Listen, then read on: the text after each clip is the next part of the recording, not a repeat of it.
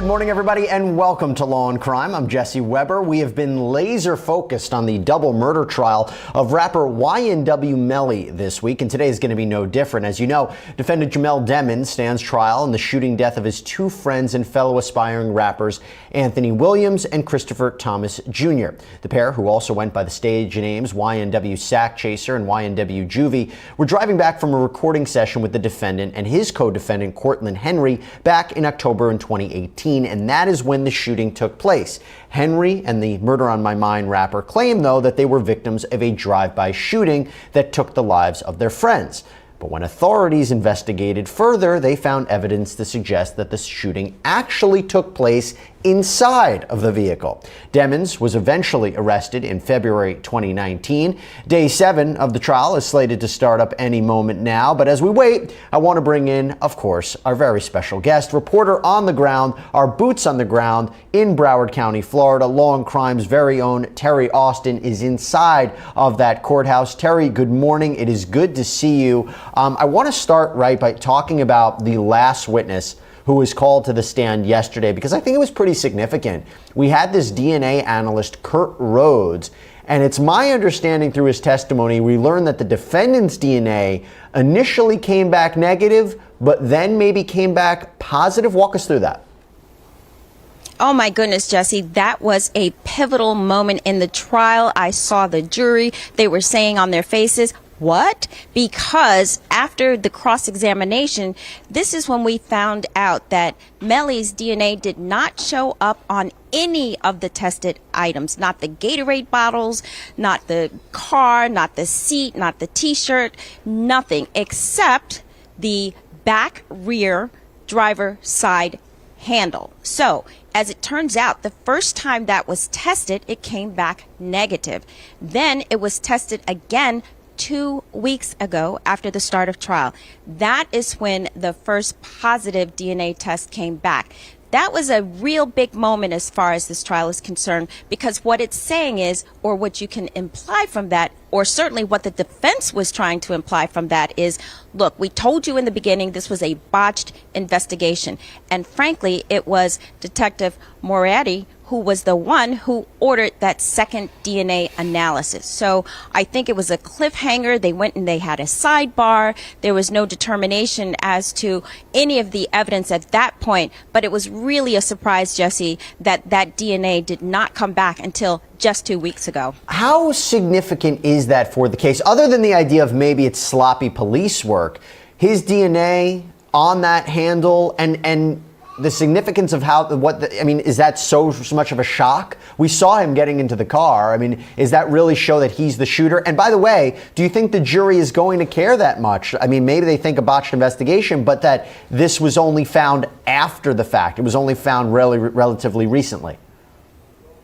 Well, I think the jury is going to wonder, why didn't you do this in the beginning? Not just that it was botched, but that he was targeted, that none of his DNA came back until this second go-round. In fact, I think people might even be thinking that it's sort of staged or planted. Now, frankly, all the prosecution has is circumstantial evidence. And of course, you can win a case on circumstantial evidence. But this was a big piece of the prosecution's case, showing that Melly's DNA was in the car all around, that he was there when the shooting occurred, and they don't have that. Other than that, they don't have a gun. So I think this DNA was very important as far as the prosecution was concerned.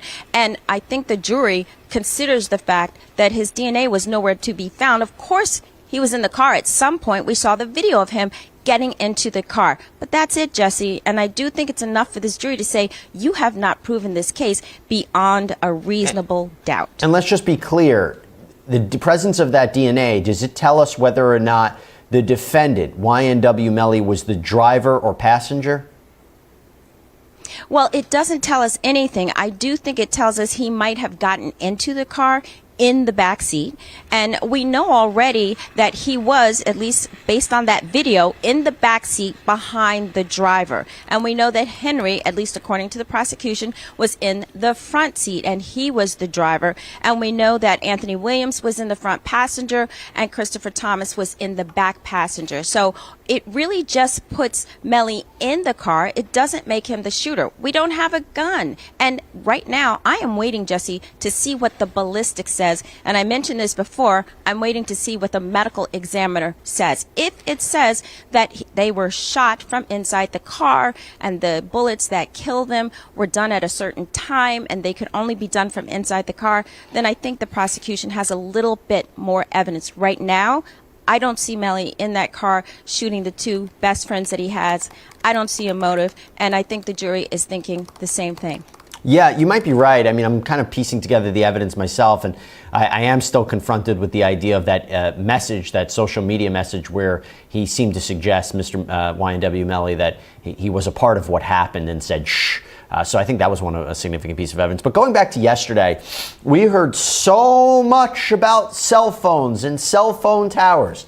I am giving you the very tough task, Terry Austin, of explaining to us what the relevance of all that was. What's the conclusion about that cell phone evidence at the end of the day? So here's the conclusion I came to, and I think the conclusion that the jury came to.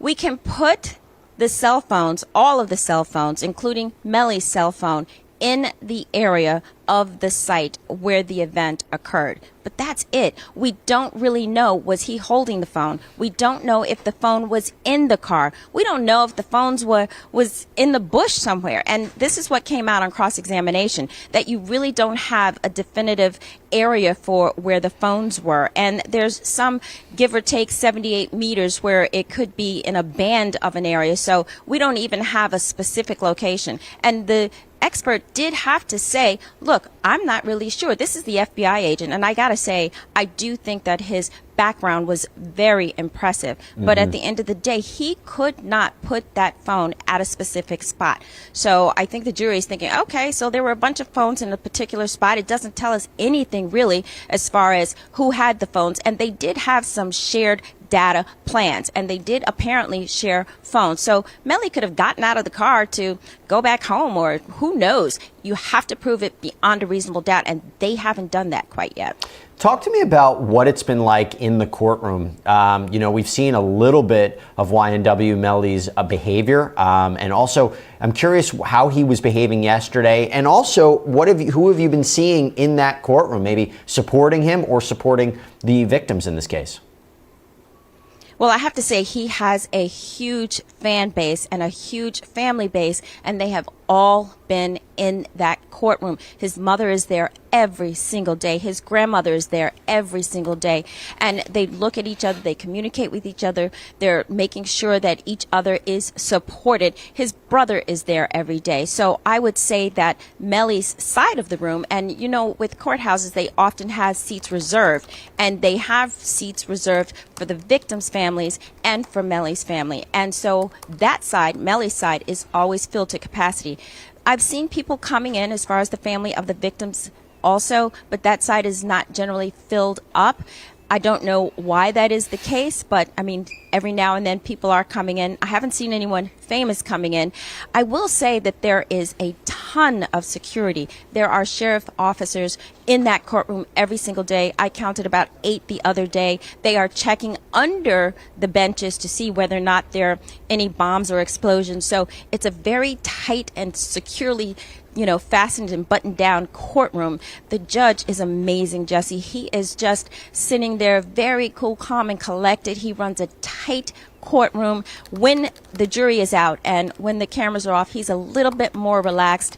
He told us the other day, you think it's cold here, it's even colder in the other courtrooms. So I think the judge really knows the case. He's making good decisions. He's running a tight ship, and so far, basically I think the tension in the courtroom is relaxed a little bit, certainly when we go on breaks, but it's a tight ship running in that courtroom. All right, Terry Austin, I know you have to get back into that courtroom. Thank you so much for your great reporting. Thanks, Jesse. All right, we're going to check back in with Terry a little bit later on. So this is a good time for us to hit a quick break here at the network. But before we do, I want you to check out this special report from our very own Sierra Gillespie. Stop right there! Stop! Drop the gun! Unless there have been threats on his life. Because of that, he has always previously testified in wearing things to conceal his identity would allow his eyes to be seen. So the state is requesting for him to be able to wear that, to be able to hide things of his identity that aren't easily changeable, so as to protect his safety. And that's the purpose that you gave me this case? It says something to that in here? I haven't read it. No, that is on a different issue. That was provided to defense counsel as well yesterday. There's been a discussion as to if they were going to stipulate to a portion of what the state would have to prove, or if the state was going to have to be able to get into all of the other areas regarding the gang affiliations and the other crimes committed by other gang members, which is what the case I provided to Your Honor states. That the state does have to prove multiple members and that they are also committed and engaging in criminal acts. And what authority would I have? Was there some case law where this happened before? For Detective Polo to testify as such? Yes. He has testified twice in Judge Uson's courtroom wearing this same headgear in the case of the state of Florida versus, No, I was asking if there was any appellate cases. I have not seen any, Your Honor, on this specific issue. He's testified before Judge Fine just last week wearing the same headgear in state of Florida versus Scott Peterson. The other one is State of Florida versus Trayvon Newsom. There's 3 other co-defendants as well on that case. Well, Judge, first of all, regarding that, I would like to see the outfit that he is supposedly going to wear to disguise himself. It's a violation of the Confrontation Clause of the U.S. Constitution. And the state should have, with all due respect, filed a motion giving us notice of that prior to bringing it up. Concerning that, there are several issues concerning that. And the Confrontation Clause deals with the demeanor of the witness. Can I stop you for a second? Huh? Can I stop you for a second? Yes.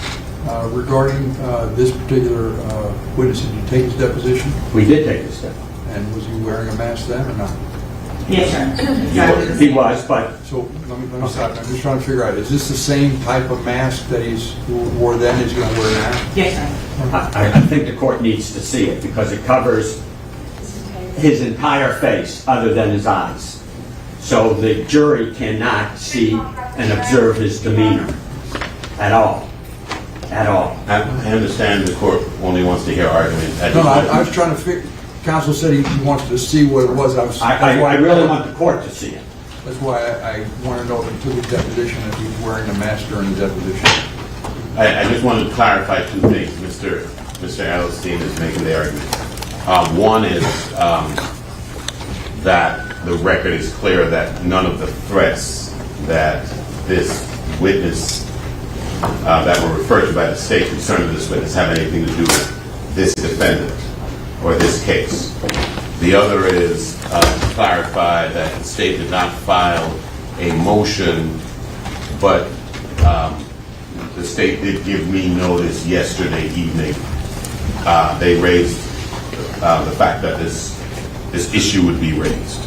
If I may approach, Your Honor, this is a photograph from... I'd ask that you print that out and mark it as an exhibit. I can't print it in color in the courtroom, but I'm happy that's a June 12th photo from the Broward County Courthouse where Detective Polo was testifying in a different case.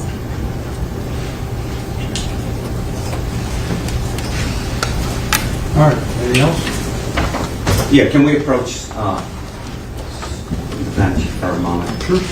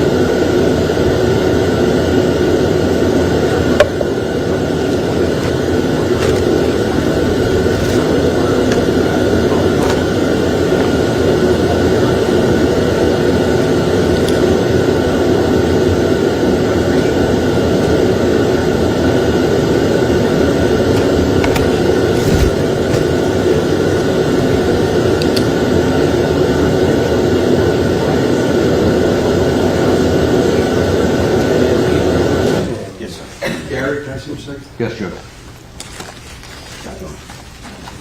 Where is it? Where is it?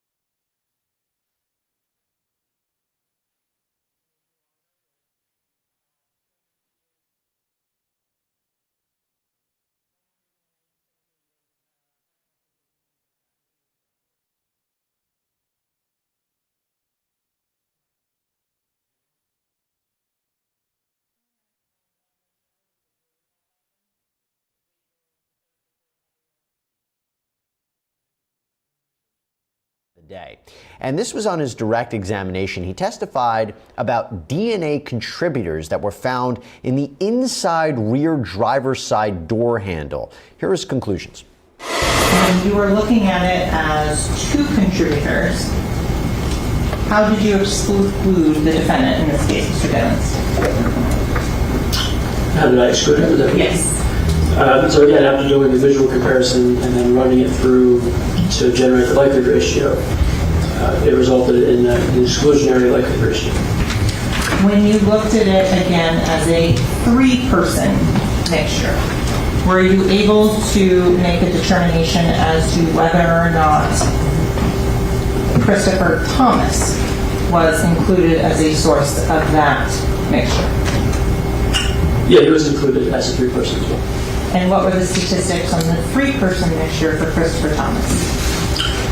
The results are at least 8.15 times 10 to the 24th, or 8.15 septillion times more likely if they originated from Christopher Thomas and two unrelated unknown individuals than if they originated from three unrelated unknown individuals. In terms of as to Cortlen Henry, were you able to do the statistical calculations as to whether or not he was excluded on a three-person mixture on item number 43, swab of rear driver's side door handle interior? Yes, the results are at most 46, and this is an inverse LR calculation because the number was less than 1. So the DNA results are at most 46 times more likely if it originated from three unrelated unknown individuals than if it originated from Cortlen Henry and two unrelated unknown individuals. So is your conclusion that Mr. Henry is excluded from that sample?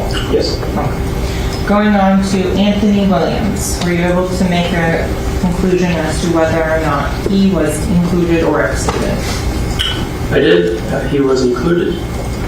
The LR calculation, the DNA results are at least 41.2 times more likely if they originated from Anthony Williams and two unrelated unknown individuals than if they originated from three unrelated unknown individuals. And in terms of the verbal qualifier that you would give for Mr. Williams being included in that sample, what verbal qualifier would you give? Limited support for inclusion.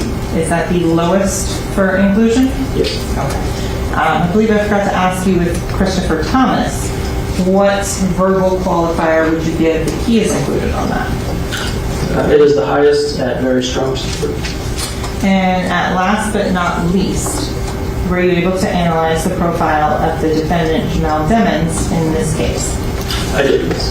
And what was your conclusion in a three-person mixture as to the results of Mr. Demons being included or excluded? He was included. The likelihood calculation, the DNA results are at least 2.12 times 10 to the 8th, or 212 million times more likely if they originated from Jamell Demons and two unrelated unknown individuals than if they originated from three unrelated unknown individuals.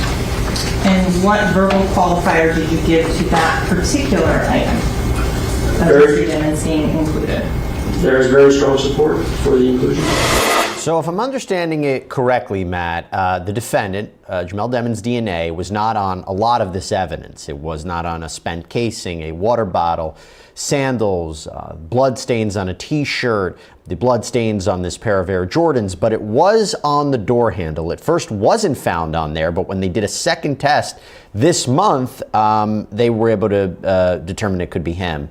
What's the significance of that, in your opinion, for the prosecution's case? Well, I'm not sure what the significance of it is. It's not like it's, hey, we've now found that Melly was near this car or, was at the scene. I mean, we know that. We already know that by looking at video that he was in the vehicle. So finding his DNA on the door handle, is not earth-shattering evidence that's going to change the dynamics of this case. We have other supporting evidence that puts them there. This just, further shows that, hey, they've examined this vehicle. They've found DNA in this vehicle. They found Melly's DNA in this vehicle. It's not the smoking gun, so to speak, in terms of this case. Well, let's talk again about what happened on cross, because we learned that the certain swabs weren't tested until after this trial started. Let's listen in now and see how that unfolded. Sir, did you know that when you received the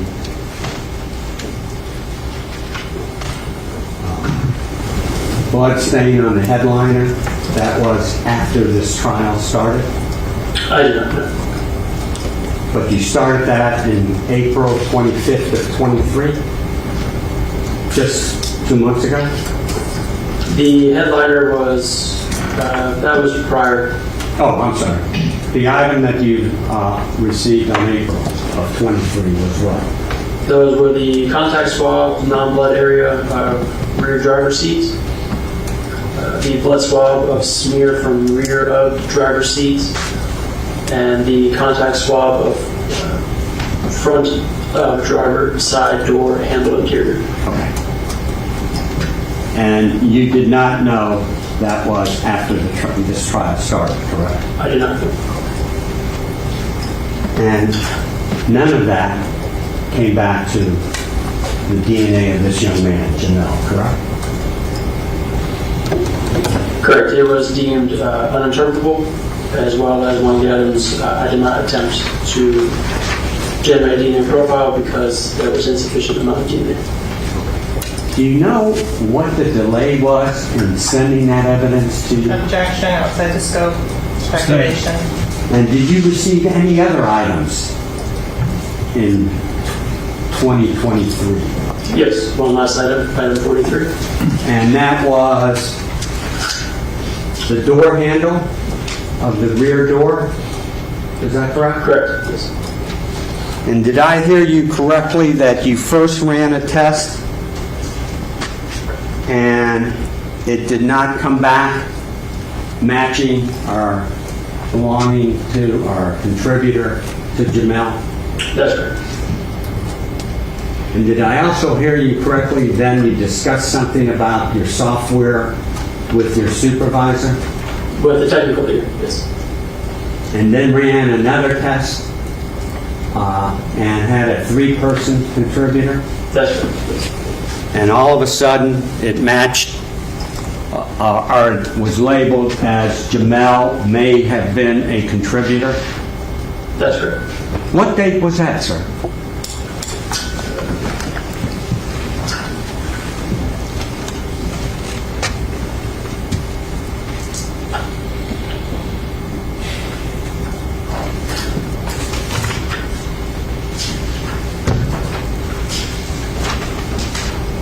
That was on June 1st, 2023.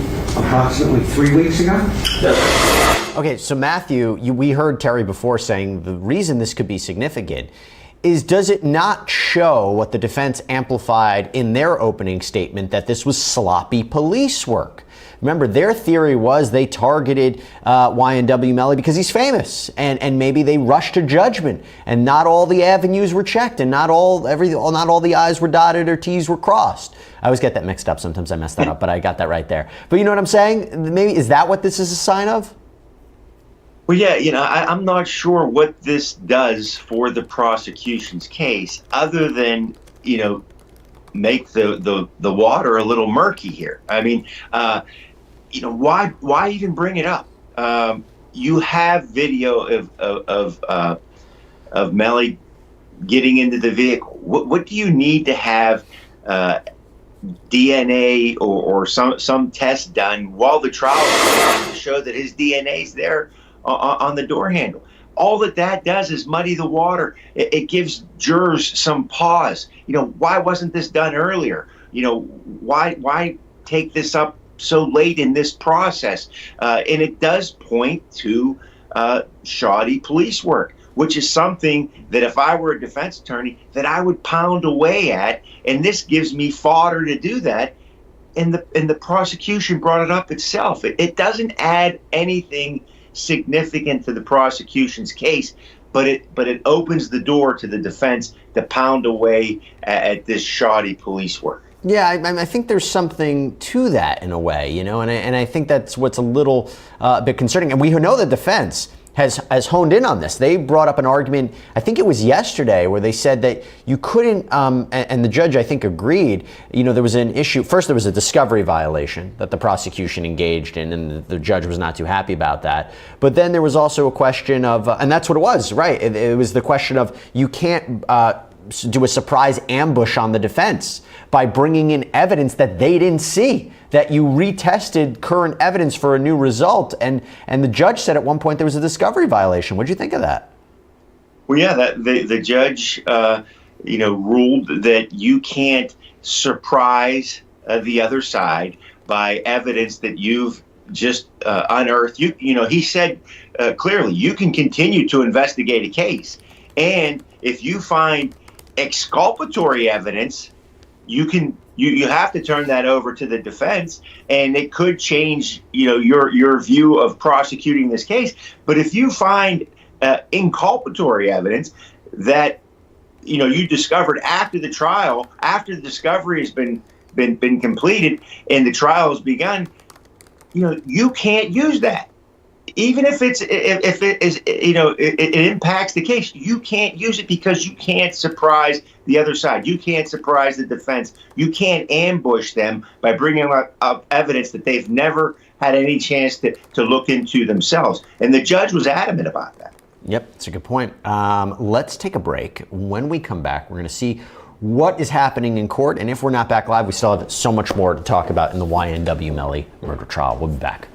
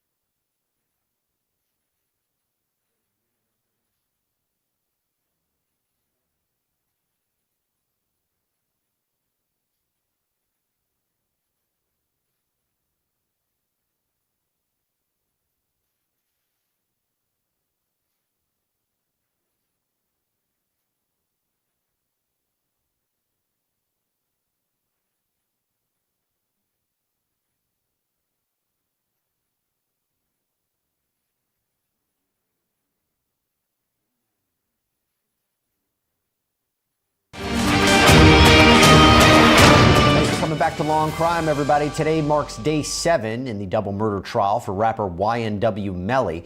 The 24-year-old defendant, Jamell Demons, faces the death penalty for the 2018 shooting deaths of his 2 friends and fellow rappers, Anthony Williams and Christopher Thomas Jr.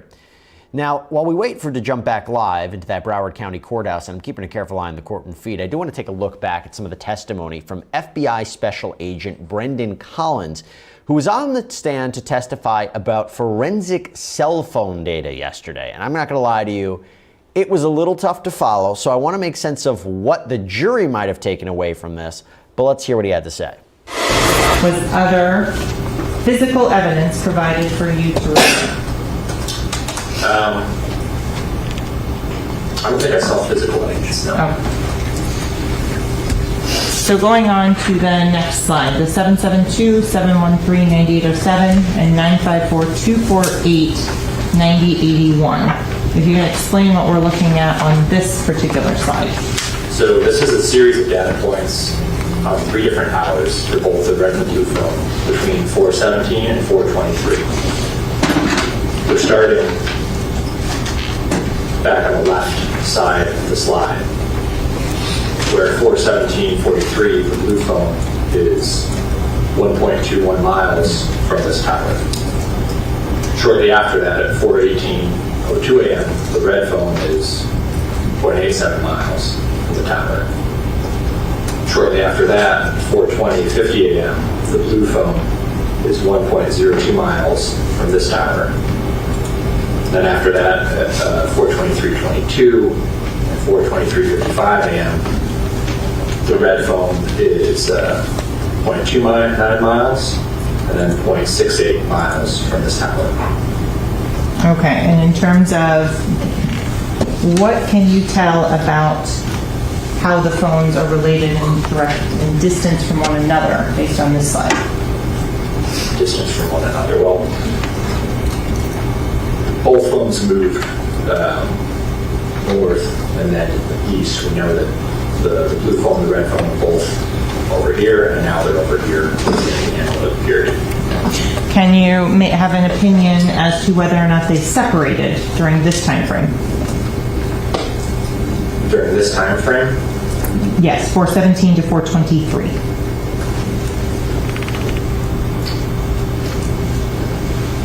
I don't know. To me, I don't think there's enough data here to form. Now, Matthew, I don't want to take away from the significance of this. I think it's really important. Cell phones are sometimes a great way to track somebody, but we're presuming that Demons was using one of these phones, right? And that, it places him in the location of maybe his co-defendant and the victims at these key times. I just don't know what the jury might have taken away from this, because it was very dense and very complicated. Well, yes, Jesse, this kind of evidence can be, very tedious for a jury because it's hard to understand. So they're trying to follow, they're trying to make sense of it. But here, I think, the point that's trying to be made, again, by connecting the dots, is that we know that Melly went to the vehicle with a phone in his hand. He's looking at it. We know that on a surveillance tape. So, we can assume that he got into that vehicle with that phone, and now we're tracking that phone, and presumably he's with that phone, and that phone is with the victims and the co-defendant or the other assailant. So, this is what circumstantial evidence is about. Connect these dots. He had his phone. We know, and jurors know, that people normally don't leave their phone. Their phone is almost an appendage.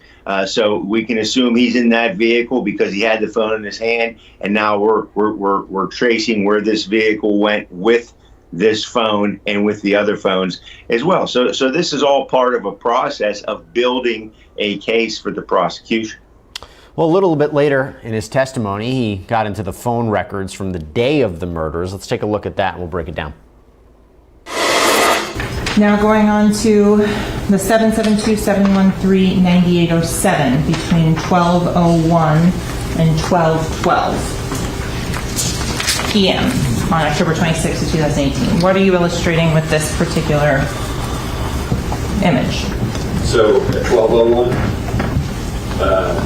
first there's an incoming call from the turquoise phone 9158, and then at 12:01, the red phone is in this span, 0.92 miles from the tower. At 12:03, it's 0.68 miles from the tower. At 12:05, it's 0.92 miles from the tower. And then 12:07 to 12:12, it's 1.55 miles from the tower. Okay, and just to flip back again to the 12:01 to 12:12 for the 954-376-9158.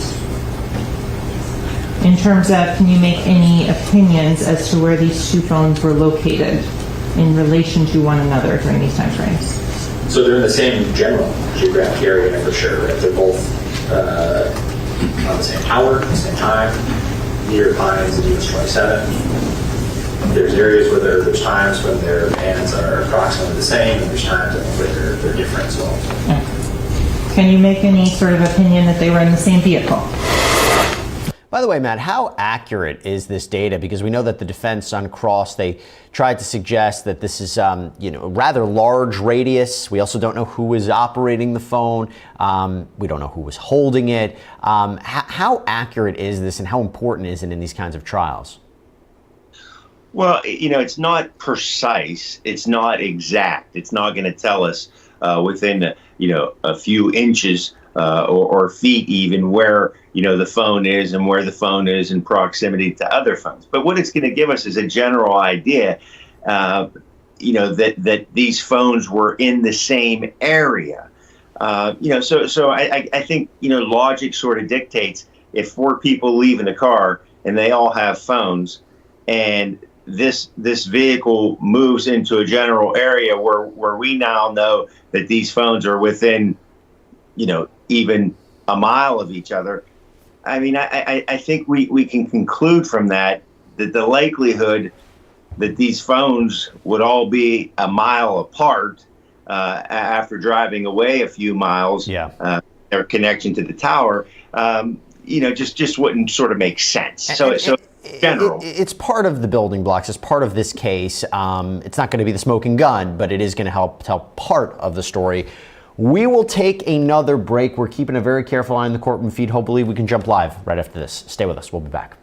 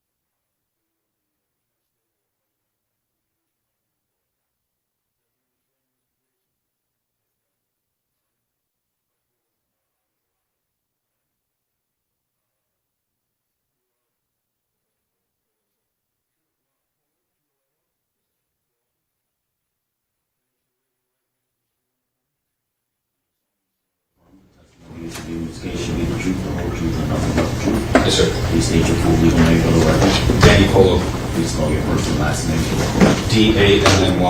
DANNYPOLO. Thank you, sir. Thank you. And please have a seat. Thank you. Detective Polo, what's happened is you're wearing a mask now. Defendants have objected to that. Yes, sir. And the state indicated that it's been done in other courtrooms, and there's a predicate for it, I guess because of safety and security is the way I understand it, specifically your safety and security. Yes, sir. Is that correct, madam? Yes, Your Honor. So I want you to come in here. I want to take some testimony from you outside the presence of the jury just to verify all of this. So, Ms. Bradley, I want to inquire. Detective Polo, how are you so employed? With the Broward County Sheriff's Office How long have you worked for Broward County Sheriff's Office? since 2015. How long have you been assigned to the Strategic Investigations Division? Since March of 2018.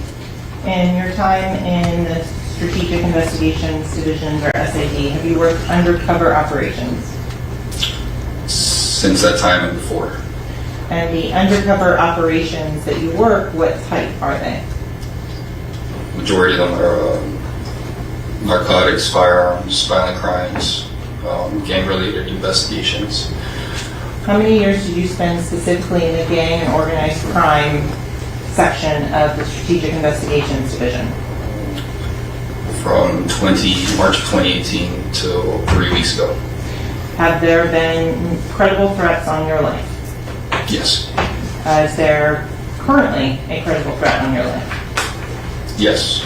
In terms of is there an amount of money assigned to the death of you that has been offered up? Approximately $50,000. In terms of your safety and security, why do you wear the mask for those reasons? To protect my family. So I'm not walking around Broward County, Palm Beach County, Dade County, anywhere, and get ambushed by someone that might be looking for me. We've done cell phone warrants on multiple people in Broward County involved in the investigation where I got the threat. And outside of that investigation, there's photographs of deputies being sent around, people trying to figure out who I am and what I look like. And that's a kind of a concern for me. If it was just one person, I'd probably just write it off. But after 5 or 6 cell phones got downloaded, and there was pictures of many deputies being sent around saying, "Is this Danny Polo?" I'm like, okay, these guys are actually looking for me. And so, Detective Polo, with regards to the prior times you testified in court, did you testify earlier this month before the Honorable Judge Martin Fine? Yes. How were you attired? I believe I was wearing this suit, probably. And in terms of your face, how was that done? Same mask. Have you testified before the Honorable Judge Michael Usan in this courthouse? Yes. Was that in or around February and March of this year, 2023? Yes. And what case was that on? That was the XXX Tentacion case. And that was the death of that individual? Yes. How many times did you testify in that case? It was twice. How were you attired when you testified then? Different suit, same mask. And in terms of during that particular testimony, were individuals trying to call your cell phone and get in contact with you during the actual testimony? Yeah, that happened. And was this testimony live streamed as well? It was live streamed. Okay. Thank you, Your Honor. You have any questions? Yes. On this issue, go ahead. Yes. What time did you get to the courthouse today and sit outside? Just after 9 o'clock. And were you wearing that mask? No, sir. In fact, you've been sitting out there for at least an hour unmasked as people were walking in and out, correct? Correct.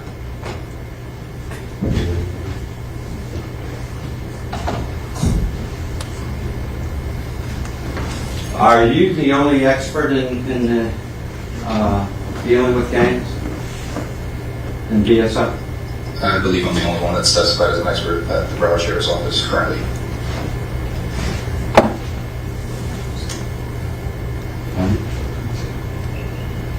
How about in the state of Florida? You know? I'm sure there's other experts in the state of Florida.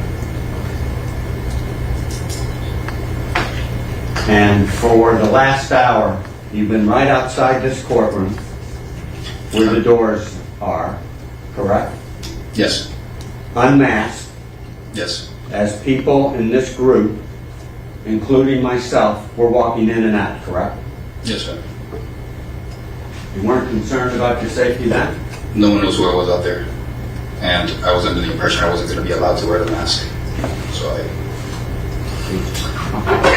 took that one on the chin. I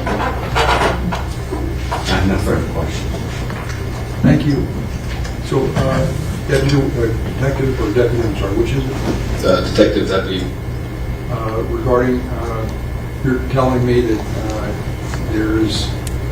you have fear for your safety.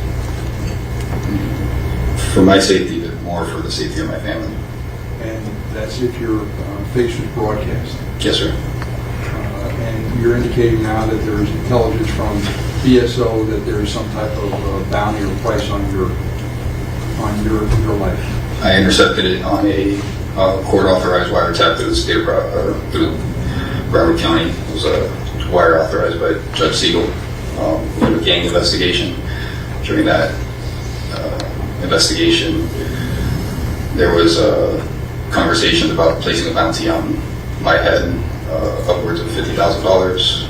And since then, we've, as I stated before, recovered several cell phones in that investigation, other narcotics investigations, firearms investigations, an investigation in South Carolina that is tied to Broward, where photographs of deputies were sent with my name attached to it. People trying to figure out who I am, what I look like. Thank you, sir. Thank you, sir. Can you step down just way outside?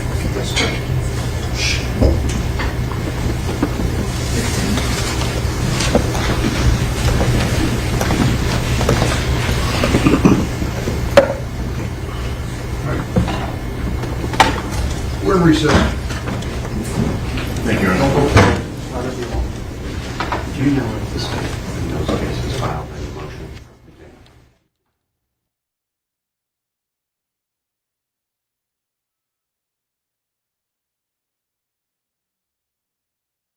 Here that I understand there's a confrontation clause issue, but in terms of him having a legitimate threat against his life and the safety of his family, just keep the mask on and don't have his face be broadcast. Do you think that there were unfair arguments being made by defense counsel?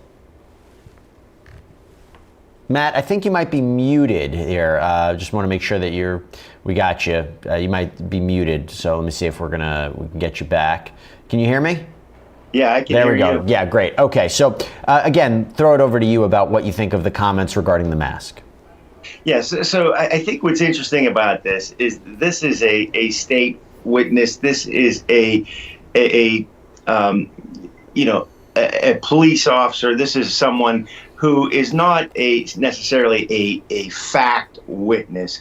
Someone that you have to judge their believability, their credibility, as you would, an eyewitness or someone who has other specific evidence. So I don't know that the argument that you need to be able to see his face, to judge his credibility and believability is so important as it would be with an eyewitness or some other witness, lay witness for the prosecution. So I agree, that this is not so important as it would be if you were talking about a different type of witness in this case. Yeah, do you think it's going to affect the jury at all in seeing him like that? I mean, I wonder this sometimes if when we have witnesses who don't appear in court, but they appear via Zoom or they appear in a video deposition because their appearance couldn't be made live in court, it makes me wonder if the jury somehow views that testimony a bit differently. Well, my own opinion is, sometimes, we're so used to watching television, we're so used to watching, streaming video, it almost gives somebody, a witness, a sort of, idea that they're more important because they're on video, because this is something we're used to watching. We put more emphasis on somebody we see on a video maybe than we see in person. The other argument that I would have made if I was the defense in this case is that this mask, in a way, in a sense, could almost inflame the jury a bit. Hey, this is so serious. This is so dangerous that this guy has to be disguised to testify in this case. To me, it almost makes the defendant look like he's more dangerous because of the potential that this person's identity be revealed in this trial. Well, I think if I heard it correctly, he wears that mask in any trial he testifies in it. So it might not be something with this case or this defendant specifically, but more the idea of his safety overall. There was a question of, he wasn't wearing it in the hallway. So, but again, he said he didn't know that he would be allowed to wear the mask. We're going to take another break. Hopefully we can jump back live into court and see what happens next in the YNW Melly murder trial.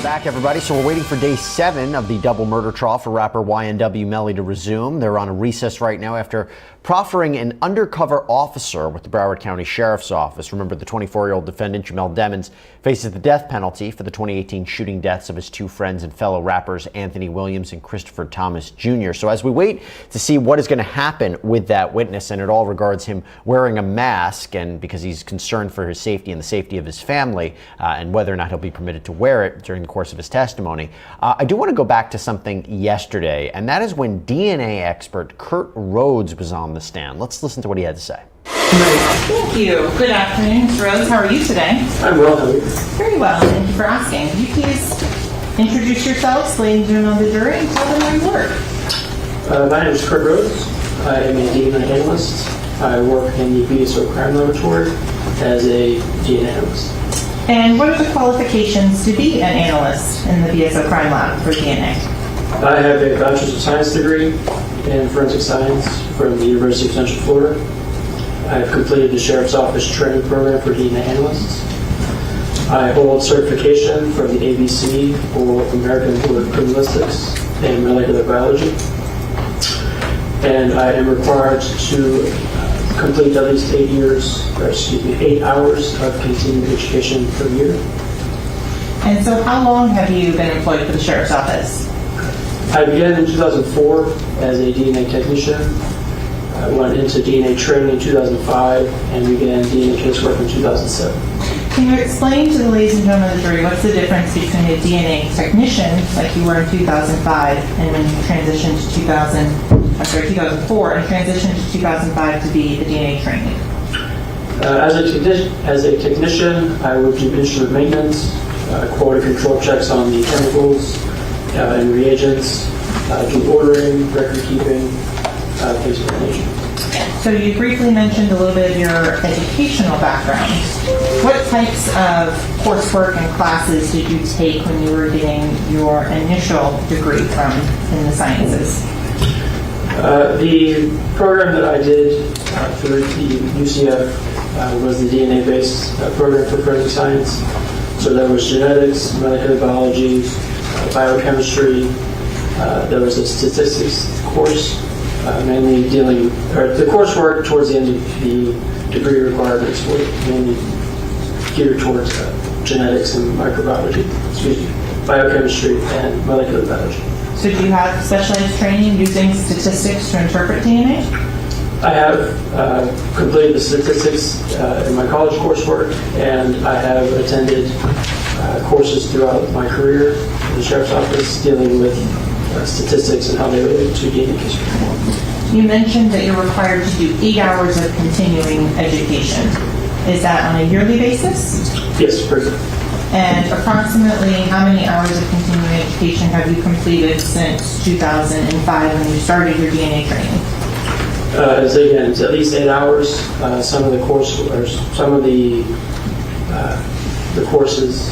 use the term loosely, range from 8 hours to 40 hours.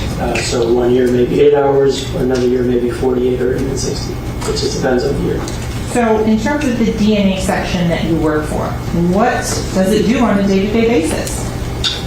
As a DNA analyst, I examine evidence that's submitted by investigators in attempts to develop DNA profiles from question samples and ultimately compare them to known standards to see if the individual that is being investigated or even the alleged victim would be included or excluded from the evidence that's submitted. In terms of the DNA analysis, do you do that yourself, hands-on? I do. And the training that you started to talk about, you said you started training in 2005. Could you talk and explain to the ladies and gentlemen of the jury what that training entails?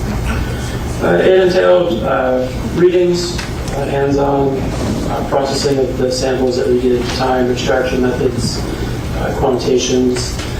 There was written tests as well as a mock court. Then there was it ended with a competency test to ensure that I was able to process samples appropriately and then I was allowed to do supervised casework, and then finally independent casework. So let's explain to ladies and gentlemen, what is a competency test? A competency test is given to an analyst after they have completed a training program for whatever subject. It could be as simple as an extraction method or maybe a quantitation method. So the laboratory will then provide a test that the analyst would conduct. They would process this test and return the results to the agency to see if the results that they've gotten were appropriate for what was done. And do you have to pass these competency tests or examinations before moving on to the next steps?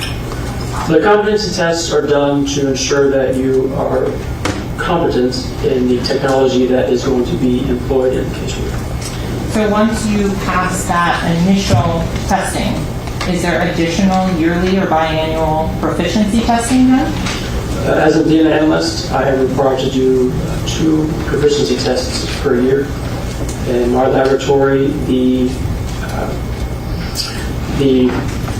agency will purchase proficiency tests from a provider. I process them, generate my results, my answers, and those are then sent back to the provider to ensure that I'm getting the correct answers. Are those done in-house in terms of the scoring and completion of that proficiency testing twice a year?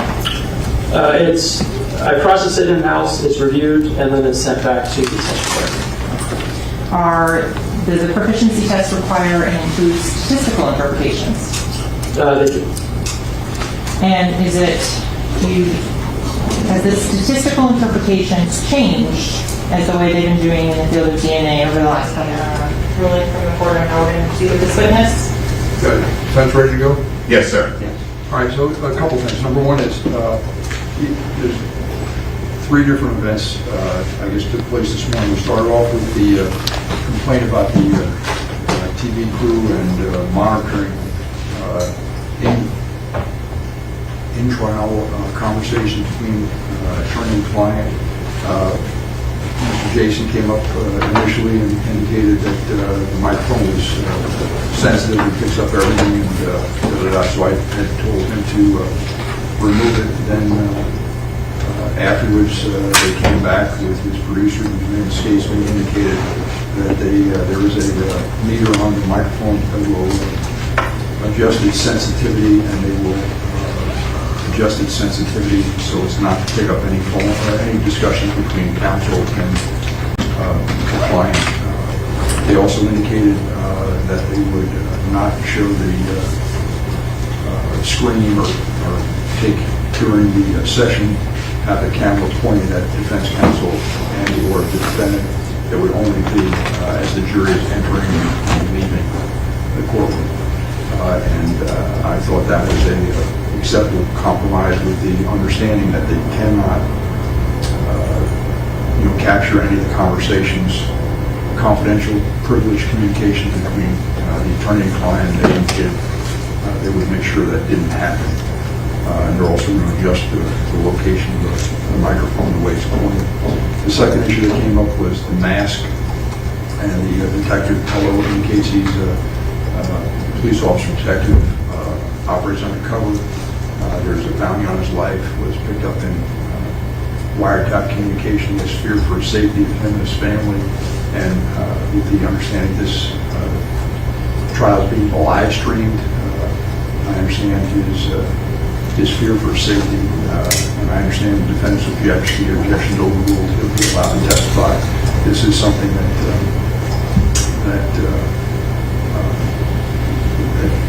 I think, again, is trying to balance it, what we're doing. And my thought is that based upon the testimony of the detective, that this would be an acceptable way to proceed. And I understand the defense objection.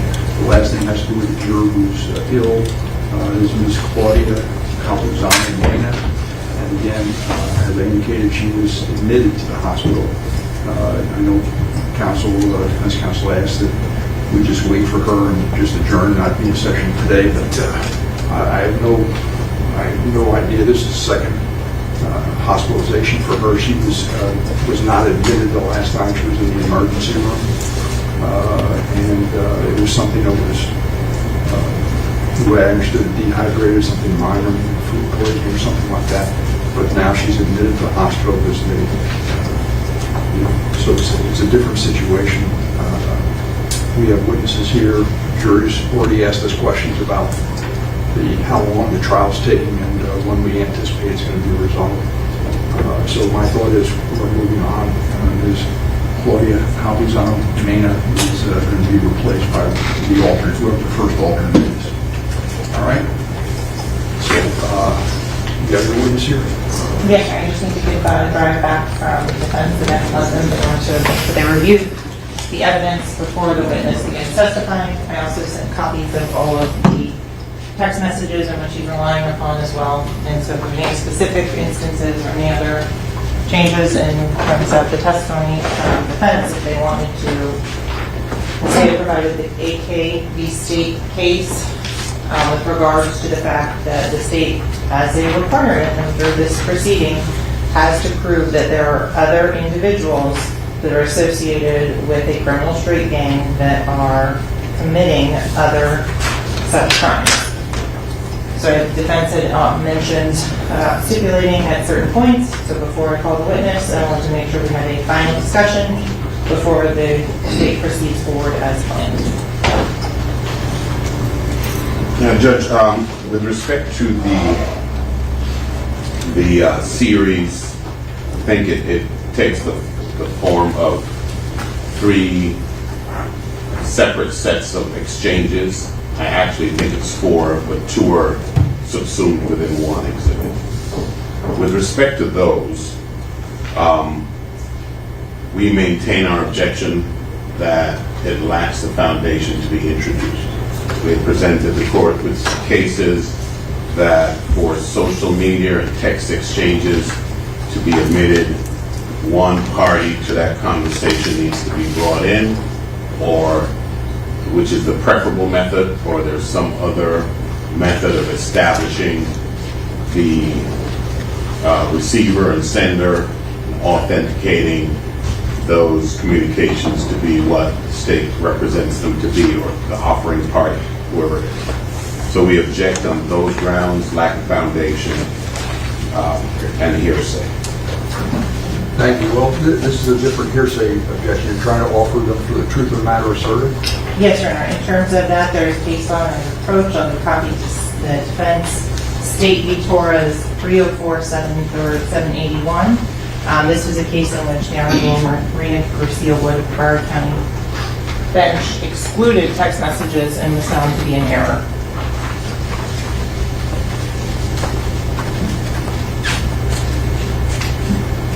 And what's the theory? What's the exception to hearsay rule? It is a statement by a party opponent. They are statements of the defendant. The other statements from the other parties involved give context to those responses from the defendant. I'm concerned that it being a statement of a party opponent, that's where it requires some authentication to establish that it is a statement of a party opponent. And I think the phone handle for each one of these texts is Sakchaser, Howard. Sakchaser being the nickname, as we have indicated before, of one of the decedents. The phone is not registered in the name of our client, Mr. Demons. The phone was not retrieved. Are these all from the download? The extraction that was done? Yes, sir. So you're maintaining, again, you're maintaining that it's not his phone. So, and that's why previously, you said it was hearsay objection. I overruled that because it goes to who's using and controlling the phone, circumstantial evidence of that. And that's why I let it in previously. If you're saying that you want to demonstrate or document that it's his phone and you're going to show some of these texts or emails, we'll see where it goes. You make your objection, we'll see where it goes. Okay. And so that was with respect to the admissibility of it. Also, I think the state is just made a comment of trying to shift to the defense the burden of establishing the relevance of that which it proposes to introduce in evidence. Instead, we have here about 200 plus pages of documents. The defense can go through and tell me what they don't want me to include. That's not how it works. They have to establish the relevance of each one of those communications in order to introduce them. So again, we take exception and object to this reversal of roles. The proponent of testimony has to establish its relevance to introduce it. The state is saying, let the defense tell us what they don't like and we'll consider taking it out. That's not how it should work. That is an ominous and unreasonable burden on the court and on the defense to go through and ferret out that which is not relevant. They have to establish its relevance. So we would respectfully request that. I think the state indicated earlier that each one of these communications has to be gone through, and that's why this witness is going to take as long as they said it's going to take. And so when they do it piecemeal, we'll be in a position to make our objections as the evidence is being adduced. Thank you. Thank you. Free the jury.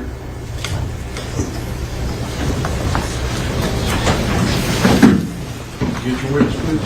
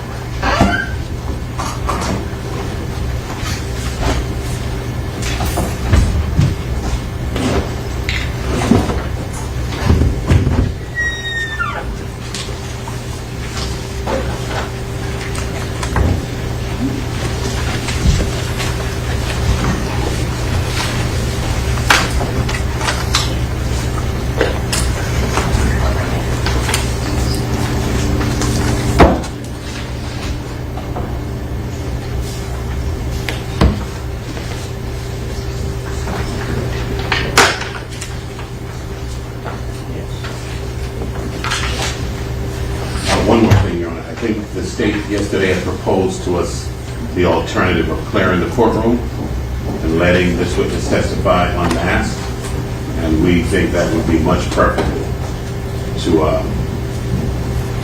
the masked situation. Thank you. Then again, the news media has a right to be here as well. That's my concern, is you're trying to just a balancing thing. I understand that was, I thought Mr. Adelstein indicated that it was something that was preferable to him. I ruled, all right? We'll move it forward. Is the court going to give any type of curative instruction? Excuse me 1 second. Hold on. You have some instruction on the read? Yes, Your Honor. I think we would have to include that the court has made a determination that balancing the interests of this defendant's constitutional right to confrontation is superseded by the media's right to be in the courtroom, and therefore he's being allowed to testify in a mask because those are the two interests that are being balanced. This defendant's constitutional right to confrontation and have the jury have an opportunity to discern the credibility of the witness versus the right of the media to have a camera in the courtroom. And so we would want that to be a component of any instruction that's given to the jury, and we'd like time to craft one because the court just ruled, and we'd like to come up with one proposal. Go ahead. Okay. Can we have some time? Now, counsel, you have something short and sweet. You know, you make a recommendation. I don't want this to go on for an hour. It's already 10:30. I understand, sir, but this is extremely important, and we would ask for a 5-minute recess so we can fashion something. Thank you. Thank you. Other jurors, 5 minutes. You have a seat.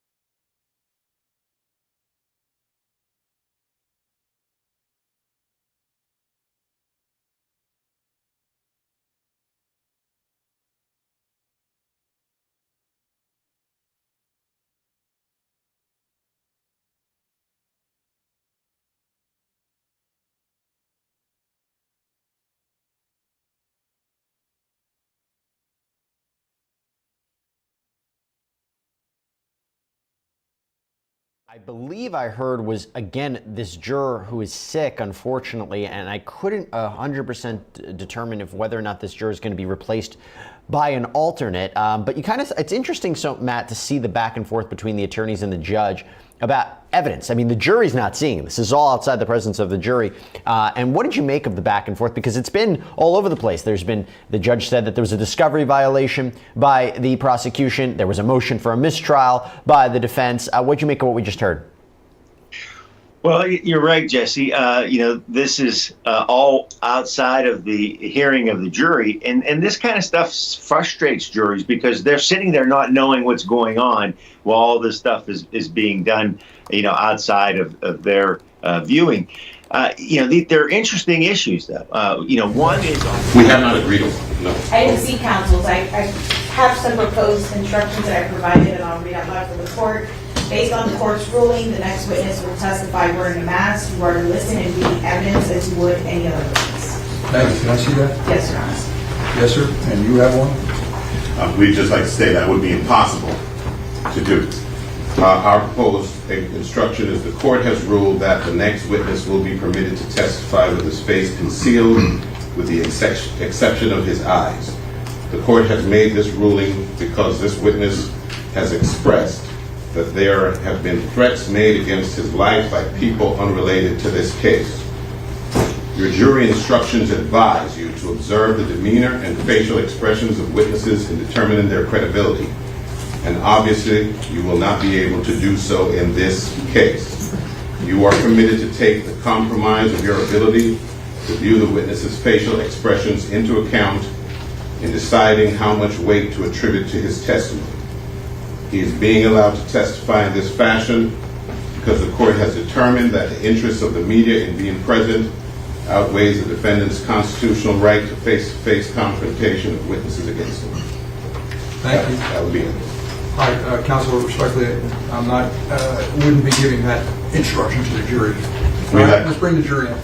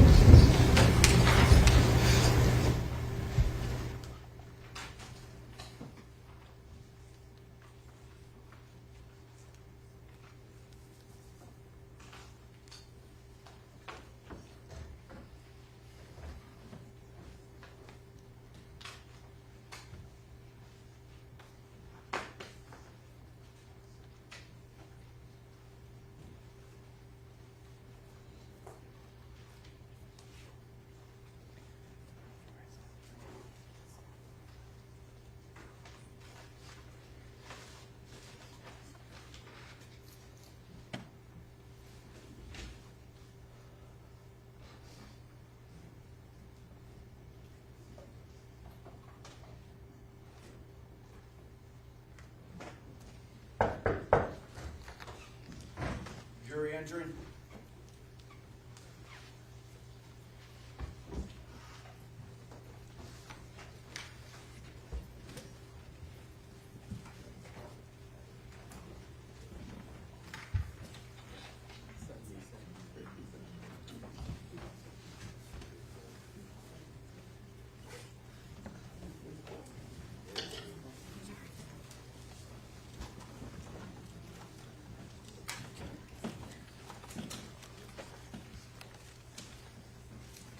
Gentlemen, thank you. Seated, let the record reflect the defendant, Mr. Demons, counsel, the assistant state attorney, ladies and gentlemen of the jury.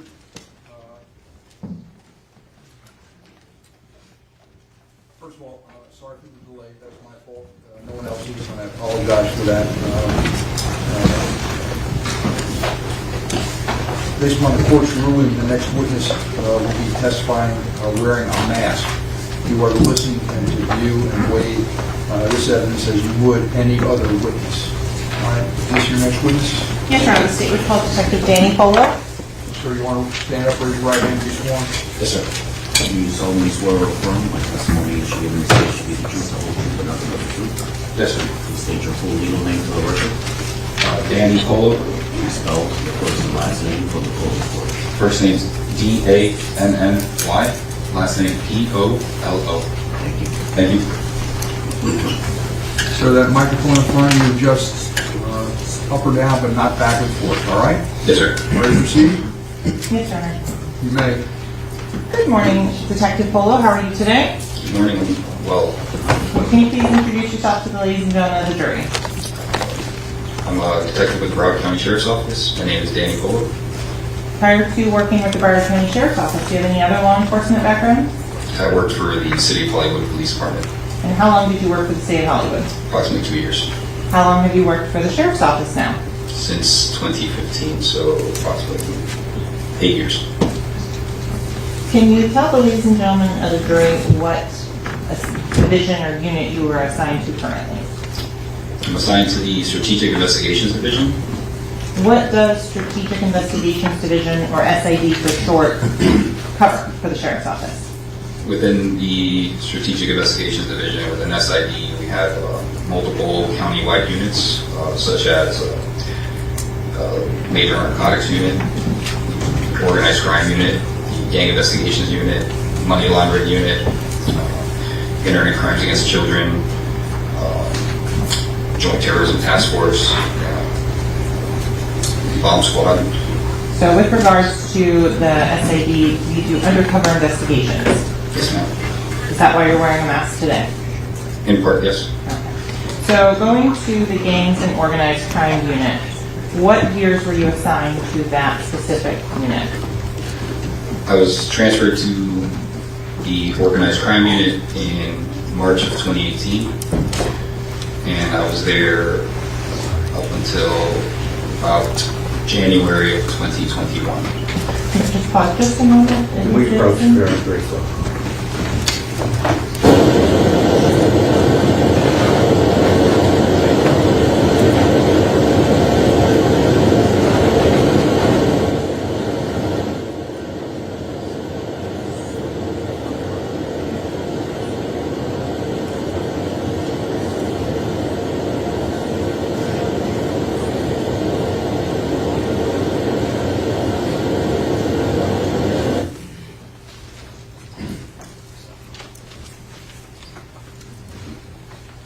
Okay, Detective Polo, we left off, you were talking about you'd been in the Gang and Organized Crime Unit since 2018?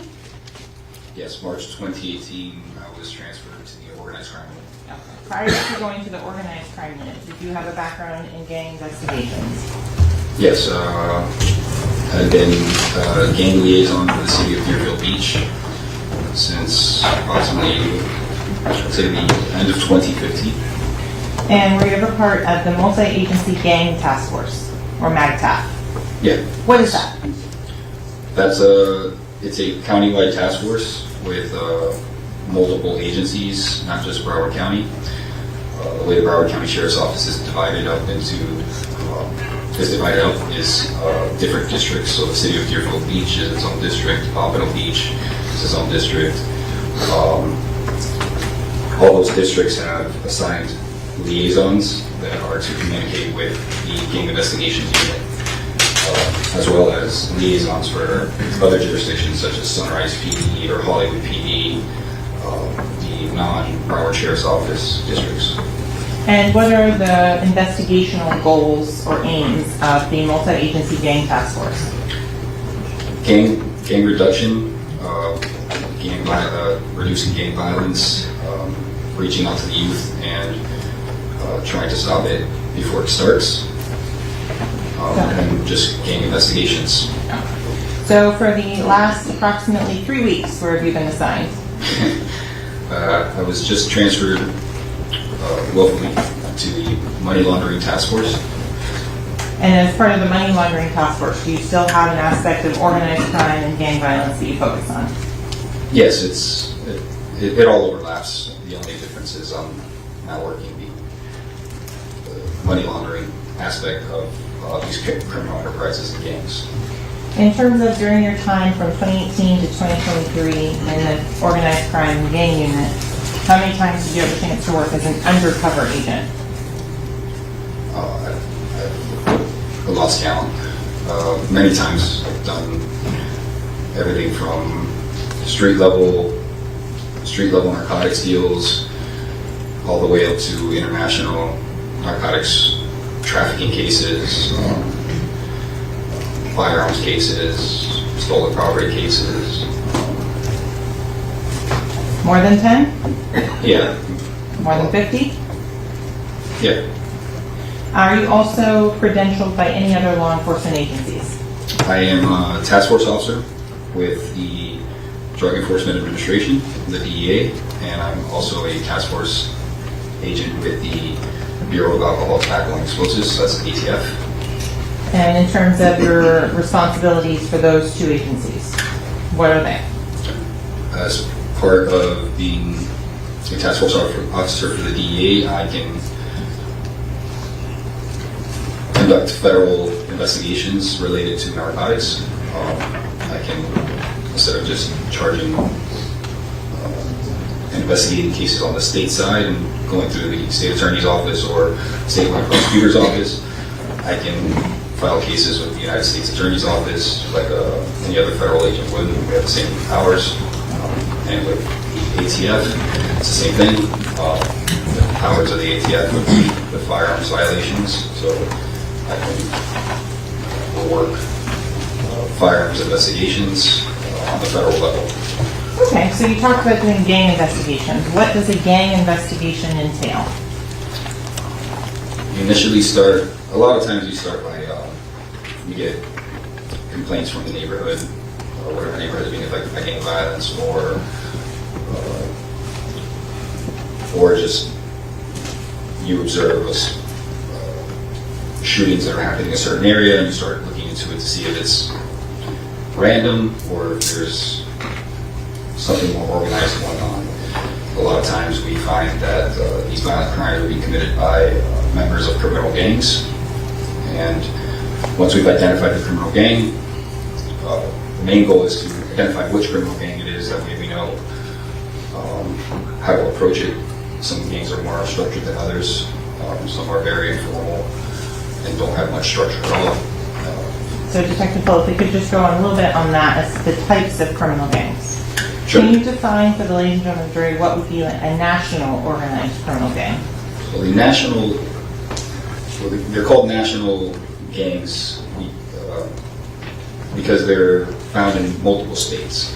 Doesn't mean every single state will have every single one of these gangs. So like most people see on TV, the Bloods, Crips, Gangster Disciples, the Mafia, biker gangs, motorcycle gangs. These are national gangs. They have chapters, sets, they call them sets, or lineups in multiple states, multiple jurisdictions, all over the country. So Detective Foley, you also mentioned that sometimes they're a little less organized. Could you explain what a neighborhood street gang or hybrid gang is? Neighborhood street gang is just that. When you have a neighborhood that hasn't, you have a group of 3 or more individuals involved in criminal activity, ongoing criminal activity, and they decide to take on common hand signs, colors, symbols, clothing, anything to unify them and show that they are. And they operate sometimes within a city, or they can operate within multiple jurisdictions, but they're working together and they've adopted these common identifiers. These gangs sometimes eventually will report to or turn into national gangs, but for the most part, there's many neighborhood street gangs. You can have one neighborhood, one 10 by 10, apologize, 10 by 10 blocks of a neighborhood where you have 5 different gangs operating within that neighborhood. They might get along, they might not get along. Okay, so in terms of the amount of time or resources that you put into a gang investigation, how long does it take? We work every case differently because some of these cases require years of investigation because the gang might be very, very structured or just have a lot of financial support. due to whatever crime they're committing, and those gangs are a little harder to tackle. So you have to invest a lot more time, a lot more money, a lot more resources into dismantling this type of organization. Some of the more disorganized gangs, it's a little easier. You can go out there and find out, first of all, what crime they're committing, whether it's robberies, burglaries, narcotics trafficking, or just low-level narcotic sales, firearms trafficking, or firearms sales. And then if they're very disorganized, it's easy. You just work individuals instead of the entire organization. You just start picking off different individuals, get criminal charges on the people you can, identify who within these less organized gangs has the most, the stronger presence, because there's always someone who's not necessarily in charge, but the person that has the most respect. And you start trying to dwindle it down so that the violence stops. That's the main concern, is violence. So Detective Polo, what training and education do you have in the area of gang and gang organization? At this point, I think I'm probably upwards of 500 hours of just specialized training in gangs, organized crime, and money laundering. Like I said, it all kind of intersects. These are trainings I've done all over the state. Do you have any certifications in the area of gang investigations and specialists? So I have a advanced gang specialist certification from the Florida Gang Investigators Association, and I have a gang specialist certification from the National Gang Academy. Can you explain how you are certified and what requirements you have to pass before you can be certified by the Florida Gang Investigators Association? Every year, the Florida Gang Investigators Association hosts conferences. During this week-long conference, they put on a multitude of classes. They bring in either reformed gang members or gang members that are currently in custody. We can do interviews with them. They'll teach you about what it was like for them to join these different types of gangs, why they join these different types of gangs, the risk factors for the youth, how they think, the gang mentality, so that way we can better understand how to approach gang members when we're working with them. Because a lot of times we're not just arresting them, we're also trying to, in a way, befriend them so that they maybe understand they need to stop doing what they're doing, because they're either going to end up dead or in jail, and neither one is good for anyone. So you mentioned that you've done the training. What about in terms of hands-on investigative experience? Can you list for the ladies and gentlemen of the jury some of the different specific gang organizations you have investigated? So, for most people in the general public wouldn't realize it, but Broward County and many cities and counties have huge gang problems. They just operate under the radar. Broward County has almost every gang you can think of, from the Bloods, Crips, Gangster Disciples, Sir 13, which is a Hispanic gang that originated in the West Coast, Norteños, another Hispanic gang, outlaw motorcycle gangs, different gangs within the outlaw motorcycle gangs, not just one specific group. Have you investigated, for example, white supremacy groups as a gang or organized crime? White supremacy groups, yes. I mean, they operate way under the radar. They try to. they're strange groups. So you mentioned Bloods, and that's what I want to focus on. Approximately Sure. how many blood gang-related investigations have you done? Specific investigations or suspects? Suspects, sorry. This last year, probably over 30. 430? No, over 30. Over 30. Oh. Just maybe this last year. And that's just in 2022? Yes. Oh. Have you ever testified in court on the subject of gangs and gang violence? Yes, I testified in both the state and federal court. Approximately how many times? Maybe 6 times. Okay. In terms of the sources of knowledge on gangs, you mentioned a couple at the conference, and interviews with documented gang members. Could you tell us a little bit more about those type of interviews and the different types that are out there? So, as gang investigators, we gain this knowledge not just through doing search warrants and finding documents that these gang members or these gangs generate. They create documents with their creeds, their codes, their oaths, the rules, bylaws, all that. So there's a lot to learn from that because it's written documents that we pass on from member to member. Because like every organization has rules, right? The sheriff's office has rules. You work for Publix has rules. They have a code of conduct. They have a way you have to dress. They have appearance guidelines. That's the same thing with gangs. It's no different. The national gangs have that a lot more structured. Some of these, we call them Bibles, gang Bibles. They're very lengthy. Some can be over 100 pages. So we learned a lot from those. The other side is interviewing and speaking with gang members. Sometimes it's gang members that we interview because they decide to cooperate with law enforcement to avoid either being prosecuted or to get a lesser sentence. So they're working on charges. Sometimes we interview gang members on an arrest. They don't want to cooperate with law enforcement. They don't want to reduce their charges. They don't care. They're okay with going to jail or seeing how the legal system works out. And, if you build a good enough rapport with them, which is the main goal, speak kindly to everyone, just be polite, treat everyone like a human being.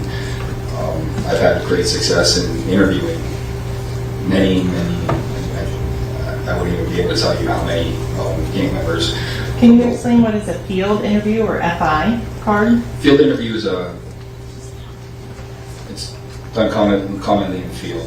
You approach someone on the street, they committed a traffic infraction, some kind of infraction, and you make contact with them, or it could be consensual, you just see someone you want to talk to, approach them, talk to them. If they don't want to talk to you, you walk away, that's fine. But like I said, if you treat people with respect, most of the time they'll talk to you. When you're doing a field interview, what types of data are you collecting or aggregating at that point? The first thing I do if I'm talking to someone is, as I'm gathering their information, if they decide to give me their information. There's times that people will decide to talk to you, but they won't give you their name, and that's fine. But I'll be looking at their person, at their body, to see if they have any tattoos, if they're wearing any specific colors, especially if I know that they belong to a specific gang. So if I see a member of a neighborhood street gang that wears military colors, right, camouflage, and I see a person walking in this neighborhood where primarily this is what they wear, and I decide to make contact with them, and they decide to talk to me, then I'll start noting those things. Okay, he's wearing a bandana with the camouflage colors, or he's wearing a belt with camouflage colors, or he's got this type of tattoo that's indicative of this gang. So even if they don't talk too much, sometimes their body tells you a lot. The way they're dressed, the way they stand, all those things are things you take into account. You mentioned some times people would testify. Do you review testimony of various criminal cases across the country for gang information? Yeah, we review testimony of gang members that are testifying in court. We review testimony, not even just testimony, we review indictments, indictments on the federal side and the state side, and read about these gangs and how they were investigated, and we learn about the different types of ways that the gangs operate in different parts of the county or different parts of the state. Because just because you're a member of the Bloods doesn't mean that the Bloods operate the same in every city or every county or every state. The rules are the written rules, but the rules are bent. So with regard, you also mentioned intercepted communications, like wiretaps. Can you explain to the ladies and gentlemen of the jury what is a wiretap and how you use it in a gang investigation?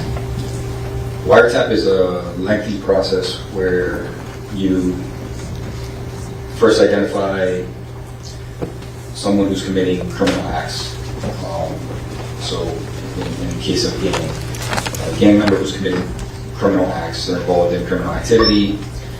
And once you've developed enough probable cause to believe that they are using their phone to conduct this criminal activity, you start drafting a wire intercept application. It's a very lengthy document. It's not an overnight thing. How you see on TV where you just ask a judge for a signature and they give it to you. You have to show that you have exhausted every means of investigating this person or this gang. So you can't just go up on this person's phone and start listening to their communications. You have to be able to explain that you weren't able to conduct an investigation because surveillance was impossible. Because let's say on a gang case, the neighborhood is controlled by the gang. You can't do surveillance at these neighborhoods sometimes. As soon as you walk in or drive in, they'll know your car doesn't belong and you'll get approached. Many times that's happened to me. So Detective Polo, specifically on wiretaps, once a wiretap is authorized, what do you have to do for the communications that are intercepted? You pick a schedule based on the person's activity. So if the person is on the phone 24 hours a day, then we try to cover 24 hours a day of communications where someone is sitting inside a room on a computer just monitoring live phone calls. As the person makes a phone call or gets a phone call, you are getting that phone call too. You're listening to it. You're identifying whether it's criminal in nature. If it is criminal in nature, you continue to listen. If at any point in the conversation it becomes non-criminal in nature and they start talking about, the basketball game or what they're doing over the weekend, then you stop listening. It's called minimizing. You turn off the call and you follow the rules of minimization. So you spot check the call at that point. Then you check the call. The rules are different for every case, so I can't say it's this many minutes here, this many minutes there. But you would stop listening for a certain amount of time. The rules that were determined by the prosecutors, and then you begin listening again. If when you start listening again, you hear evidence of criminal communications, then you continue to listen for the amount of time that they're. So Detective Polo, for wiretaps, how many hours do you think, can you tell the jury, you've spent listening to criminal conversations on wiretaps?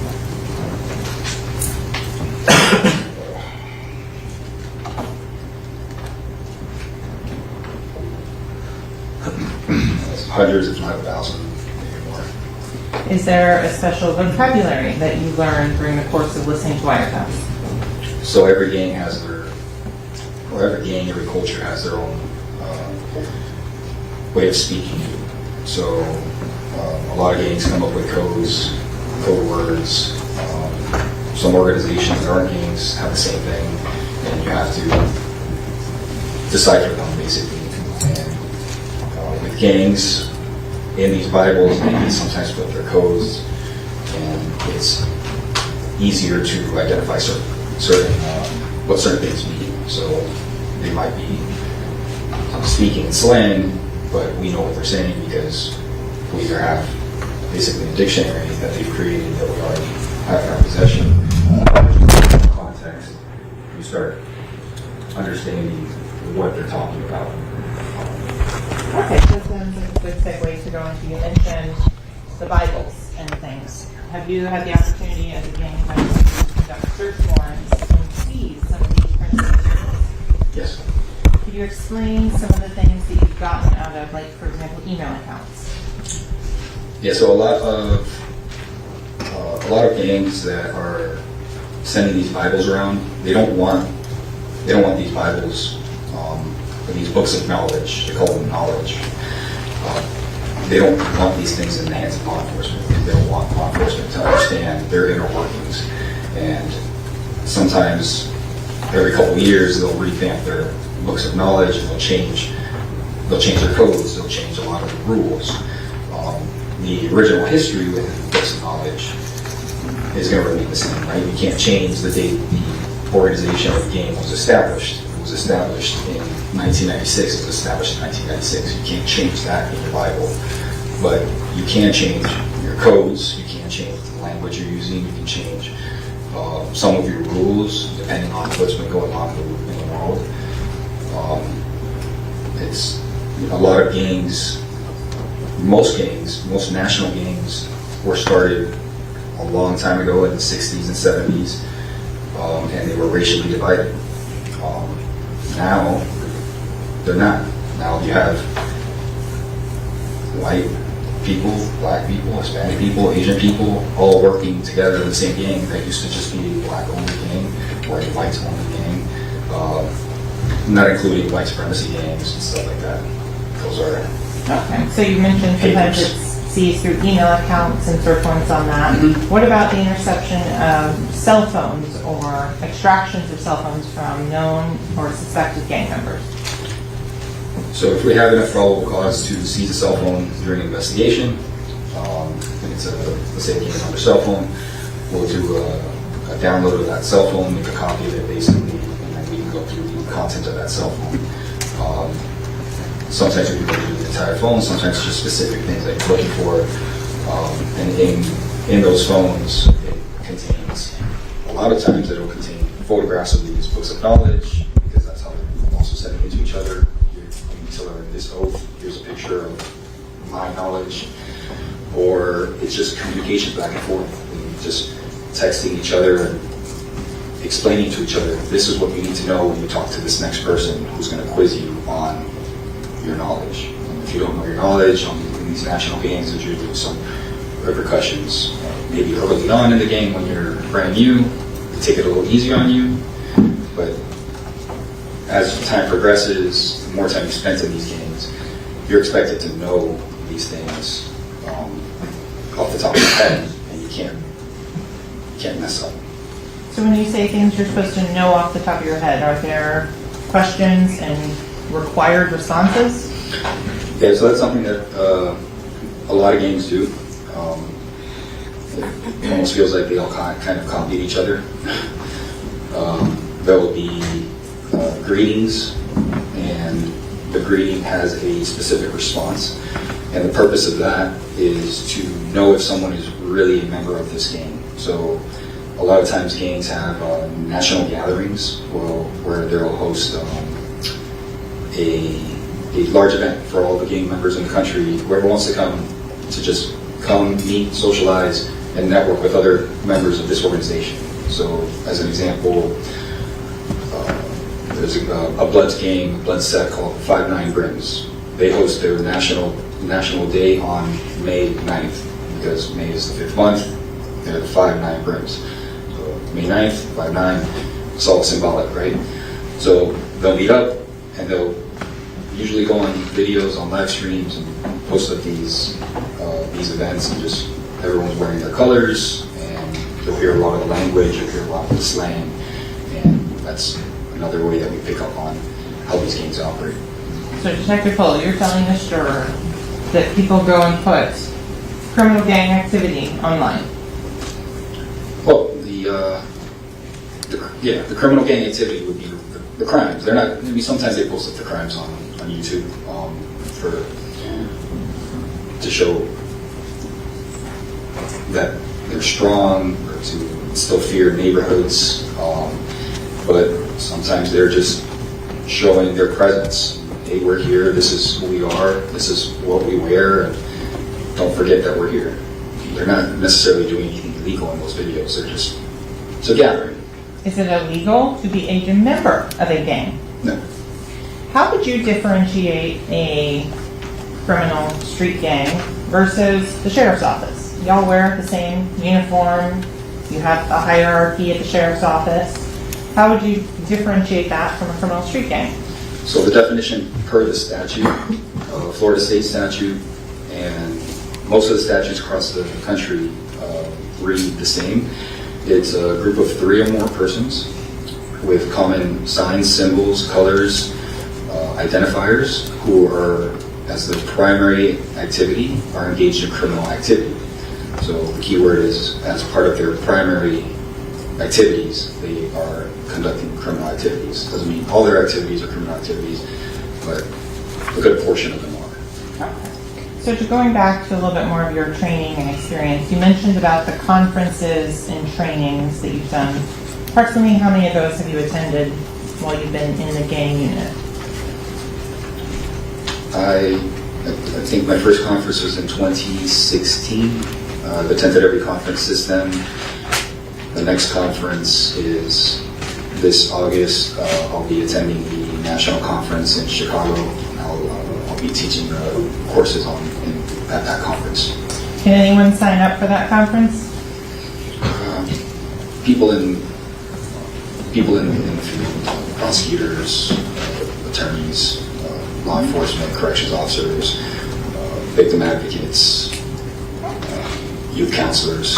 So how many times have you taught at those types of conferences in the past? This will be my first time teaching at the conference. I teach at the Broward County Sheriff's Office. We teach the new recruits, the new deputies that are coming in. We teach them about the gangs that we have in Broward County so that they're not oblivious to what's going on around them. We'll show them a map of which gangs operate in which areas, what to look out for, hand signs, identifiers, tattoos. So that's something we teach to our recruits. We teach, I've taught at the Broward College at the Police Academy, where we taught the school resource officers, because gang involvement begins at a very young age for the most part. Most gang members join their gangs at early ages, 11, 12, 13. They're recruited very young. So school resource officers need to know what to look for so they can stop juvenile gangs from forming, because a lot of times these juvenile gangs that are starting in a school will then expand and join the larger neighborhood gangs or national gangs, and then that's when you start having problems, because the juvenile gang members have something to prove, and they usually get a little more violence. So you also mentioned some of the social media content before. Are there individuals who put out videos or commentary about gang activities? Yeah, we're in the era of social media, so everything's on social media right now. Gang members across the country are posting stuff that probably would have never been posted years ago. Their knowledge, history, things they did when they were incarcerated, how the gangs were formed, the leaders and the founders of these gangs that are now no longer in prison do podcasts and talk about how the gangs were formed, when they were formed, who did what kind of violence they had to commit, why they were created, whether they were created because they needed to form to protect themselves against another gang, or whether it was just they unified based on race or based on location, geographical gangs. We have that here in South Florida. So this is all publicly available, and it's national leaders and national founders of these gangs that are putting out these videos, as well as just regular gang members on the street that are not of any special rank. They post up videos. If they find out someone is claiming to be a blood or a crip and they're not, they'll confront them on social media to get views. And some of these confrontations turn into physical assaults.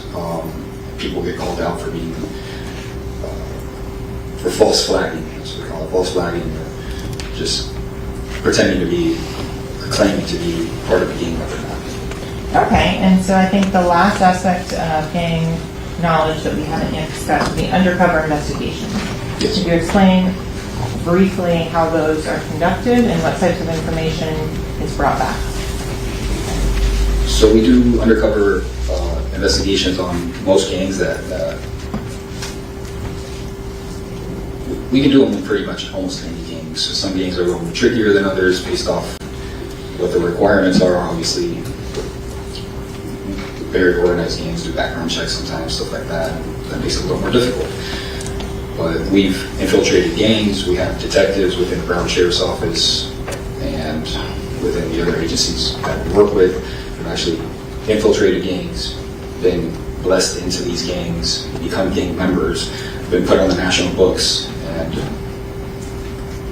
no one knows. I mean, that's we can't say those names, but Understood.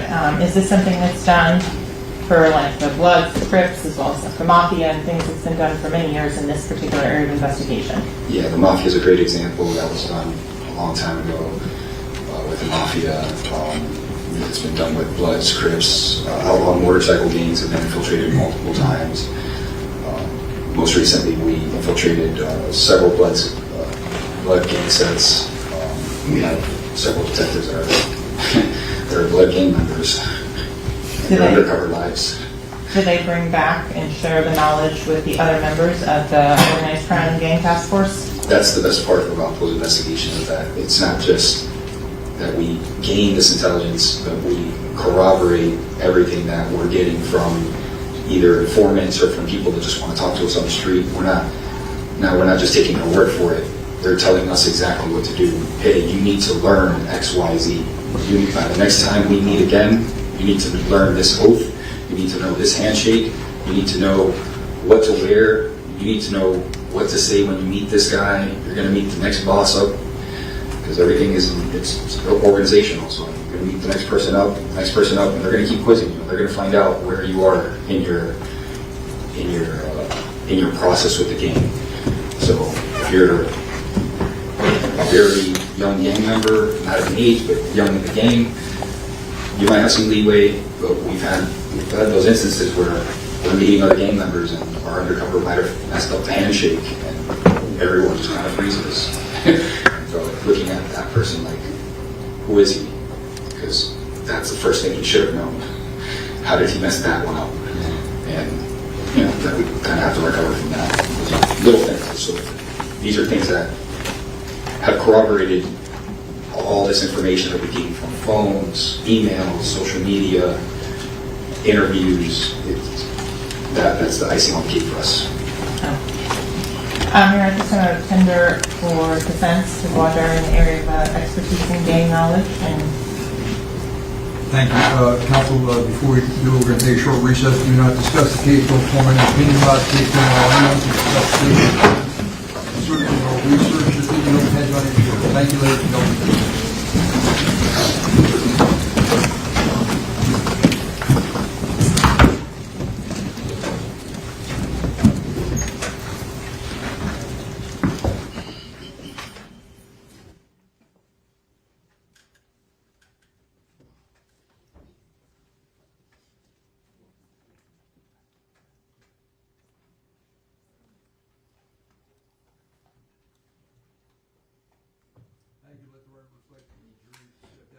Remain along with the defendant and the witness.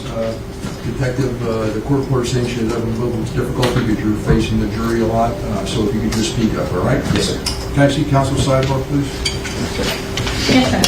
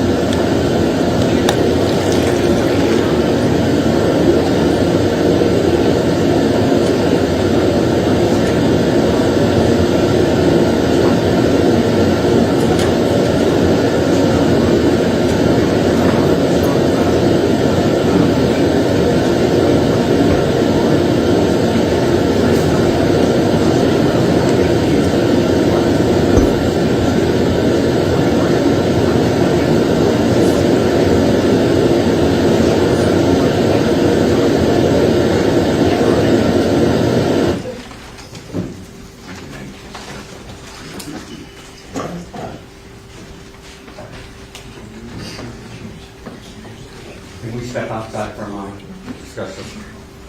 Thank you.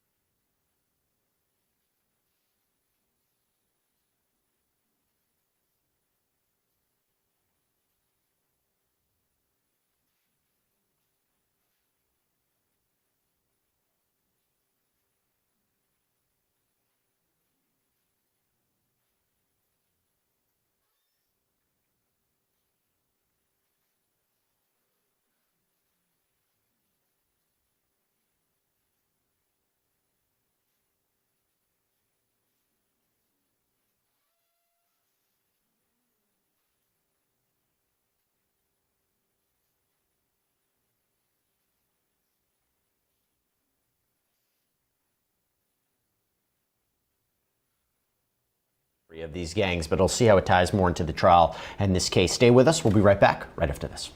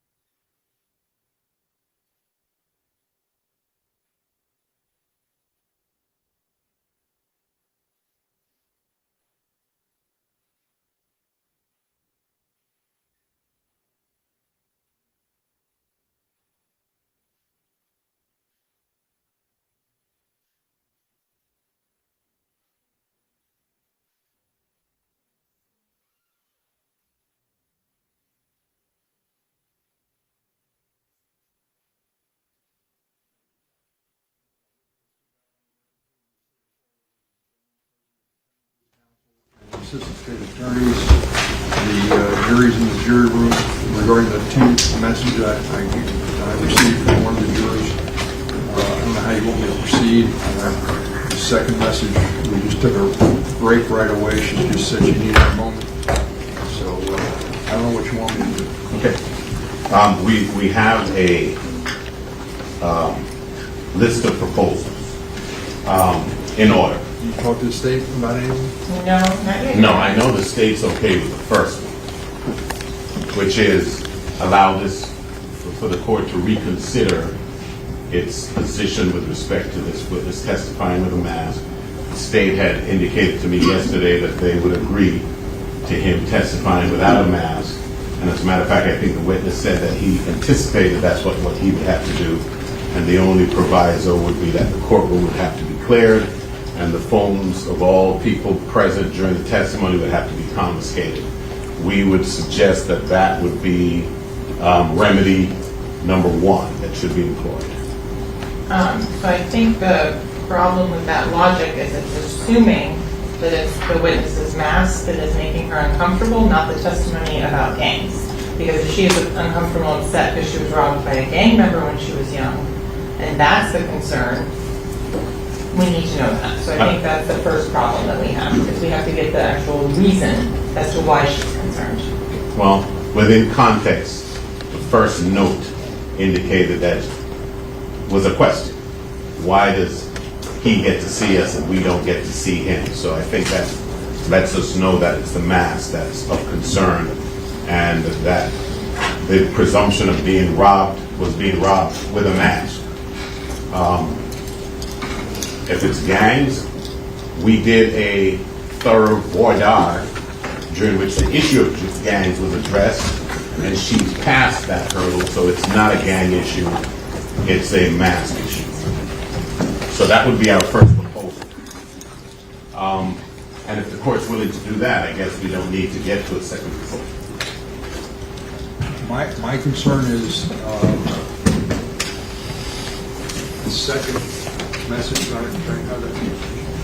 the juror sent over, where she asked for a moment.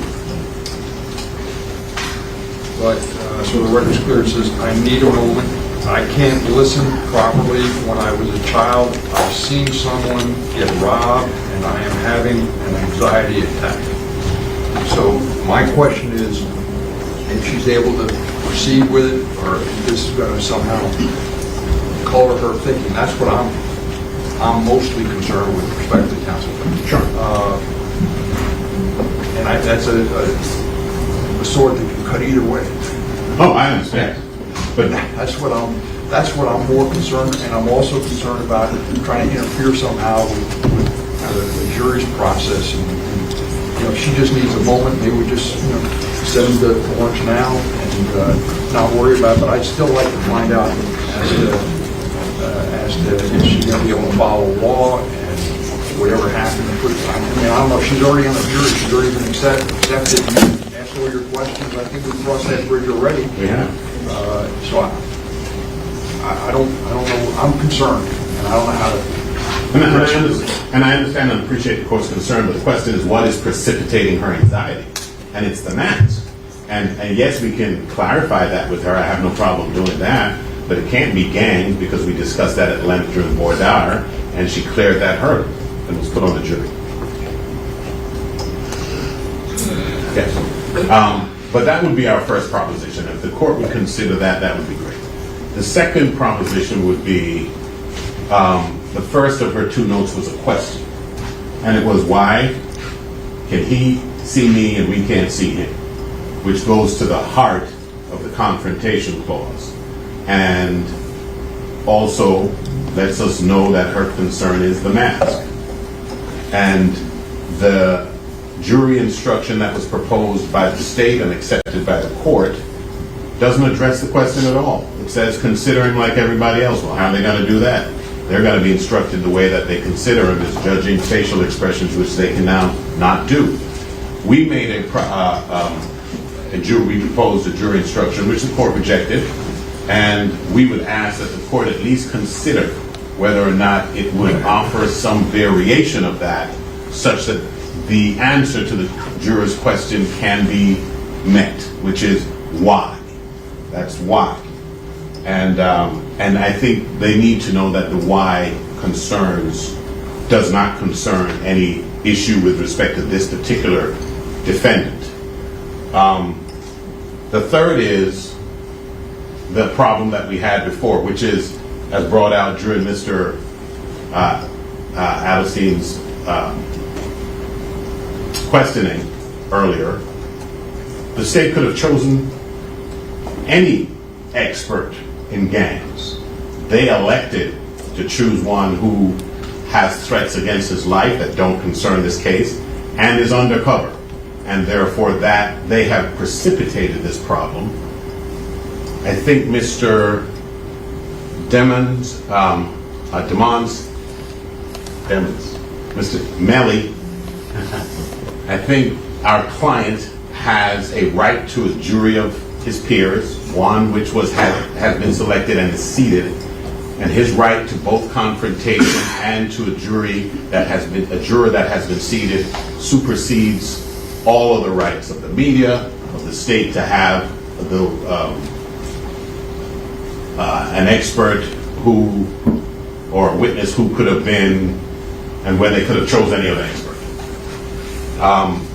But our third proposition would be that we take the break and address this after lunch, after the jurors had an hour or so, and we then bring her in and see what her problem is.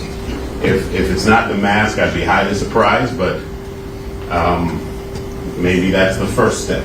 But we'd ask the court first to reconsider, and second, to reconsider letting him testify in this fashion, and second, to reconsider reading an instruction that gives the jury a little bit more than he's testifying in a mask. Let's continue.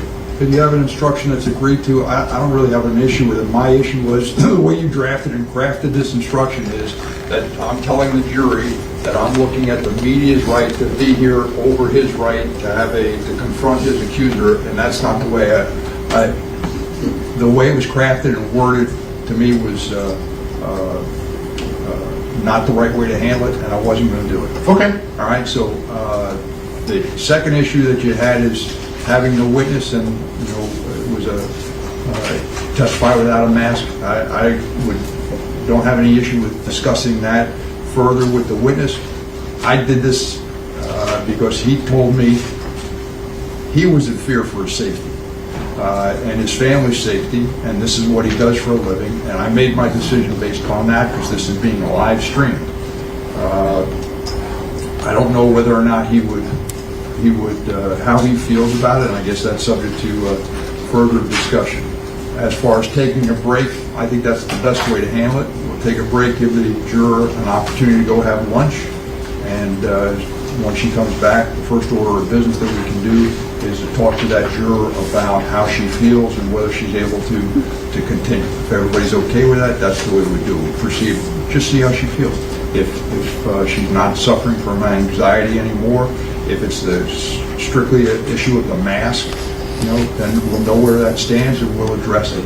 And I can ask the witness then how he feels. So we'll take it one at a time. All right. So let's do this. We're going to take our lunch and recess now. Any objection, Gary? I told the jurors not to discuss the case. Just tell the jury to come back at let's say 1:15. All right, or 1:30. Say 1:30. All right. Give her a chance to relax, and jurors back at 1:30. Okay? So, Quiet. Attorneys to be back at 1 or 1:15? I want some further discussion with you because counsel raised an issue about these text messages that are on the phone, and I'd like to see about getting some clarification with that. All right? So, Gary, you tell the jury to proceed back at 1:30, all right? Okay, and there's one other thing, maybe, and I figured the last part of the jury instruction would be that with which the court took exception, and that's why I put it at the end, so it could be easily excised. We do propose that as the proper instruction, but we'd like maybe to copy the rest of what we have proposed so that the court can look at it over the break and the state can look at it over the break. I have excised that last portion, and maybe we'd be better informed to discuss it upon return. That's fine.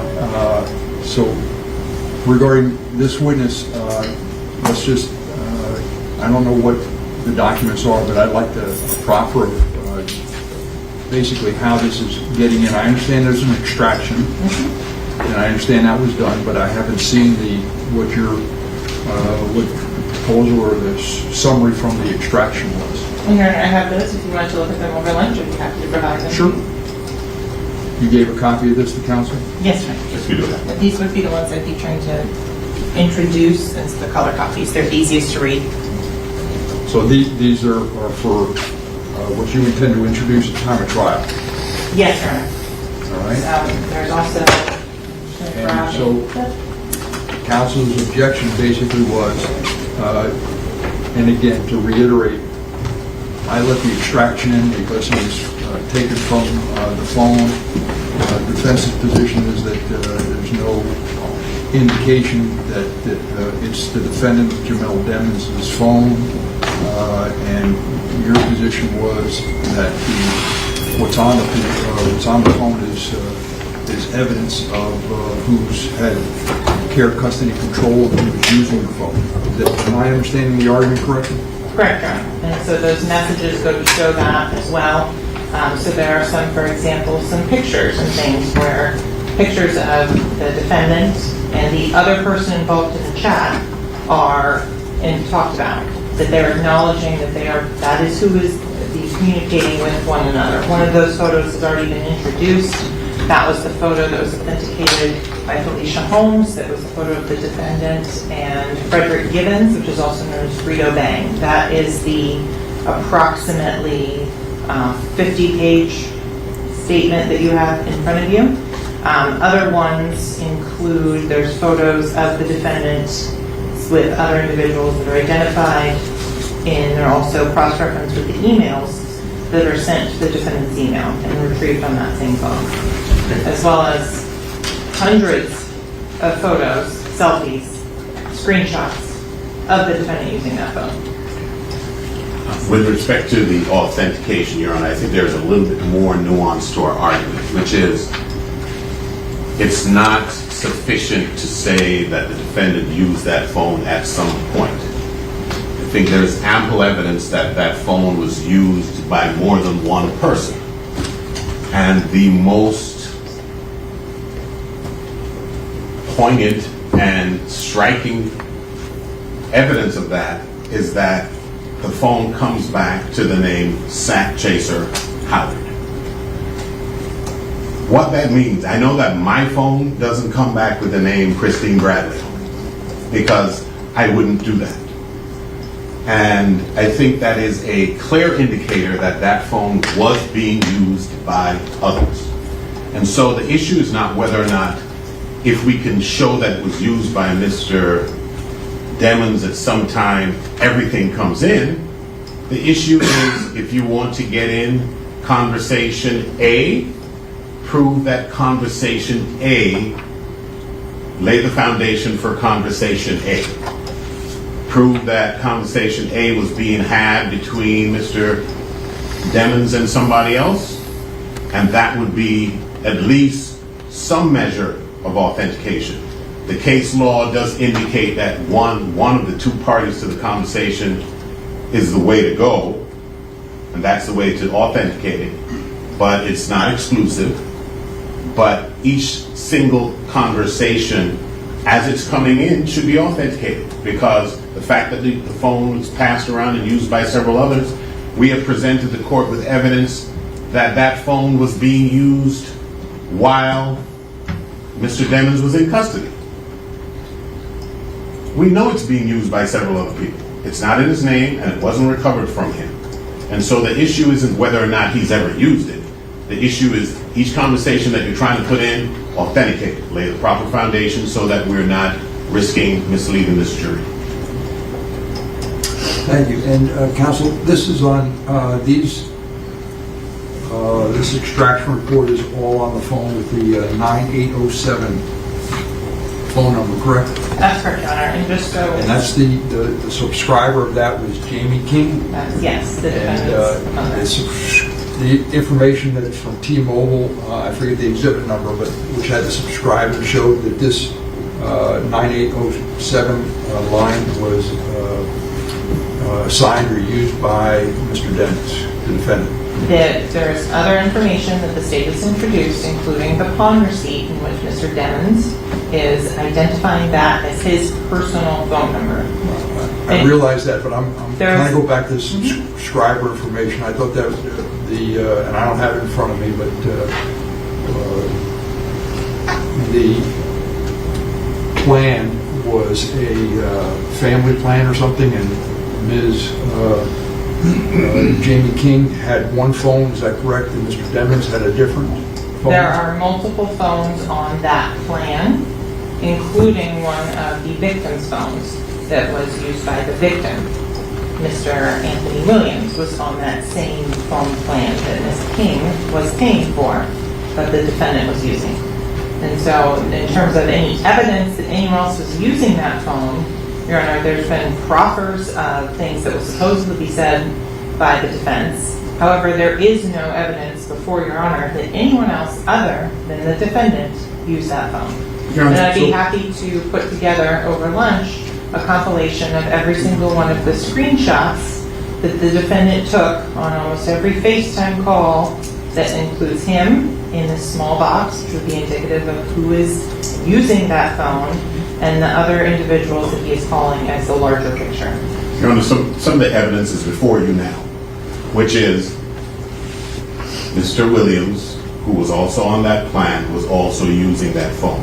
His nickname was Sakchaser.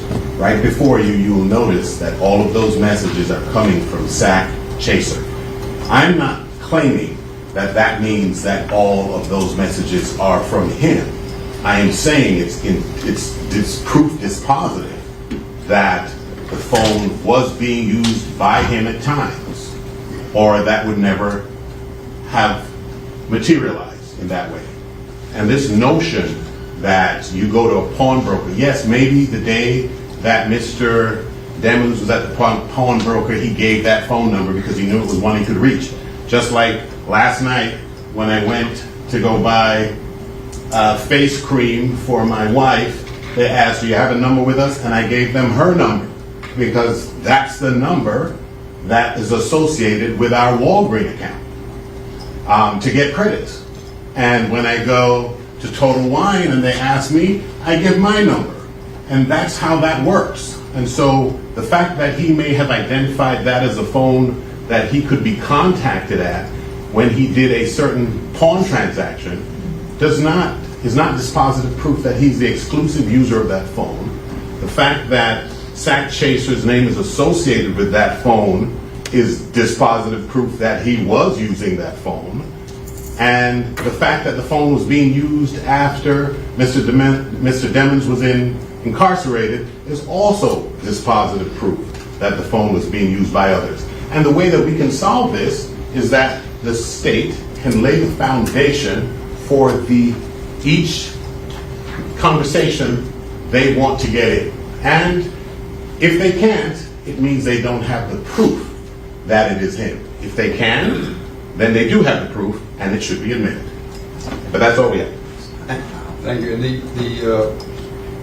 the phone itself, when was the extraction done? The extraction was done February of 2019. I believe February 23rd or 28th. I don't remember exactly. It's on the analysis. The report that is generated, which is what's been put in evidence, is generated in June of 2019. This was the phone that the defendant's manager brought to the state attorney's office and was identified during that conversation by the defendant's manager as being the defendant's phone that he was given after the defendant went into custody. There are multiple messages and things that I'm happy to show the court because that item is in evidence, and I can put together a composite over lunch to show exactly the number of times the defendant is pictured on that phone, including the various accounts that have already been introduced, such as the Snapchat account, the email accounts, of which we have the Apple records and the certification on that. For those phones, that it comes back to YNW Melly booking at gmail.com.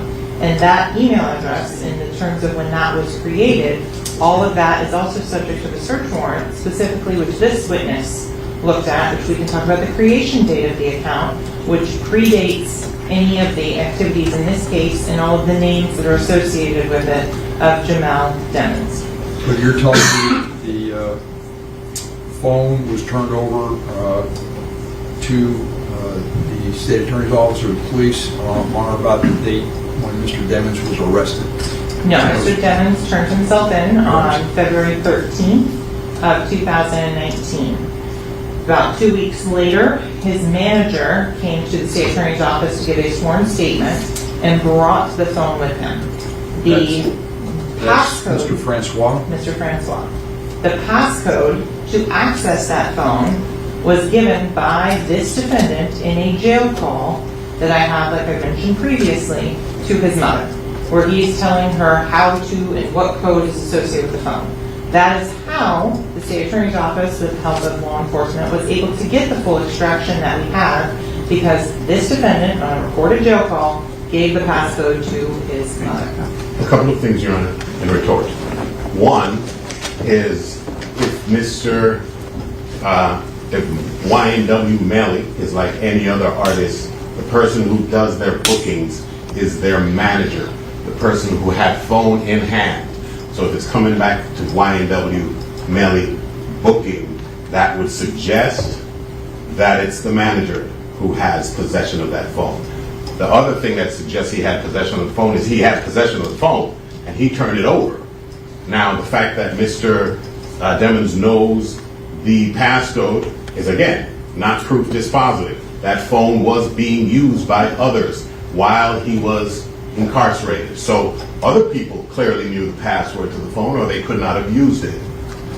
And third, I'm not sure that Mr. Francois coming in here and saying it's Mr. Demons' phone would be sufficient. I don't know that that would not be some form of hearsay, but at least that might start to approach some sort of foundation.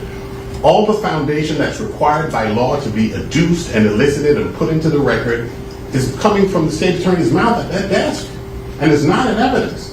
So all the things that she's saying establishes it as his phone are the very things that the case law and rules require be adduced before that jury. And so the fact that she understands that is evident from the fact that she is presenting it as the foundation for why she's trying to introduce this information. But this is not the forum to do it outside the presence of the jury. Do it in front of the jury if you have the witnesses, because otherwise it's hearsay. Her saying that Joe Blow told her that somebody else owns a phone is not legal foundation sufficient to satisfy the rules of evidence. All right, so counsel, I'd like to see what you have and show me, we talk about how you, what evidence you're going to have introduced to authenticate it and how to come in. All right? So we'll see everybody back at, let's say, 1:15. All right? Thank you. Thank you, sir.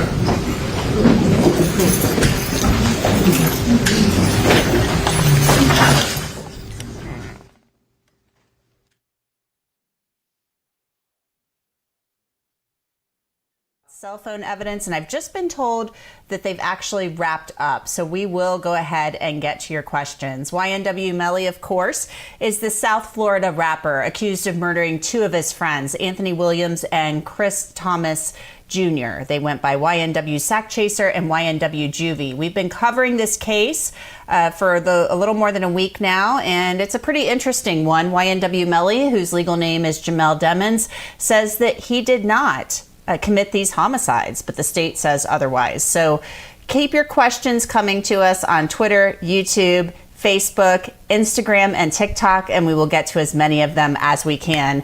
For now, though, I want to start with Terry Austin, who is in the courtroom, in the courthouse there in Broward County, Florida, to bring us up to speed on what it's been like in court so far this morning. So, Terry, what's the mood like in there today, and did you notice any anxiety with this juror as the detective was testifying? Well, there was a lot of anxiety in that courtroom. There was a voir dire of the witness.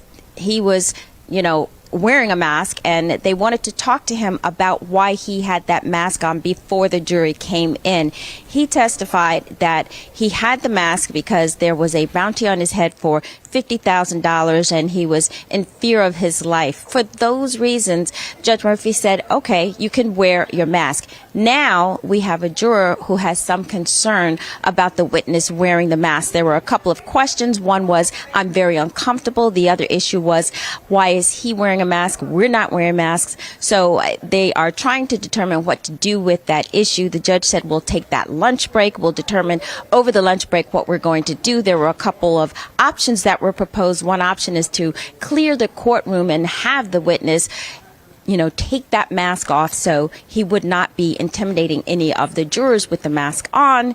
And another proposal was simply have a jury instruction that is more detailed. The first jury instruction that the judge gave basically was, look, this witness will be wearing a mask and you are not to infer anything with that. This second jury instruction, if that's the way the judge decides to go, will be much more detailed. So he's thinking about that over the lunch break, and we'll have some sort of resolution when the break concludes.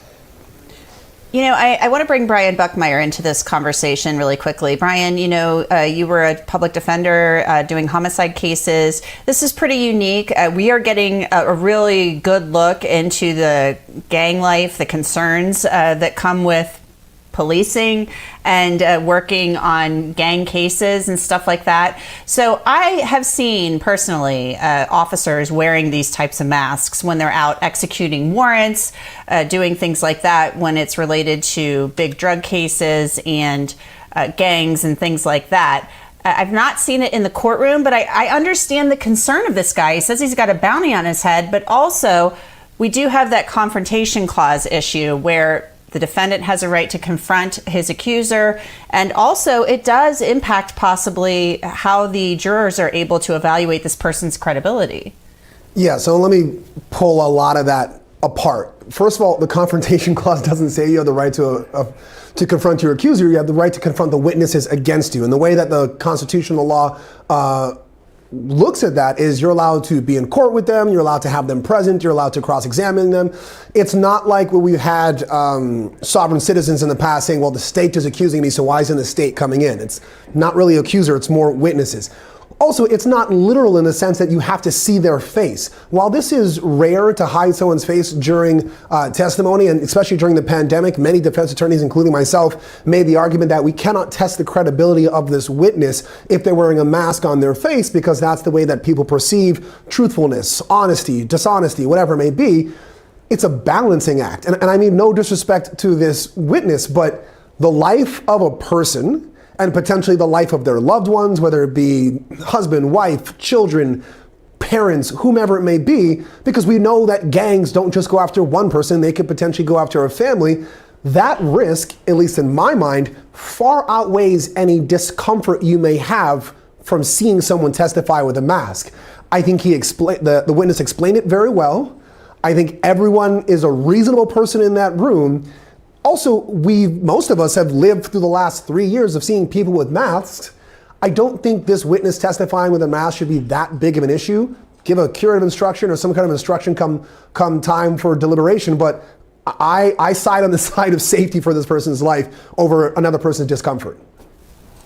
Yeah, most certainly. I mean, I don't think any of us can imagine what having a bounty on our heads is like. This guy, people want to kill him, and people will be paid to kill him. So a lot of us are not able to actually put ourselves in that position. So it'll be interesting to see what happens. The concern really is what's going on with this juror as well. Is this going to impact her ability to be fair and impartial. Let's get to some of your questions. Offie Patterson is with us as well out in California. Our first question, I'll throw this one to you, Offie. It's from EJ2882 from YouTube. Will they have enough evidence and prove him guilty? Me, I think no. So, you know, we got to be careful with that because the case is not yet over. But Offie, what are your thoughts so far on how the case is going? First of all, thank you, EJ, for your question. If I can tackle really, really quickly what you guys just addressed with respect to the witness, I would like to say, find me an expert witness that can testify without a mask. I think it's highly prejudicial and inflammatory, and that would be my first objection as a defense attorney, because as a juror, I would start thinking, what in the world have I gotten myself into? What is the defendant involved in? Is anybody going to come after my family? Now, with respect to EJ's question, has there been enough evidence or is there enough evidence to convict Melly? Maybe there is. I don't think that enough has been presented yet. I think the prosecution is definitely, circling with the helicopter and they haven't landed yet, but it looks like they are trying to land and they're just trying to piecemeal a lot of the evidence that they can put together as best they can to bring about a conviction.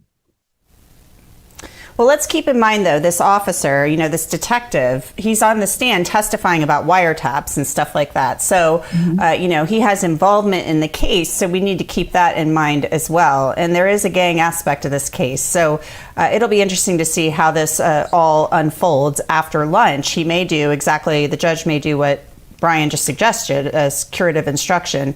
All right, Kirsty Walden from YouTube. What does this have to do with the case? Asking about undercover detective Danny Polo.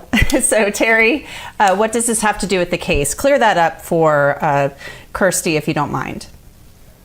Okay, so good question. The prosecution is bringing on undercover agent Danny Polo because they have alleged that Melly is involved with a gang. And so they are trying to make that connection with the gang, the Bloods basically.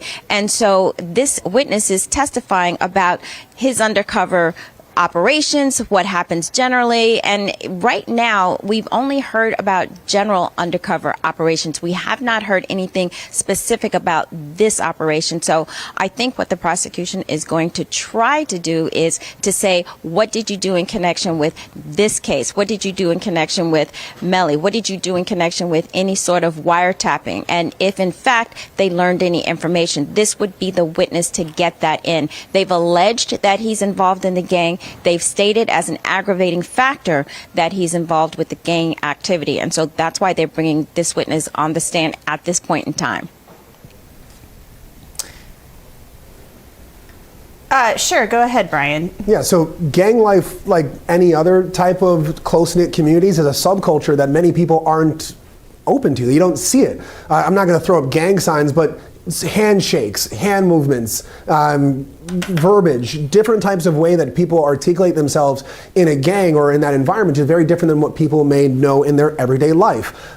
It's like lawyers and non-lawyers. We have our own language that you may not know about. So you put on a witness like this to educate the jury to say, hey, what you saw there in that video isn't just a handshake. That's something gang related. What you saw here, or what we're trying to present here, isn't just some kind of awkward happenstance. It's gang related. And so they're trying to associate what might go over some people's head because they're not knowledgeable in gang life and try to educate them. Even the tattoos on YNW Melly's face and his body, that can be an educational way for the jury to learn about why there's a gang connection based on the prosecution's perception.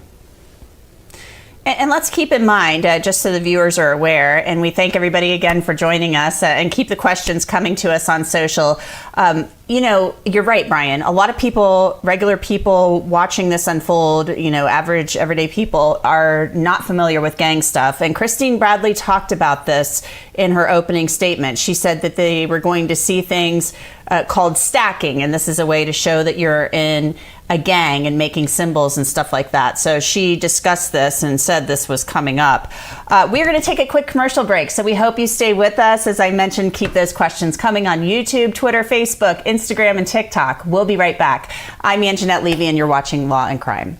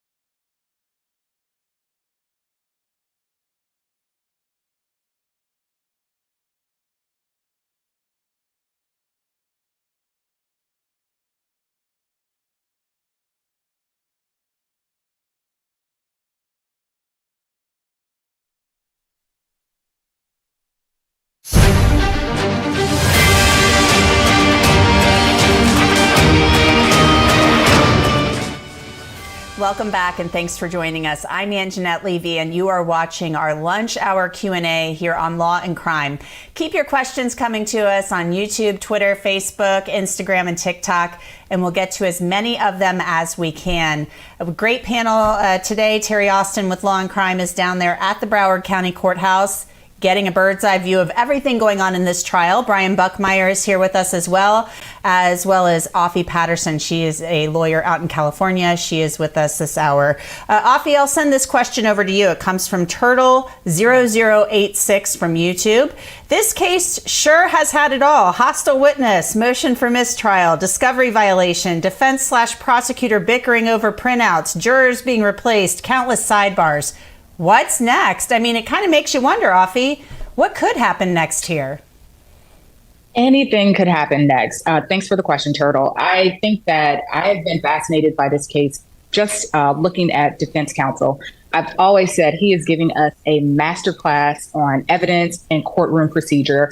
He is showing us the importance of thinking ahead and foreseeability and preparation. I absolutely love how he pulls out primary authority. I love how he does his research, and he's ready for everything that the prosecution has. And I think that it's been fantastic for me. I think it's weighed a lot on the jury, and I think that especially for the prosecution, they don't appear to be prepared, cooperative, or forthcoming. And I think that may have an adverse effect on their case in chief, but we'll see. Again, Turtle, anything could happen next. Anything could happen. This is turning out to be one of those cases where you really tune in because you don't know what could possibly happen next. And I agree with you, Offie. I think David Howard is very good attorney, really on his toes. Brian, let's send this question over to you. Bree Wetz from Facebook asks, why drive to the hospital and not call 911? I think that's a very good question. And Cortlen Henry, Bortlen, is the only one who can answer this. Yeah, it's a good question. I don't know if there's ever going to be an answer for it, at least in this case. Maybe Cortlen Henry takes a stand and testifies. I would assume if you have two people in the back of your car bleeding out, driving to the police is going to only amount to questions and not getting medical aid or life-saving aid. While driving to the hospital, you would get aid and then questions. So I think it's the emergency of the situation. People are dying, you go to a hospital, you don't necessarily go to a police precinct. Well, and to be fair, none of us know how we would react in such a situation. But the prosecution would tell you he did this because they were staging this whole thing, he and Melly. The defense, we don't know what they say about that part of it. Roddy Dreco from Facebook, Terry Austin asks, why does the prosecutor think Melly was the only shooter when YNW Bortlen was also inside the car? Well, I think the reason the prosecution is focusing on YNW Melly is because he was sitting in the back seat. And according to their forensic experts, the bullets that were the kill shots came from the back seat. So Anthony Williams was in the front passenger. The bullet that killed him came from the back.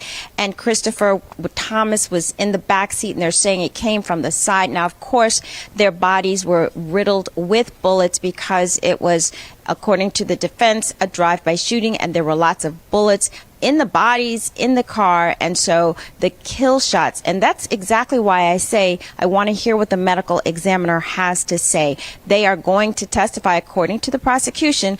What she said in her opening was that you're going to see that these bullets came from inside the car, and they're not saying that Henry was the one who shot that gun because of the angle of the bullets. They're saying that he was the driver. And if you remember, they are charging Melly with not only, 2 counts of first-degree murder, but they are asking for the death penalty. They are not asking for the death penalty in connection with Henry because he is not the shooter, or at least I'm assuming that that is the rationale why they're asking for the 2 different punishments.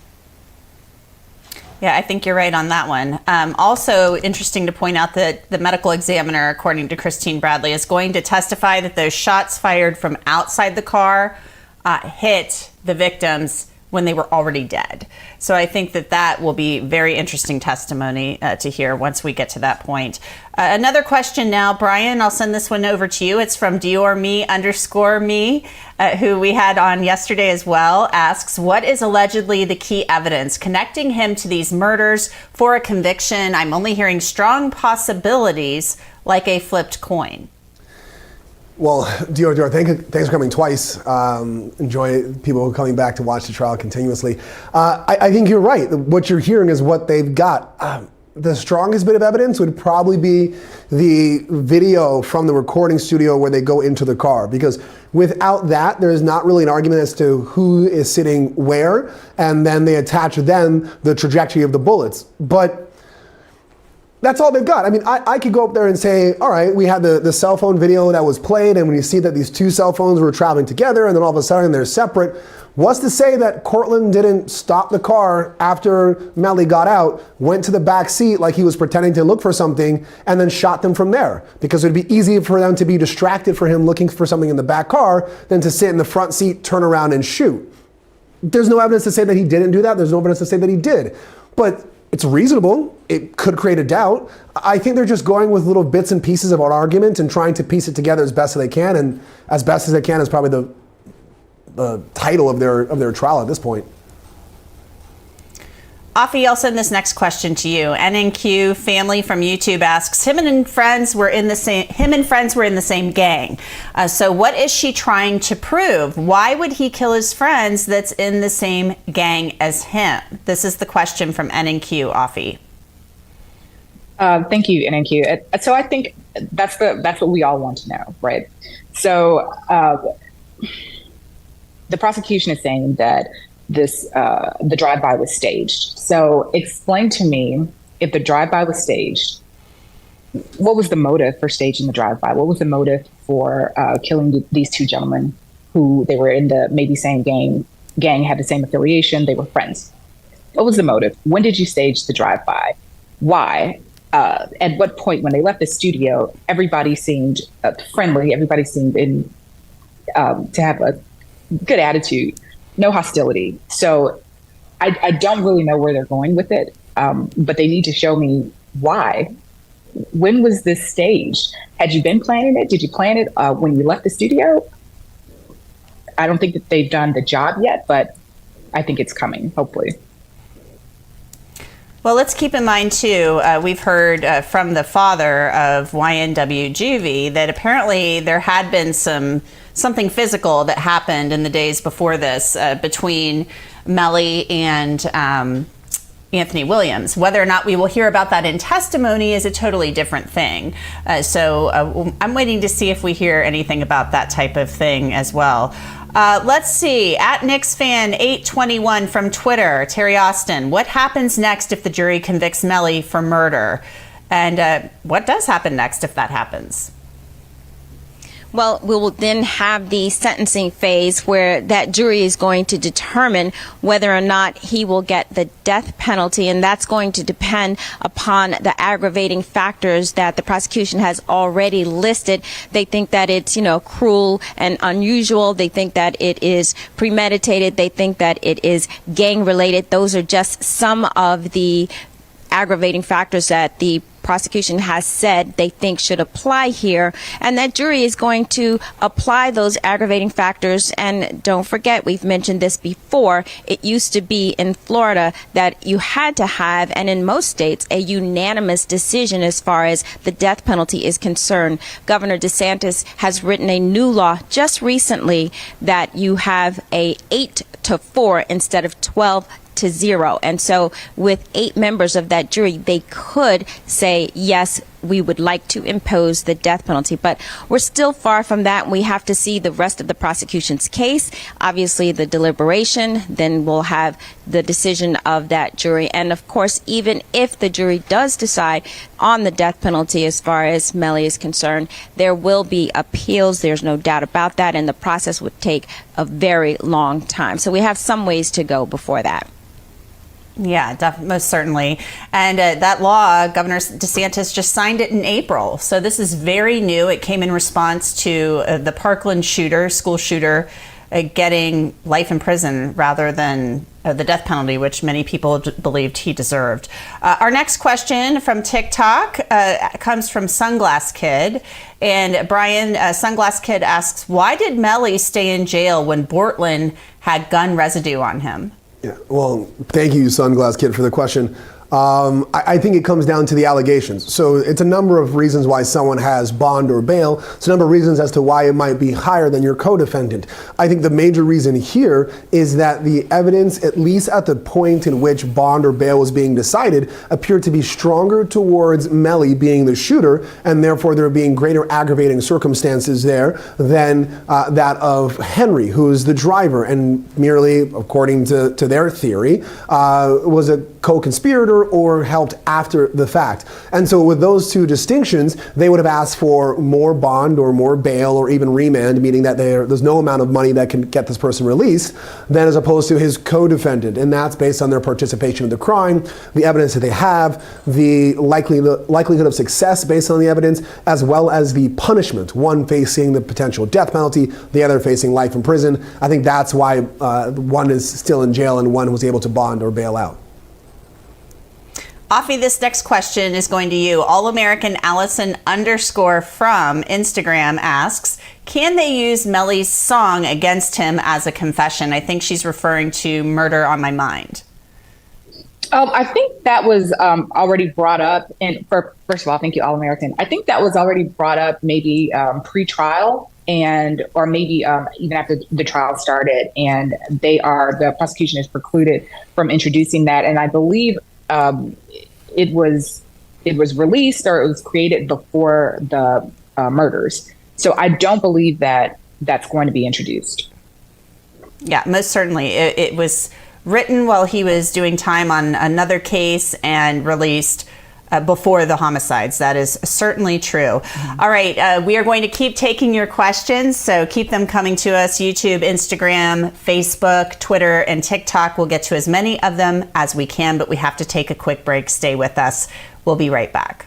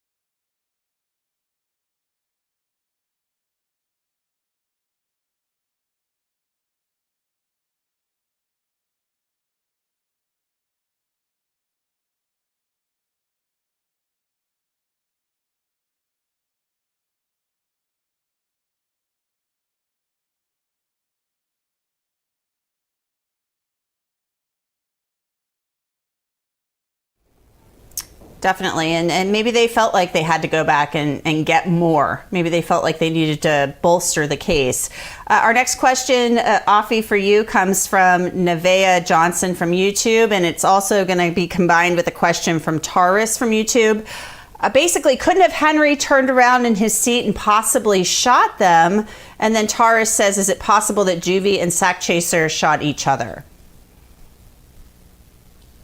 Okay, Nevaeh and Taurus, thank you for those questions. I would answer with anything is possible. And I think that's why the prosecution has such a heavy, heavy burden to, number one, put Melly there, number two, put a gun in his hands, and then number three, make him the trigger man, because anything is possible. And that is what the defense is going to bring out. You have not narrowed down the trigger man. You have not put the gun in Melly's hand. You have not shown me that he is the person who pulled the trigger. So anything is possible. And I think that's going to be the defense's argument. And again, the prosecution has a heavy, heavy burden, and they need to bring it a little bit more because they're not doing it at this point. Terry, our next question comes from Latasha Gaffney from YouTube. She asks, so is the motive gang related? Well, I think the prosecution is trying to say that the motive is gang-related. That is the only motive that they have presented thus far. And without the witness who's currently on the stand, Danny Polo, who was an undercover agent, he is trying to establish that this was gang-related, that it could have been, and we haven't heard all the testimony yet, but it could have been a motive for these killings, that perhaps he was trying to prove himself as far as this gang was concerned. He talked about national gangs, he talked about local gangs, and so I think that that is the only motive that we've seen thus far. We could see other motives, you know, often crimes like this, it could be financial. And Jeanette, you actually interviewed Christopher Thomas's dad, who thought perhaps it could be something related to their brand and selling the brand and splitting the money, or perhaps it could be that there was an argument. So, you know, right now, we haven't seen any of that evidence in trial. The only evidence we've seen so far as motive, as far as the prosecution is concerned, is this gang. Now, by the way, they don't have to prove motive, but it does make it much easier for that jury to understand why the prosecution thinks this crime occurred. Most definitely. And you know, Terry, there, as you said, there could be a couple of things going on here. Maybe it is a gang thing. Maybe there is money involved. I mean, who knows? We are waiting to see that. And, you know, the prosecution, as you said, too, does not have to present a motive, but it sure helps when the jury's trying to wrap their heads around this stuff. Red drop, exclamation point from YouTube. Brian Buckmeyer, what's the main reason why YNW Melly would get the death penalty, even though there are artists that have worse issues but don't get the death penalty? I would have to know what artists we're talking about. Just kind of throwing a dart out there, I would guess either it depends on jurisdiction. If an artist committed a crime in New York, for example, we don't have the death penalty. It would depend on the aggravating circumstances. So the reason why they're looking for the death penalty here is because they're saying that YNW Melly's crime was so heinous or so callous, and also that there was a gang affiliation. And then kind of touch on that gang affiliation aspect as well. They have to prove it is to some extent, because not only as it helps in their trial in terms of answering the question of guilt or innocence, it's also going to help in terms of sentencing or the penalty phase when they ask for those aggravating charges to reach the death penalty. And I think the circumstances of what the prosecution has in their head as to what YNW Melly did is why they're saying this should be a death penalty case. The other artists that you're referring to, if they were murders, I think it would depend on the circumstances in those murders. Definitely. All right, Big Dog 59 from YouTube. Afi, how important is it to put Demons in the car at the time of the shooting? Thanks, Big Dog. I don't know that it's important to put him in the car at the time of the shooting. I think the focus isn't Bortlen, the focus is Melly. And we already know that Demons. It's very important to put him in the car at the time of the shooting because we're trying to say that he is the person who pulled the trigger. And I think that's what the prosecution has been doing with the phone situation. And that's why yesterday's testimony was so important, by the testimony made by the custodian of the records, because we are trying to say that Melly had this phone and he is the person who was in the car, because we know the phone was in the car at the time of the shooting. So it's critical to put him there at the time of the shooting. Yeah, most certainly, because they're saying it occurred, that these shots were fired from the back seat. So it's critical. It doesn't get any more critical than that. Doriha from YouTube asks, isn't the witness's identity already compromised since he's being live streamed and viewers know his name and location? And this, of course, Terry, is about the undercover detective Danny Polo. Well, so far, we have not seen Danny Polo on the stand without his mask. And I will say it is a full face coverage other than the eyes. You can see the eyes. And I think the issue really is here that it is being live streamed. He does walk around, and when defense counsel asked their questions prior to the jury entering, defense counsel did say, look, you're walking around without a face mask. I saw you sitting outside without a face mask. What's the difference coming in here? The judge then said, it sounds as though you're concerned. You have this bounty. This is live streamed. More people would see him as far as his facial features are concerned without that mask. So I do think that at the end of the day, I don't know how the judge is going to resolve this issue. We had a juror who said she was uncomfortable with the mask. We might see a jury instruction that is more detailed, saying you should not feel uncomfortable. This is for his protection. You all are not at risk. I think right now the attorneys are trying to draft an instruction that will ease the uncomfortable, how uncomfortable this particular witness is at this point in time. So the mask is a big issue, and I think Danny Polo will be able to wear it, but it's a guess at this point, and if he is, it'll be a serious instruction. I'm very interested, for one, to see how the judge rules on this issue. We're going to take a quick break, so keep those questions coming to us on YouTube, Instagram, Twitter, Facebook, and TikTok. We'll get to as many of them as we can in this hour. I'm Anjanette Levy, and you're watching Law and Crime. We'll be right back.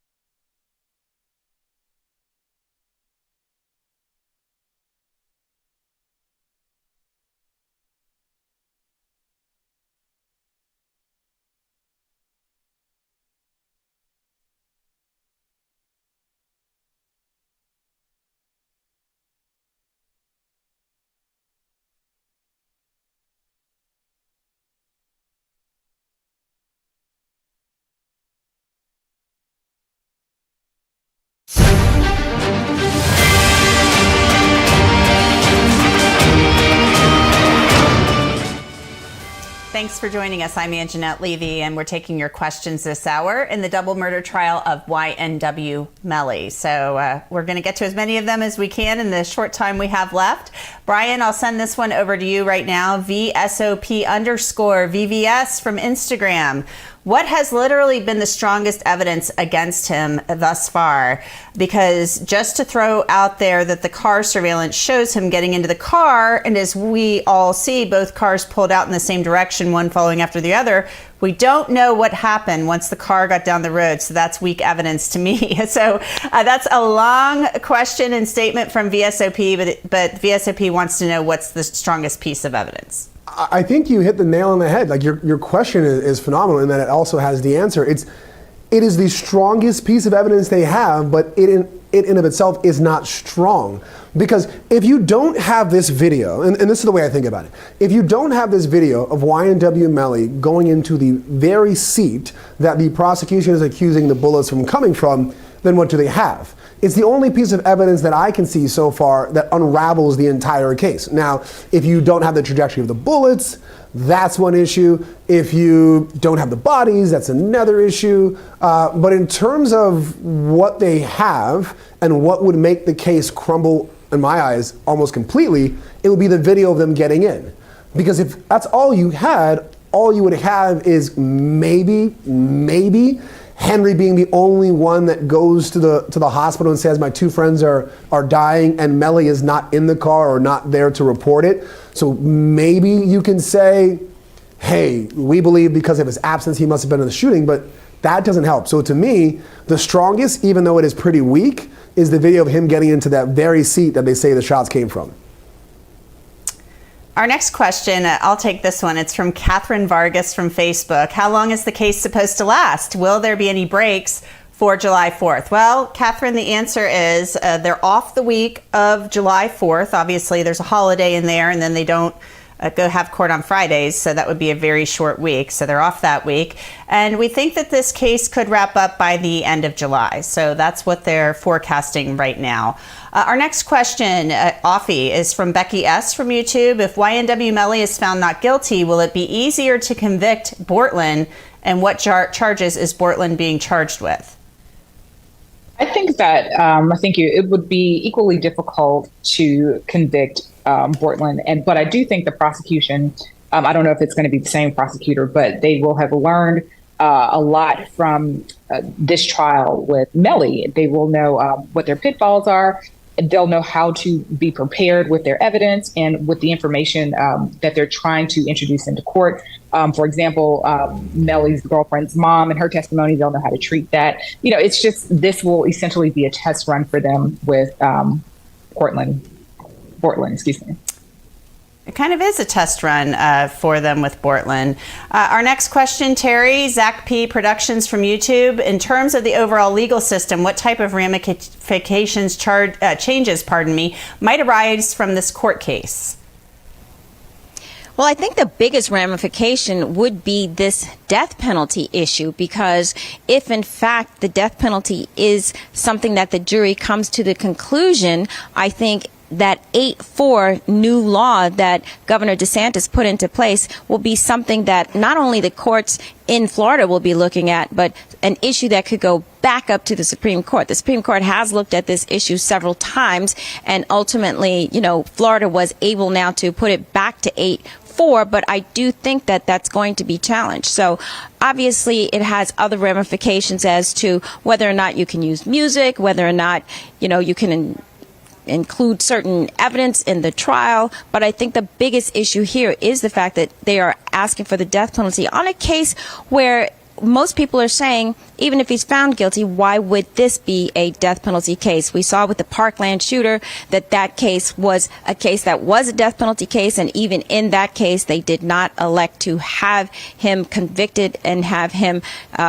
put to death. He obviously pled guilty, and the sentencing phase, the jury decided, look, we're not going to put him to death, even though all those aggravating factors existed. So I think the death penalty is probably the biggest issue in this case. I think so too. And with that new law, it'll be interesting to see how that holds up when it's challenged. TikTok question for you, Brian Buckmeyer. Official 2023 Melly fan asks, why is he not allowed to talk to his family? And I think that Melly fan means inside the courtroom. Yeah, it's an issue that a lot of us defense attorneys have with both the courts and their court staff, in the sense of they would argue is just the mechanics of it all doesn't work. They don't want to have anyone passing information, contraband, touching each other. There are very strict rules about what you can and cannot do in a courtroom, and oftentimes those rules are limiting the access that a defendant, especially when the person is incarcerated, may have with family. Now, are there exceptions? Of course. Have I had the opportunity to have a client say goodbye to a loved one, a child of theirs, or family members, whatever it is, before they're sentenced and go off to upstate? We call it upstate in New York because they literally go from one of the 5 boroughs to upstate New York for serious jail time. Yes. But during a trial, I don't know of any judge that will bend court rules to allow for any interaction. So that's why you'll see Melly kind of looking off to the side and voicing to family or friends, because there's not that ability to interact with them more personally. Yeah, most courts have very strict rules about that, and they don't want this to be social hour. But it just depends on which court you're in, how strictly they enforce these rules. Anna _Aaron Trout from Instagram, Offie, is he going to take the stand at some time? What do you think? Thanks, Anna. I doubt it very much. Defense attorneys usually do not. They do everything they can so that their client does not have to take the stand, because of course the client has the right not to testify. But also, I've said this thousands of times, defendants are under so much scrutiny. Anything they do is going to be picked apart from how they breathe, how they speak, whether they sound remorseful. If they sound remorseful, why? Whether they're talking or speaking assertively, whether they're speaking gently. Anything they do is going to be highly scrutinized, and depending on how you lean, you are going to interpret it positively or negatively. And it doesn't matter what they say. It's all about behavior, mannerisms, and what you expect a guilty man or an innocent person to say on the stand. So it's just troublesome. And not only that, when a defendant takes the stand, you don't know what you're going to get all of the time. They can open the door to admitting evidence or admitting a line of questioning that previously would not have been admitted. So you don't want to do that. There are also, prior bad acts that may be able to come into play that they may be questioned on. So it's just a minefield, and a lot of times it's just not worth it. Yeah, certainly. And defendants open themselves up to a lot of cross-examination when they take the stand. Let's get to our next question. Terry, we have less than a minute, so it has to be quick. Kick It's Mackle from YouTube. Does the court know that the undercover detective is known for making false accusations? This seems like this person's making a statement here. We don't know anything about that.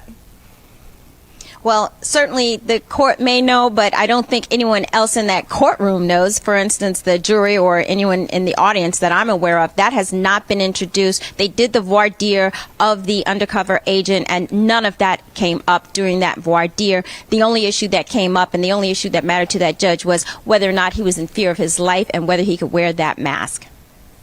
Yeah. Well, Terry, thanks so much for being with us. Thanks, everybody, for being with us as well. Brian, Offie, thank you. I'm signing off. And Michelle, you will be taking over. We'll be right back. You're watching Law and Crime.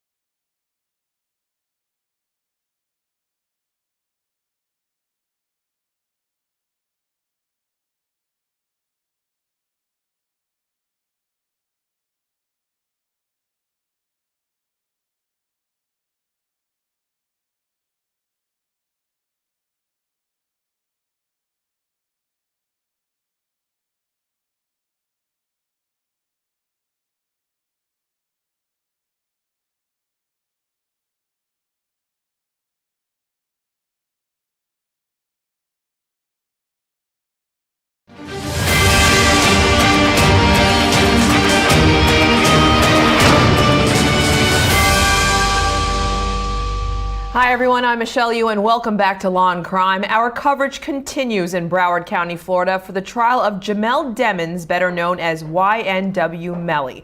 The South Florida rapper is charged with 2 counts of first-degree murder for the shooting deaths of Anthony Williams, also known as YNW Sakchaser, and Christopher Thomas Jr., also known as YNW Juvy. All were a part of the YNW collaborative, along with Cortlen Henry, the co-defendant in this case, who will be tried separately. It is day 7 in this trial and court is still on their lunch break. But before they went to lunch, Detective Danny Polo, an undercover detective with the Broward County Sheriff's Office, was on the stand. The debate between whether the witness should or should not wear his mask that protects his identity was a subject of debate. And now a juror is also taking issue with the mask. Let's listen as to why this is so.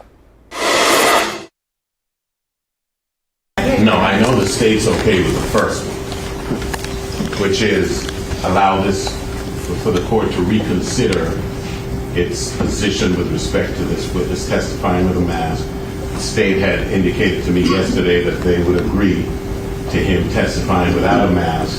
And as a matter of fact, I think the witness said that he anticipated that's what he would have to do. And the only proviso would be that the courtroom would have to be cleared and the phones of all people present during the testimony would have to be confiscated. We would suggest that that would be remedy number 1 that should be employed. So I think the problem with that logic is it's assuming that it's the witness's mask that is making her uncomfortable, not the testimony about gangs.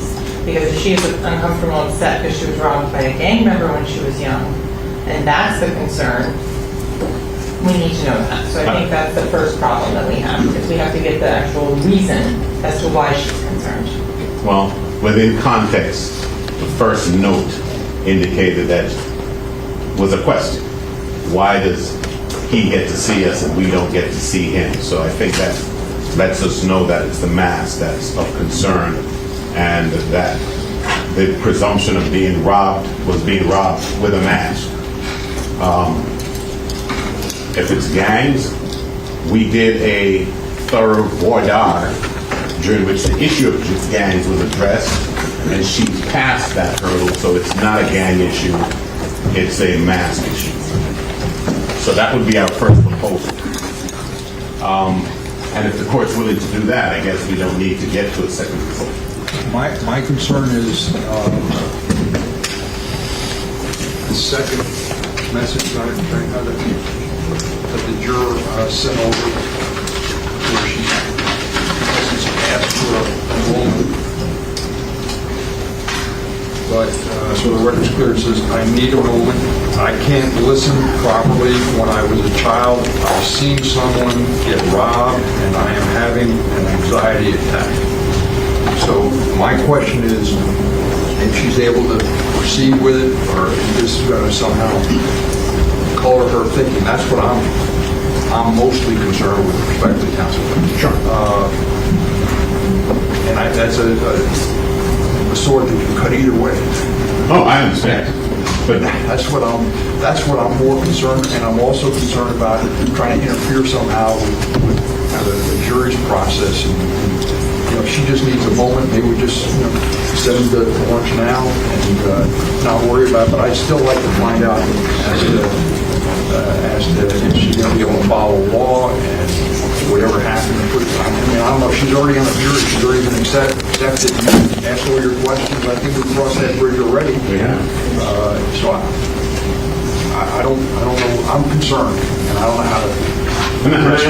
And I understand and appreciate the court's concern, but the question is, what is precipitating her anxiety? And it's the mask.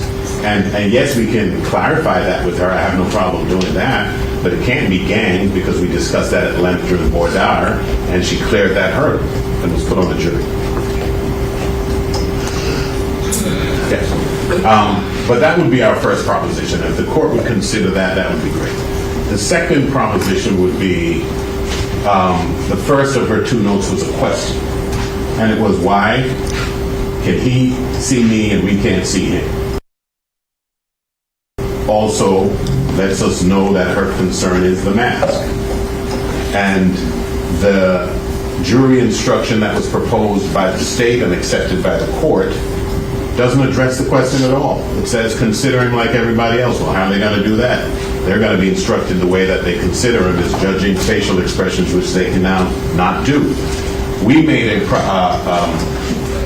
proposed a jury instruction, which the court rejected, and we would ask that the court at least consider whether or not it would offer some variation of that, such that the answer to the juror's question can be met, which is why.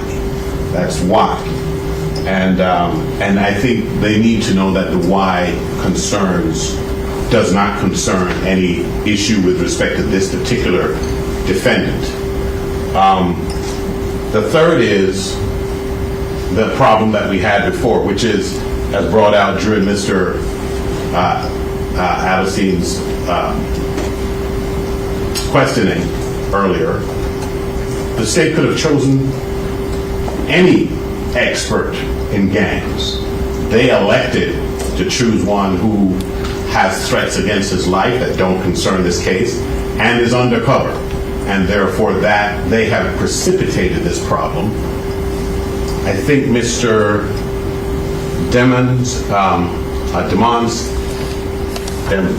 Mr. Melly, I think our client has a right to a jury of his peers, one which has been selected and is seated, and his right to both confrontation and to a juror that has been seated supersedes all of the rights of the media, of the state to have an expert or a witness who could have been, and when they could have chosen any other expert. But our third proposition would be that we take the break and address this after lunch, after the jurors had an hour or so, and we then bring her in and see what her problem is. If it's not the mask, I'd be highly surprised, but maybe that's the first step.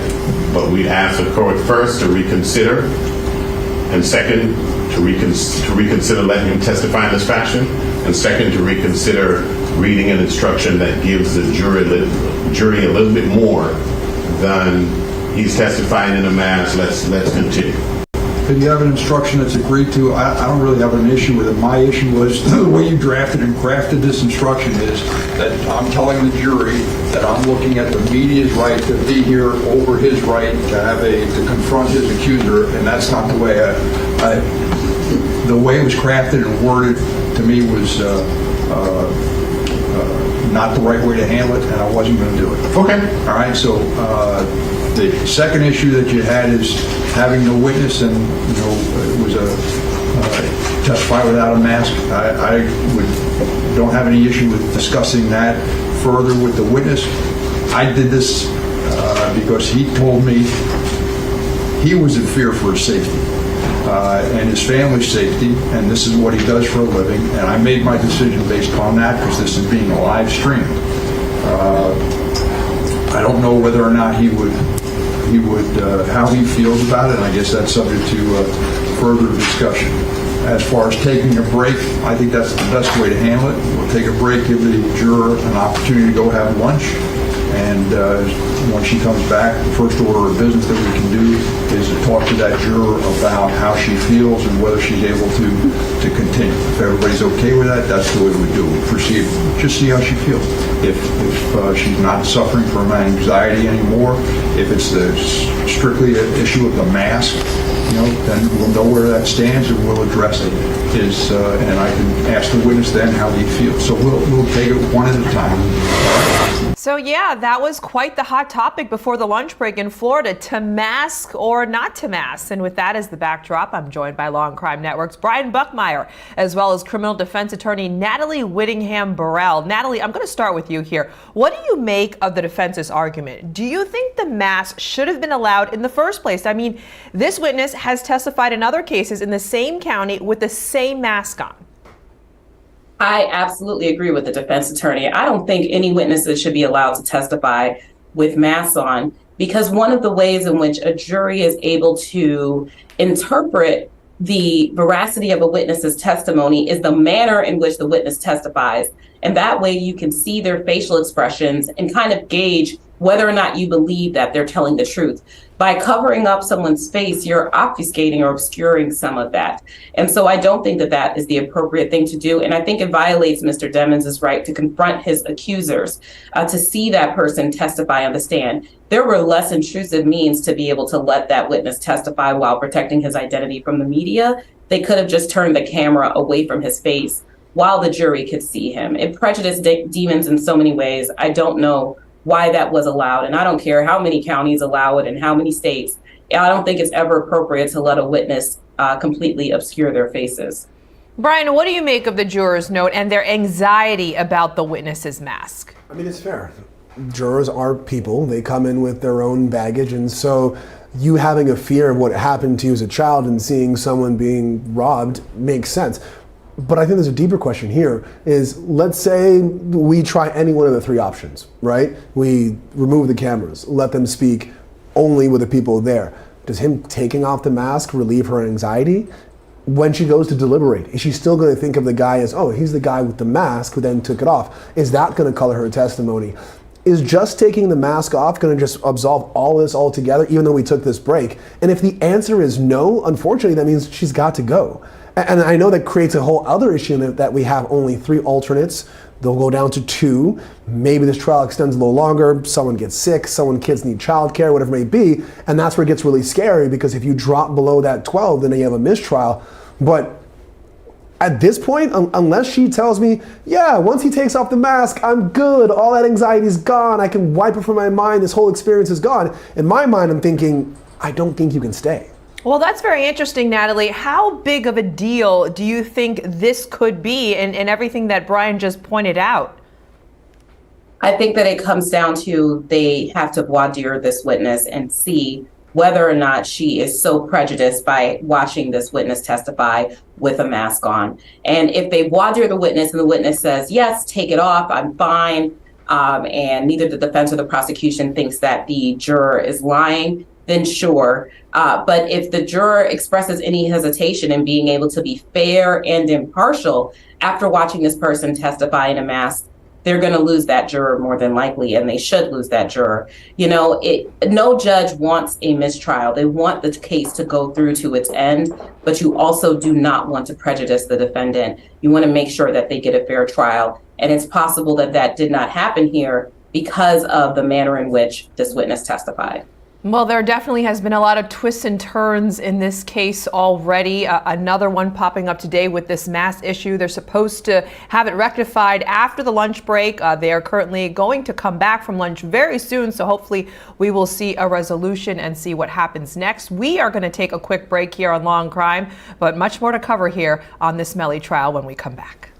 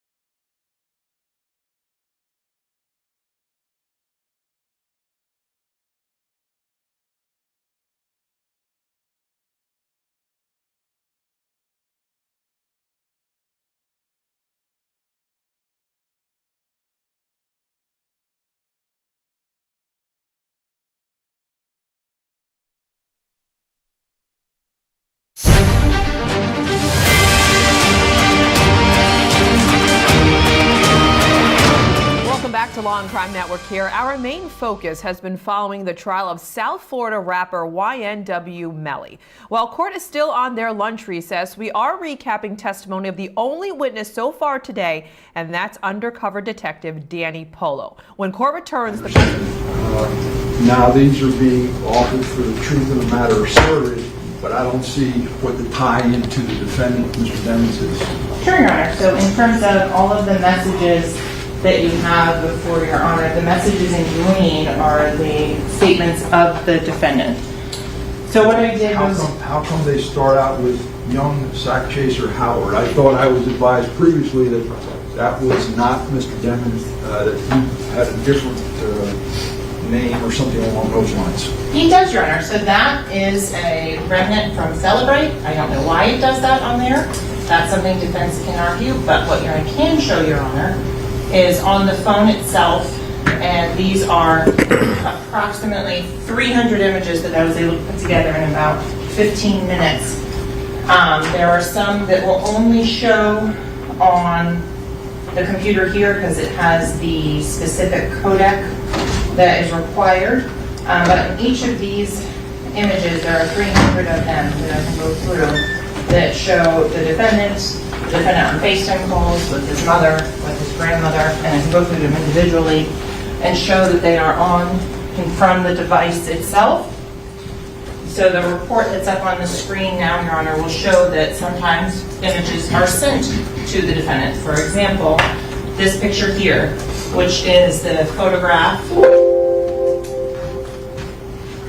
of the defendant and his mother. That was an attachment that was sent to that particular phone. Now, that to be contrasted with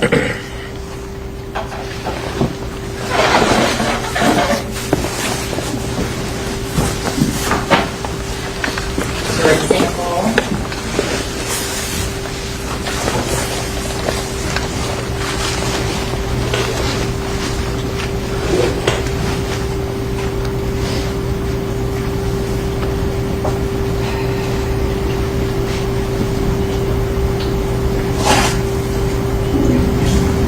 this image here, which is showing a file path of the actual phone itself.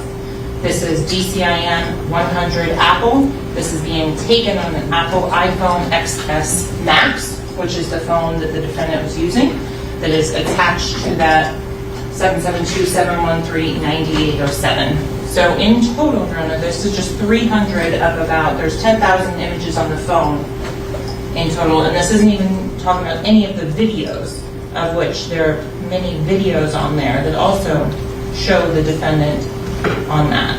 You have photos of the defendant, for example, I'm trying to for the screenshots where he is taking, there are selfies, there are images that are taken from various phone conversations in which he is doing a FaceTime.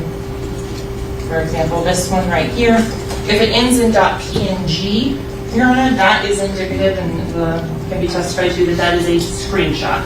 When an iPhone takes a screenshot or a capture of whatever is on the screen, then that's going to be a .png format. So that's what we have here. In this one, you have a photo of the defendant in the small top of the screen, showing that he is the person making the phone call, and then the person he's speaking to on the video chat, his little brother, is there in the larger one. So here's another example of that, and this also shows that the defendant made FaceTime video calls as his regular course of conduct, which goes to show and explain why, for example, there's not a data call, there's data used, but not a cell phone or a CDR. Here's yet another one of the defendant, and it's also, and this is also consistent with being on the T-Mobile LTE network, which are the records that the records custodian testified to and are in evidence.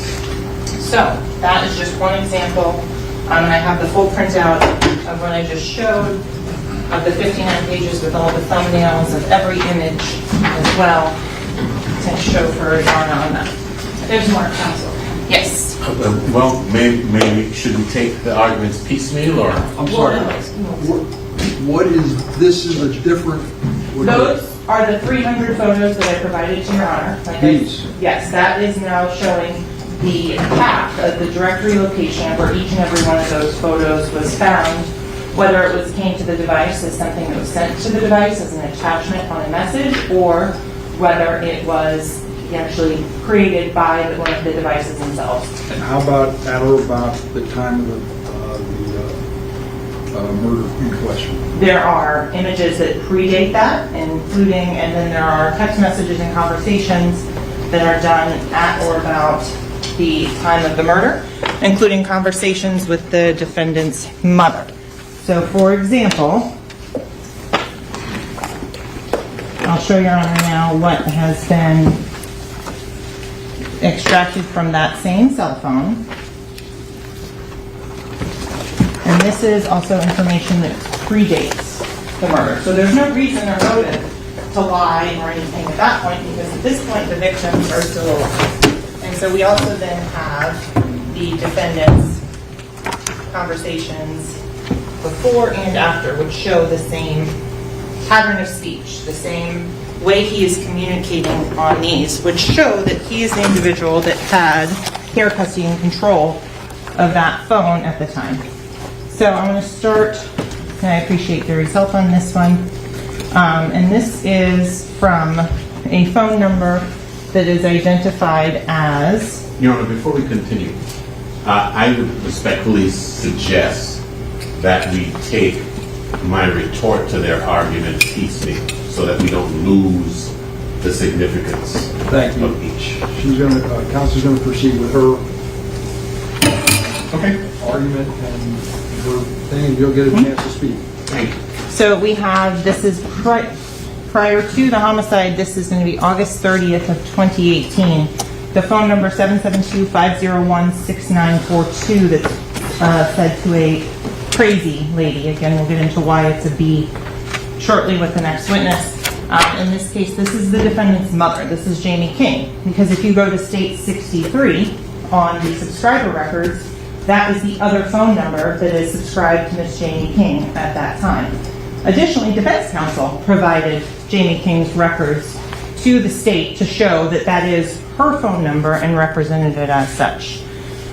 So this is discussions and where he is calling her mom about and talking about the argument and the fight between the defendant, Sakchaser, and as he's referred to at this bottom message, where she is talking to Mr. Demons about that person, showing that it is not Sak that is on the other end of this line or this particular phone call. Moving on, and then we also have where a discussion, this is still August 30th, and we're talking about how, I don't know what all going on, he's talking, making a live video talking about your mother. It's going to make people hate you. That's why I have never and would never do that. I love you. And that's your best friend. This is not for social media. And Sorry, then, hold on a second. Sure. Can you repeat that, please? Of course. Sure.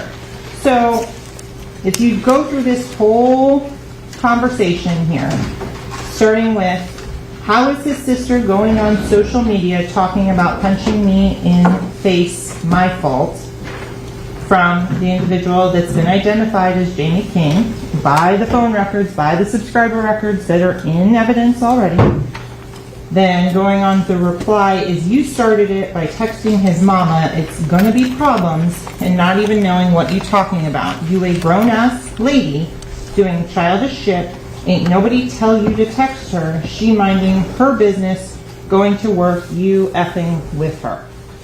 The response then, she could have called me or texted me back, not have you or daughter all on social media talking about fighting me, like I cussed at her. I didn't even say one cuss word when I texted her.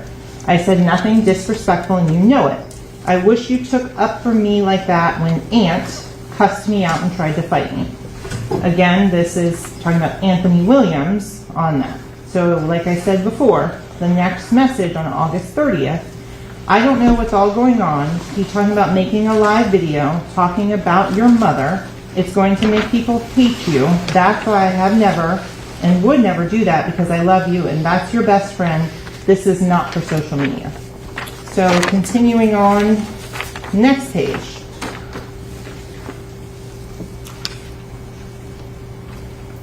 In this particular page, this is again referring to these social media conversations on that with regards to Anthony Williams and the defendant's mother. So for here, no, I'm not your actions I take up for you. I have people telling me your son doesn't care about you.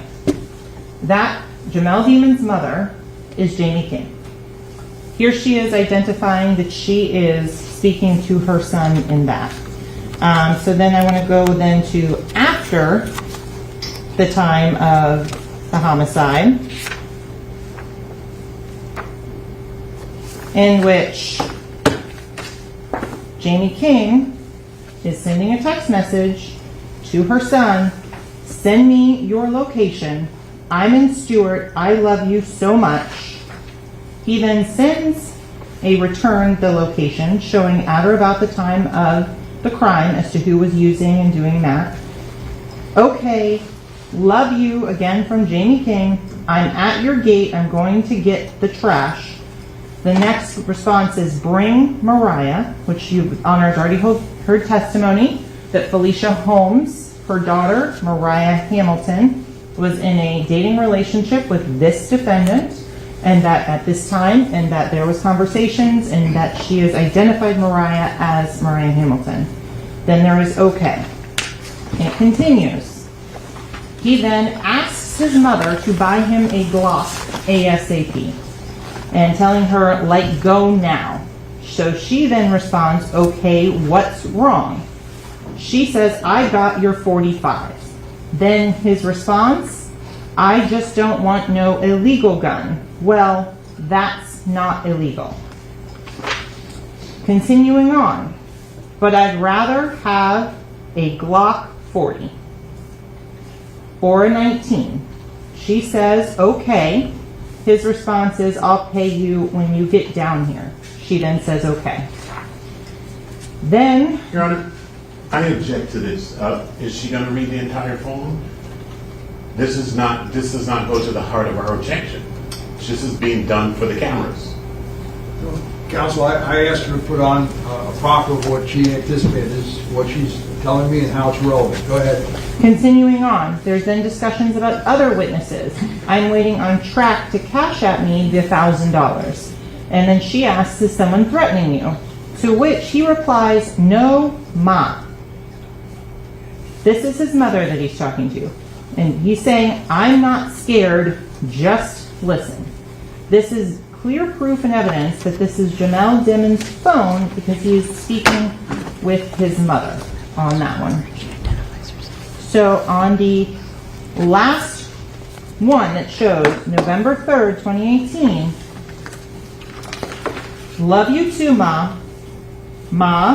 and yes, son, on that, where she is identifying that is the phone that is being used by her son, and that is on the subscriber records. However, that's not the only thing. In addition, the defendant also, in other conversations at or about the time of the homicide, sends a photo of his driver's license to someone to be able to authenticate and show specific items in terms of going through and setting up a rental. And even has so much as puts the address of 805 Northeast 4th Avenue. What's the date of that, Counsel? That one is September 28th of 2018. That shows that the defendant has previously been to the studio and knows that. Also talks, and this is a conversation with Adrian Davis, in which he is using this phone, sending in pictures of his driver's license from this phone. In some of the other pictures and items that Your Honor has in front of you, there's pictures of credit cards, front and back, with the defendant's name on them. There are multiple things that show that this phone was being used by the defendant, Jamell Demons. There is no evidence before Your Honor that it was being used at the time of the crime by anyone else. In addition, the defendant's is seen on camera in possession of a phone as he is leaving the studio on October 26th of 2018. At that point, there's a phone in his hand. That phone then tracks, and you can follow on all of the call detail records and all of the mapping that was done and put in yesterday to show that this phone goes from the studio and is consistent with the phone of Anthony Williams, which is the other phone that's on there on T-Mobile, and all the way out to the scene of the crime. Then it continues until, at which point the phone separates, and Anthony Williams' phone and Christopher Thomas's phone goes to the hospital, and that is what is consistent with that, and they are recovered at that location. And counsel, I don't understand this Celebrite, why that would put a different name on the text messages. So in terms of that, if there is any time that anybody else has used the phone, and for whatever purpose on that, if they have logged in on a other social media account, that could put that name on there. However, it is who was using the phone at the time that is important. And so this and all of the information and everything on these show that it was the defendant. And by the defense suggesting it was not, that makes even more items relevant to show. For example, defense counsel brought up and showed images of a very intimate nature that were shown of the defendant. The contention that someone would allow photos of his penis to be accessed and sent out by friends and other people is absolutely ridiculous. So just the conversations that you have read as well include pictures of the defendant, and those are in there, with other people in which he is acknowledging interaction with them and the contents of the photos. Those individuals are the ones that are identified as the gang members that he is associated with. Thank you. Anything else? Defense. Yes, sir. Thank you.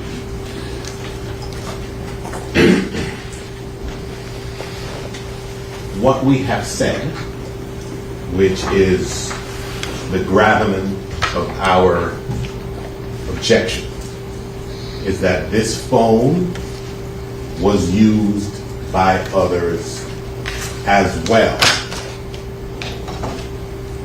First question the court put to the state was, how come it says Sakchaser Howard?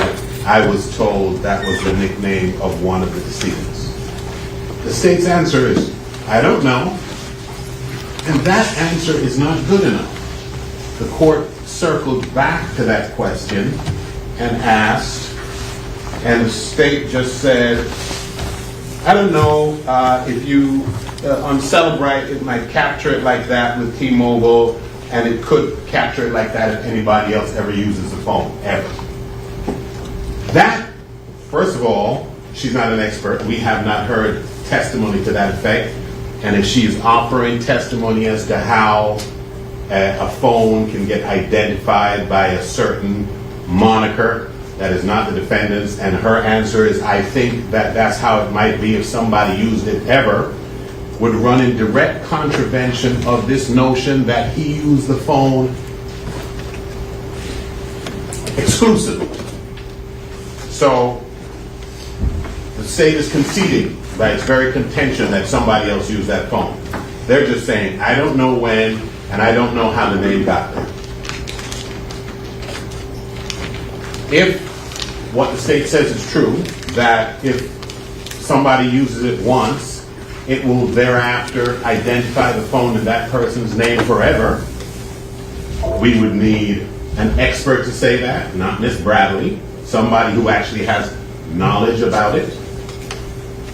It would also be curious that if several other social media accounts and what have you are being accessed by Mr. Demons, how come the multitude of times that he has accessed these accounts did not cause the phone to affix his name to that phone? Again, our contention is not that the phone was never used by Mr.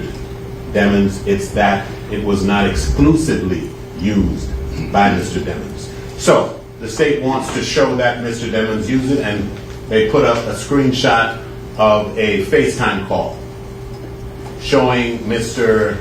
Demons up in the top corner. That particular call, the state, by that photo, has established the foundation for that photo. The state then makes mention of Jamie King and saying that the phone number that is being communicated with in a certain message is the other phone number that was on that count. The state conceded before the break that there were several phone numbers on that account. So it's not just one, there were several. However, if for some reason this court were to find some self-authentication by reference to a person as mom, maybe that phone authentication for that particular, and I think actually the state conceded it, not on purpose, but when discussing a message, she said that's proof that that particular message or phone call was between Mr. Demons and his mother. That is how evidence works. Now, because she has proved that there are certain photos, and if the court notes, I mean, I have photos on my phone. Everybody here, I'm sure, has photos on their phone. It's not all of them. And some of the photos that were displayed for the court are clearly not selfies. So somebody else took the picture. Did somebody else take the picture because he was a celebrity? Did somebody else take the picture because he was a friend? Did somebody else take the picture because it was one of the people that he associates with, that he's friends with, that takes a picture of him because they're hanging out? That does not establish that it's his phone. That doesn't even begin to establish. As a matter of fact, it puts the phone in somebody else's hand at the very moment that picture is being taken. So the question becomes, what is admissible?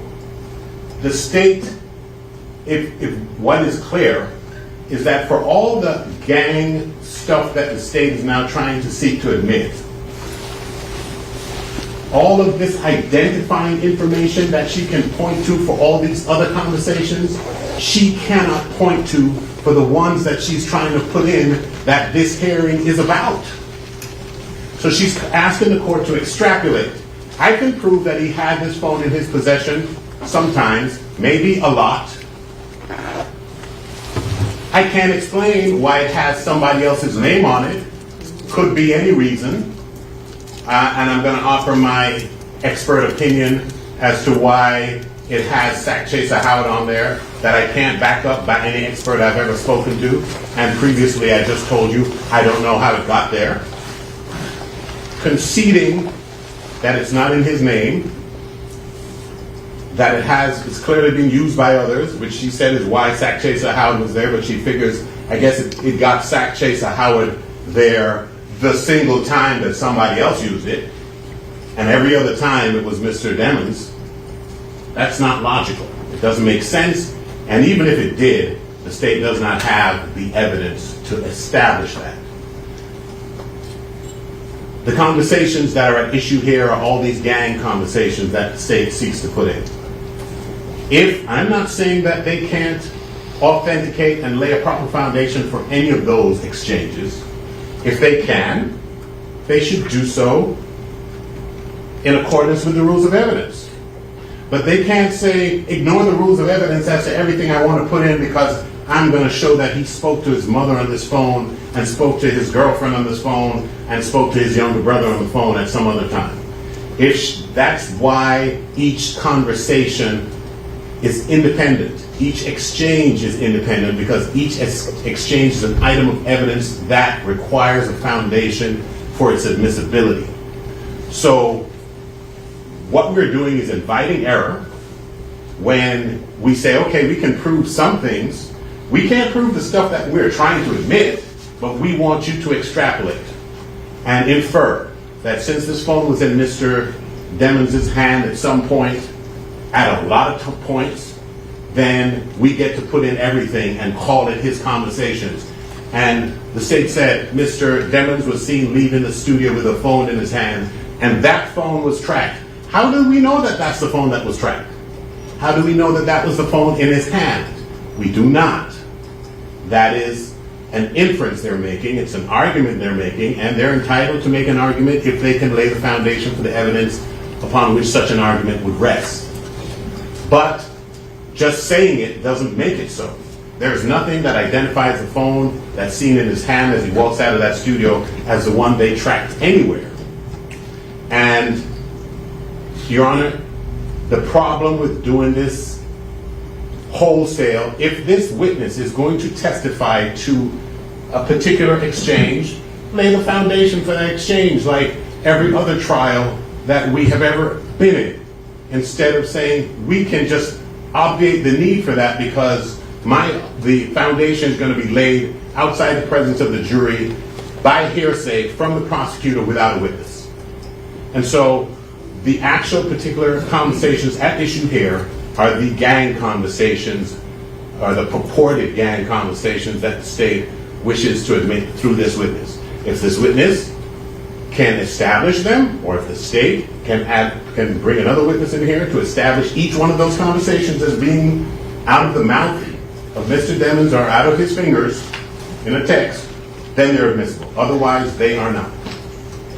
And they're hearsay. So in addition, Your Honor, I'd point out that the cell phone records that have been introduced from T-Mobile include the IMEI phone number and the MSDN, which is the identifying phone number for that phone.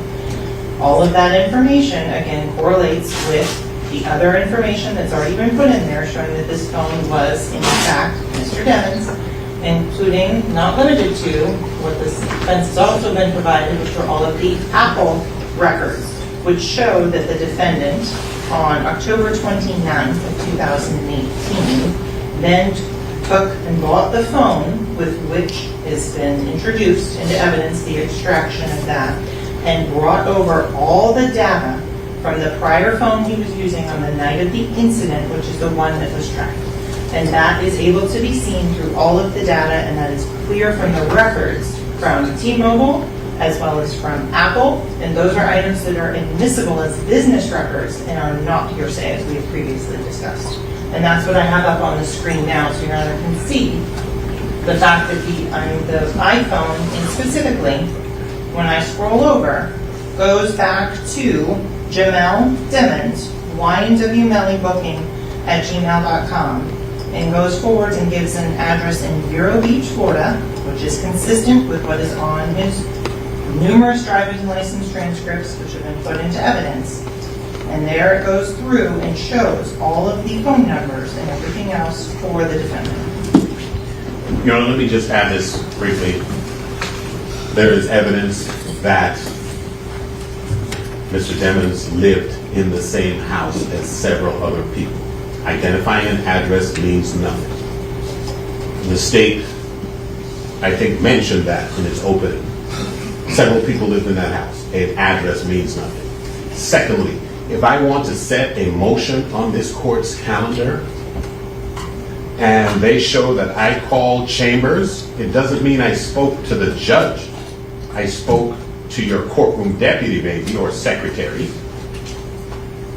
Artists get bookings by their manager, the person from whom this phone was obtained. Saying that it says YNW Melly booking is proof,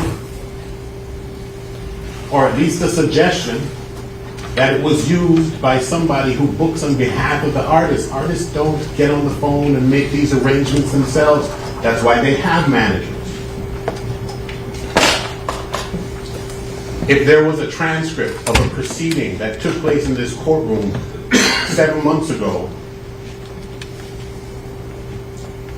and it didn't say who was speaking, coming in here and saying that here's a transcript that shows Mr. Howard was speaking on June the 21st, so therefore he must have been the person speaking several months ago, would be preposterous. This example is tantamount to that. And so the thing is, again, I am not contending that there are no exchanges that can come in. I am saying with the gatekeeping function of this court, it is incumbent upon the court and the state to make sure that the foundation is laid for each exchange that is being adduced. We cannot, none of this, I just mentioned, they have none of the exchanges that they're seeking to put in, they can tie to him. Why don't they start with those? They're telling you about stuff that happened months before, months after, not the ones that they're trying to put in. Those are the ones that need to be authenticated, and each conversation needs authentication because it identifies a speaker. And therefore, when the speaker is the defendant, it circumvents any hearsay objection because it is non-hearsay by definition because it's a statement of the defendant. And also in terms of establishing the foundation so that the jury knows that when you show me this and tell me and get up there in closing and say he said this, we know he said it. And it can't be because we have a FaceTime of him and his little brother months before. Each individual conversation needs to be, a foundation needs to be laid for each individual conversation. It cannot be dumped in wholesale. And if they can establish the foundation, it comes in. If they can't, it stays out. But if we just sidestep the whole procedure by saying we're going to let it in because we're saying this is his phone when we have several indications that the phone was being used by others before, after, and during the entire period at issue in this case.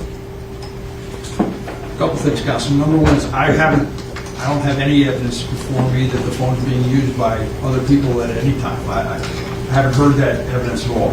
What I do know is that, and what the state's indicating to me and what she just proffered are pictures on the cell phone which appear to be the defendant, as well as conversations which appear to be between the defendant and his mother, which is extrinsic evidence of circumstances surrounding the use of the phone and the pictures on it.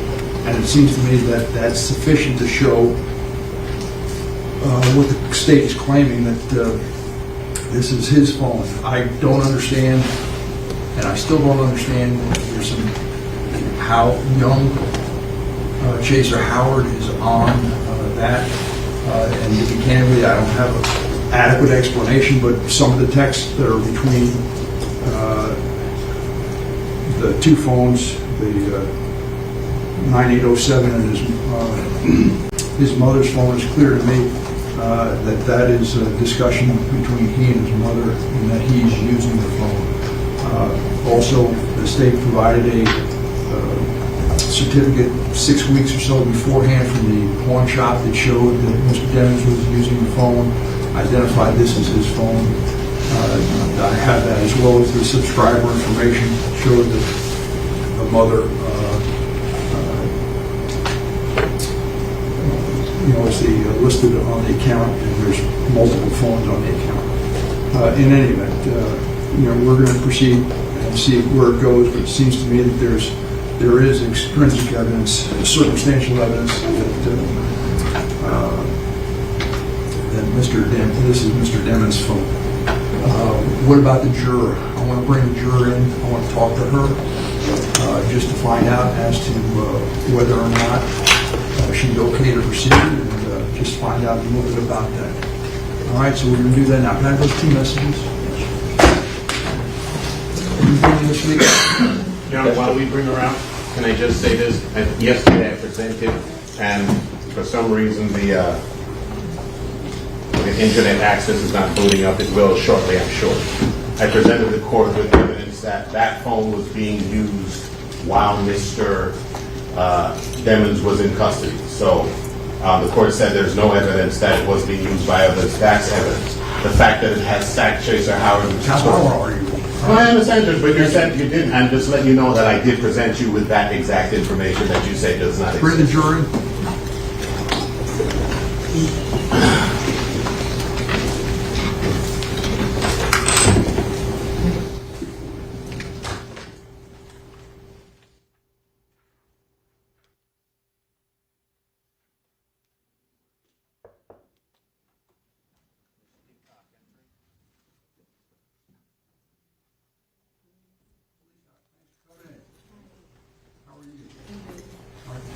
fact, the reason I brought you in is I had two messages during the last witness's testimony. And the first one said, I don't feel comfortable. Why does he get to see us, but we can't see him? That's your message to me? Yes. And the second was, I need a moment. I can't listen properly. When I was a child, I seen someone get robbed and am having an anxiety attack. Yes. And I guess my concern is, are you able to sit as a juror, or you think this is too much for you?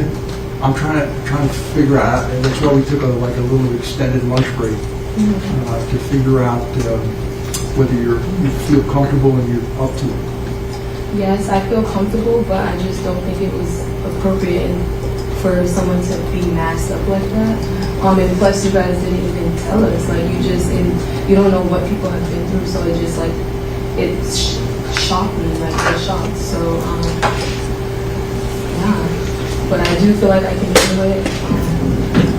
But that just wasn't appropriate. I'm sorry? I said I don't believe that was appropriate.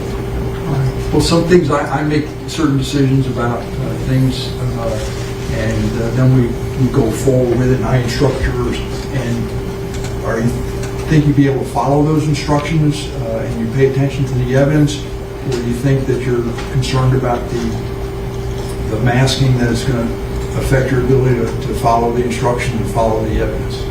Yes, I can listen and follow the evidence now that I know he's going to have on a mask. I can listen. And the anxiety issue, we're past that, you're okay? Yeah, I took my medication. Thank you.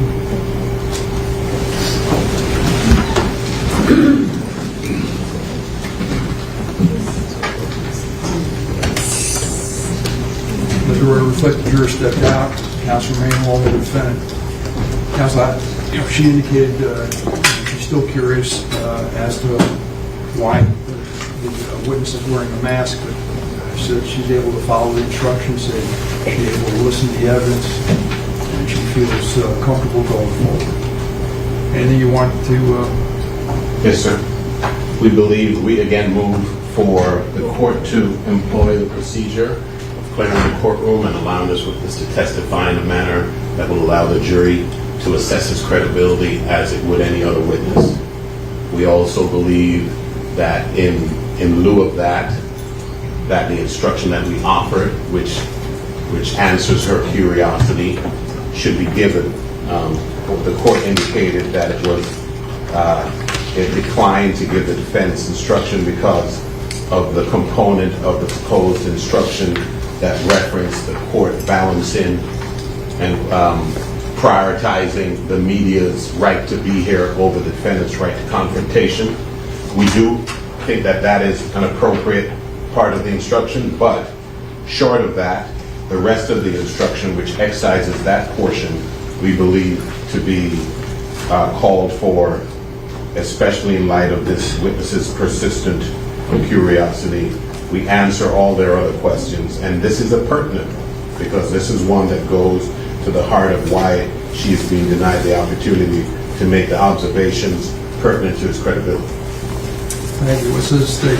Judge, I think we can come up to an agreement. I think we just need to more closely track the instruction. And going off memory that it's 3.9, so I'm pulling that up now as to exactly what witnesses are supposed to be judged on.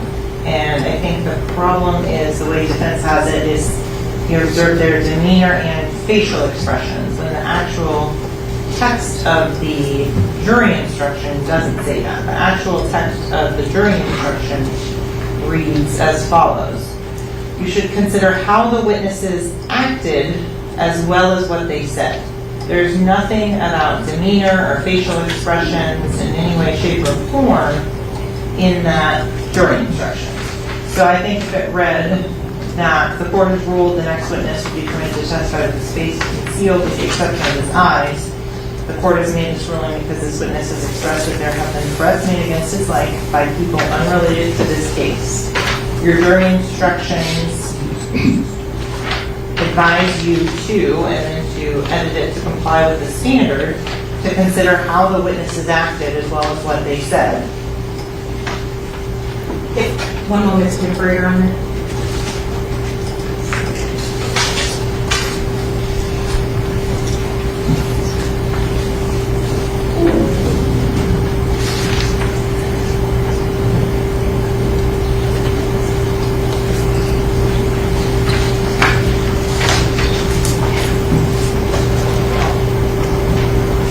So Ms. Smith had a good point that it would not be appropriate for Your Honor to explain the logic behind your ruling or to say that it's because of this, but if you wanted to instruct them that the witness has said that there have been threats made against his life by people unrelated to this case, that would be fine. Thank you. So my thought is, as far as the instruction that was prepared by defense counsel, the first page reads, the court has ruled that the next witness, I'm just going to say Mr. Detective Polo, Danny Polo, will be permitted to testify with his face concealed with the exception of his eyes. The court has made this ruling because this witness has expressed that there have been threats made against his life by people unrelated to this case. We're going to leave it there, and I'll tell them that further instruction on how you judge credibility of witnesses will be given at a later time. All right? So let's bring the jury in. Let's get the witness back up. The witness is in the BSO office down the hall, so I'm going to go to grab him so they aren't anywhere.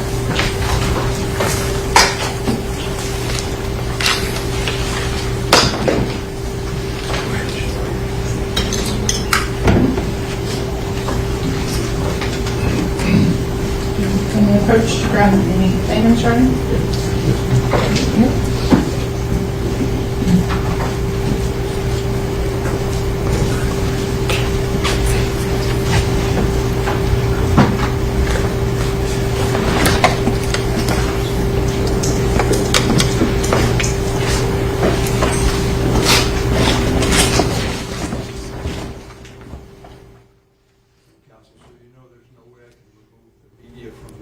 Without having a hearing, having them come bring their lawyers down here and everything else. It's a whole, it's a major move.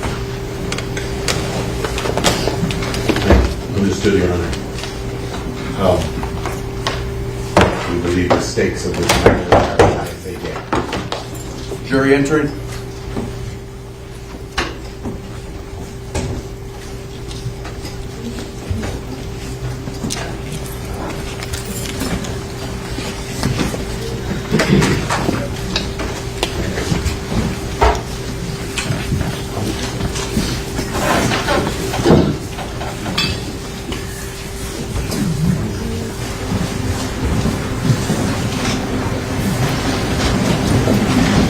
Thank you. Please be seated. Let the record reflect the presence of the defendant, his counsel, the assistant state attorneys, and one of our jurors,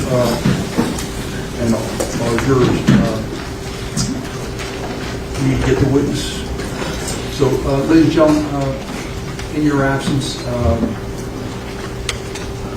I was asked again to instruct you regarding the witness Danny Polo and the fact that he is wearing a mask.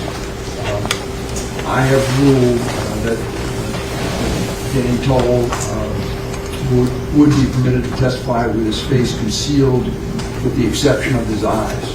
The court has made this ruling and this decision because the witness has expressed that there have been threats made against his life by people unrelated to this case. The court's going to instruct you at a later time as to how you judge credibility of witnesses, but that is why he was permitted to conceal his face except for his eyes. All right, can we get back to Mr. Tullo, please?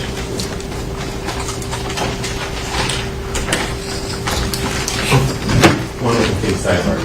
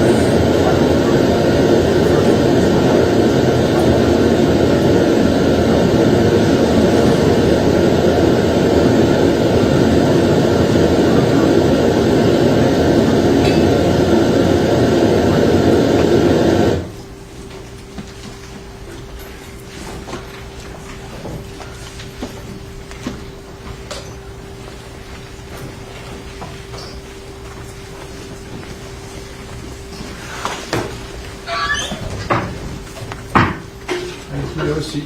Please have a seat. Thanks, sir. You are Detective Polo, correct? Yes, sir. Detective, you were previously placed under oath to remain under oath. Detective Polo, you understand? Yes. Thank you. Counsel, you may proceed. Yes, Your Honor. This is ended. I was offering if they want to board order the witness on any area of his expertise. Yes, sir. Go ahead. Thank you.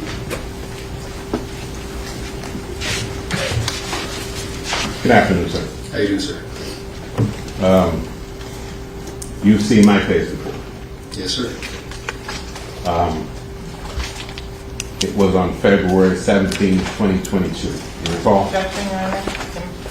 6 point non-responsive. Sustained. What was the objection? I sustain the objection. Ask your next question. Did I take your depo? Yes, sir. What date did I take your depo? I don't remember the exact date, sir. Year. If I show you a copy of the transcript, would it refresh your recollection? Yes, sir. Thank you. Do you have all 4? Mr. Howard? I'm referring to this one. Okay, which one is that? So I should remember. If counsel would be so kind as to show me. The date I mentioned, February 17, 2022. I don't have a copy of that.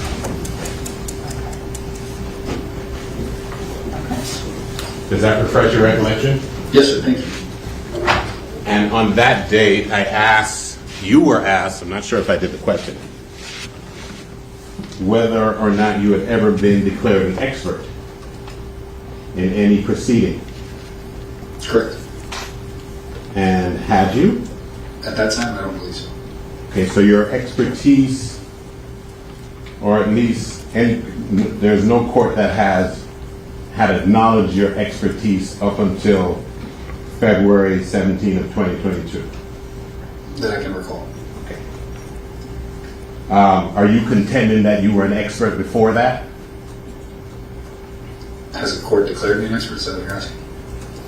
Well, we know you didn't. You said no. All right. Okay. Can you clarify the question? Okay, let's strike that. I think we can. You were asked about your training and education just now by Ms. Bradley. Yes, sir. And you said 500 hours of specialized training. Yes. In the area of gangs, organized crime, and money laundering. It's Yes, all sir. the same. It interconnects when you're working a gang case. Okay. Of that 500 hours, how much was money laundering? I'd have to go through all my certificates and subtract a couple hours here and there. The bulk of it is gang investigations and organized crime investigations, which are one and the same, basically. Okay. So you're not saying that money laundering is one and the same as gang training? You're No, saying sir. It's not? I'm not saying that, sir. Okay, but that's included in your 500 hours, right? Yeah, a couple hours out of that are money laundering, specifics money laundering. Maybe if you want me to take a guess. I don't want you to guess anything. Okay. Okay. Yeah. But you can't tell us, as you said. I can give you an estimate.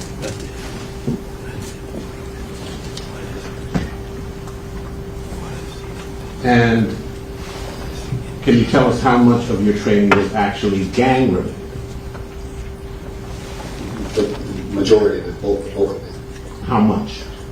Time-wise? Do you Exact know? hours? Over 400 hours. Over 400? Yes, sir. Okay. So 400 was gang. And you have certifications that indicate that? Yes, sir. Did you bring them with you? No, sir.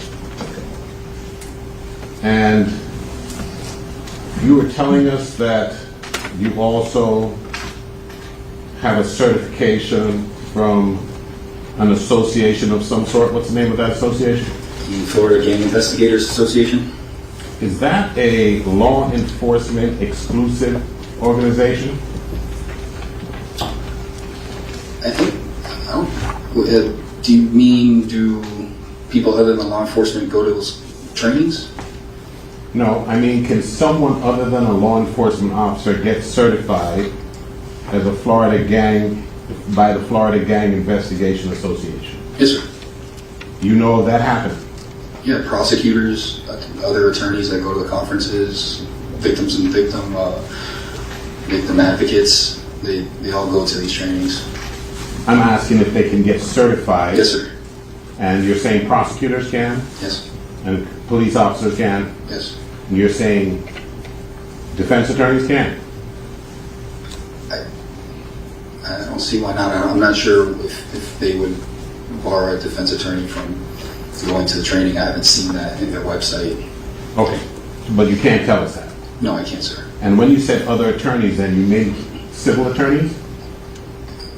Yeah, attorneys like the attorneys that represent victims in certain crimes. I'm not sure what they fall under. Okay, and you're representing that civil attorneys that represent victims in crimes can get certified by the Florida Gang Investigation Association? They can take the trainings, yes, sir. And then the trainings result in getting your certificates. Okay. And how many hours do you need of training to get certified by the Florida Gang Investigation Association? The exact hours I'm not sure of, sir. They put on basic courses and they put on intermediate courses, they put on advanced courses. You take them, you get certificates for those, and then they put specialized courses on specific gangs. You do all those as well. So exactly the amount of hours I don't know exactly the amount of hours, sir. How many hours did you go train or get instructed with the Florida Gang Investigation Association before you got certified?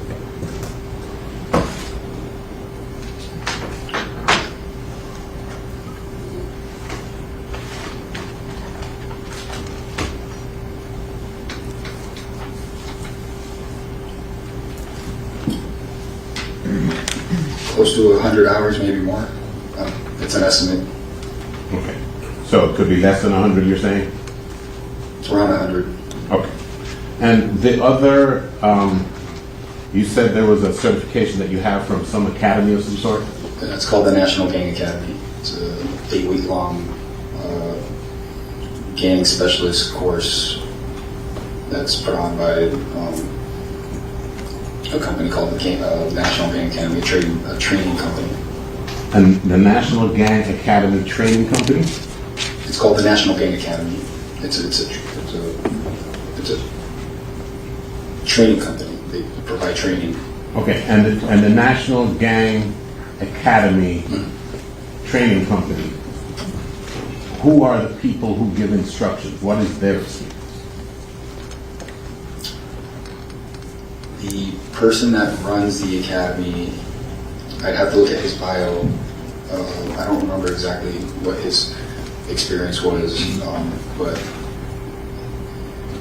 usually the people that run these organizations have 20, 30 plus years teaching in gangs. Like I know the Florida Gang Investigators Association, their president is one of the lead gang detectives in the state of Florida. Okay, but I was asking about the academy. You don't know the credentials of the people who give instructions and credential you? I don't recall, sir. I don't recall the exact credentials of this person. Okay. And were they gang members? No. Okay. So it was some other people who professed to have expertise then conferring certification upon you? They're putting you through a course. You have to pass tests. You have to, it's not just multiple choice tests. There's written exams. There's videos. There's interactive portions of the class where you have to call the instructor and discuss what you've been doing in your game training. So it's an 8-week interactive course. Okay, 8 weeks you said? 8 weeks, sir. Okay. And you said that some of the knowledge that you gleaned in order to deem yourself an expert is from gang members that were in custody trying to work off their time? Some of the interviews are gang members in custody. Some are gang members not in custody. Okay. Let's start with the gang members that are in custody trying to work off their time. Not all of them are trying to work off their time. Okay. Well, the gang members that are in custody. Yes, sir. Okay. Some of them are trying to work off their time? Some. Okay, let's start with that. Have you ever experienced a situation where you're talking with a gang member or any defendant that's trying to work off his or her time and they're being deceptive with you in order to achieve some ulterior motive, like taking off their time? If they're being deceptive, I don't want to talk to them. Well, I know you don't want to, but you judge whether they're being deceptive or not based upon stuff like their facial expressions. Overall, who's board when I interview people, I will give them baseline questions that I already have the answers to, things that I might already know about them, intimate details about their lives or people they associate with, other gang members, things about their specific gang. And if they're being deceptive in those questions that I already have the answers to, then my interview is basically over. Or I call them out on the fact that they're lying to me and then see if they want to change to being honest. And then at that point, maybe we can reestablish a connection. But if they're lying right from the get-go, if I ask them a question about their affiliation or about someone they associate with who's a gang member and they're lying, I usually don't want to keep talking to them because it doesn't benefit me to be working with someone that's going to lie to me. I understood. But essentially what you're saying is your assessment of their credibility governs whether or not you pursue the interview, right? Yeah, if I find that they are not lying to me, then I continue my interview, and then I continue to assess whether they're lying or not.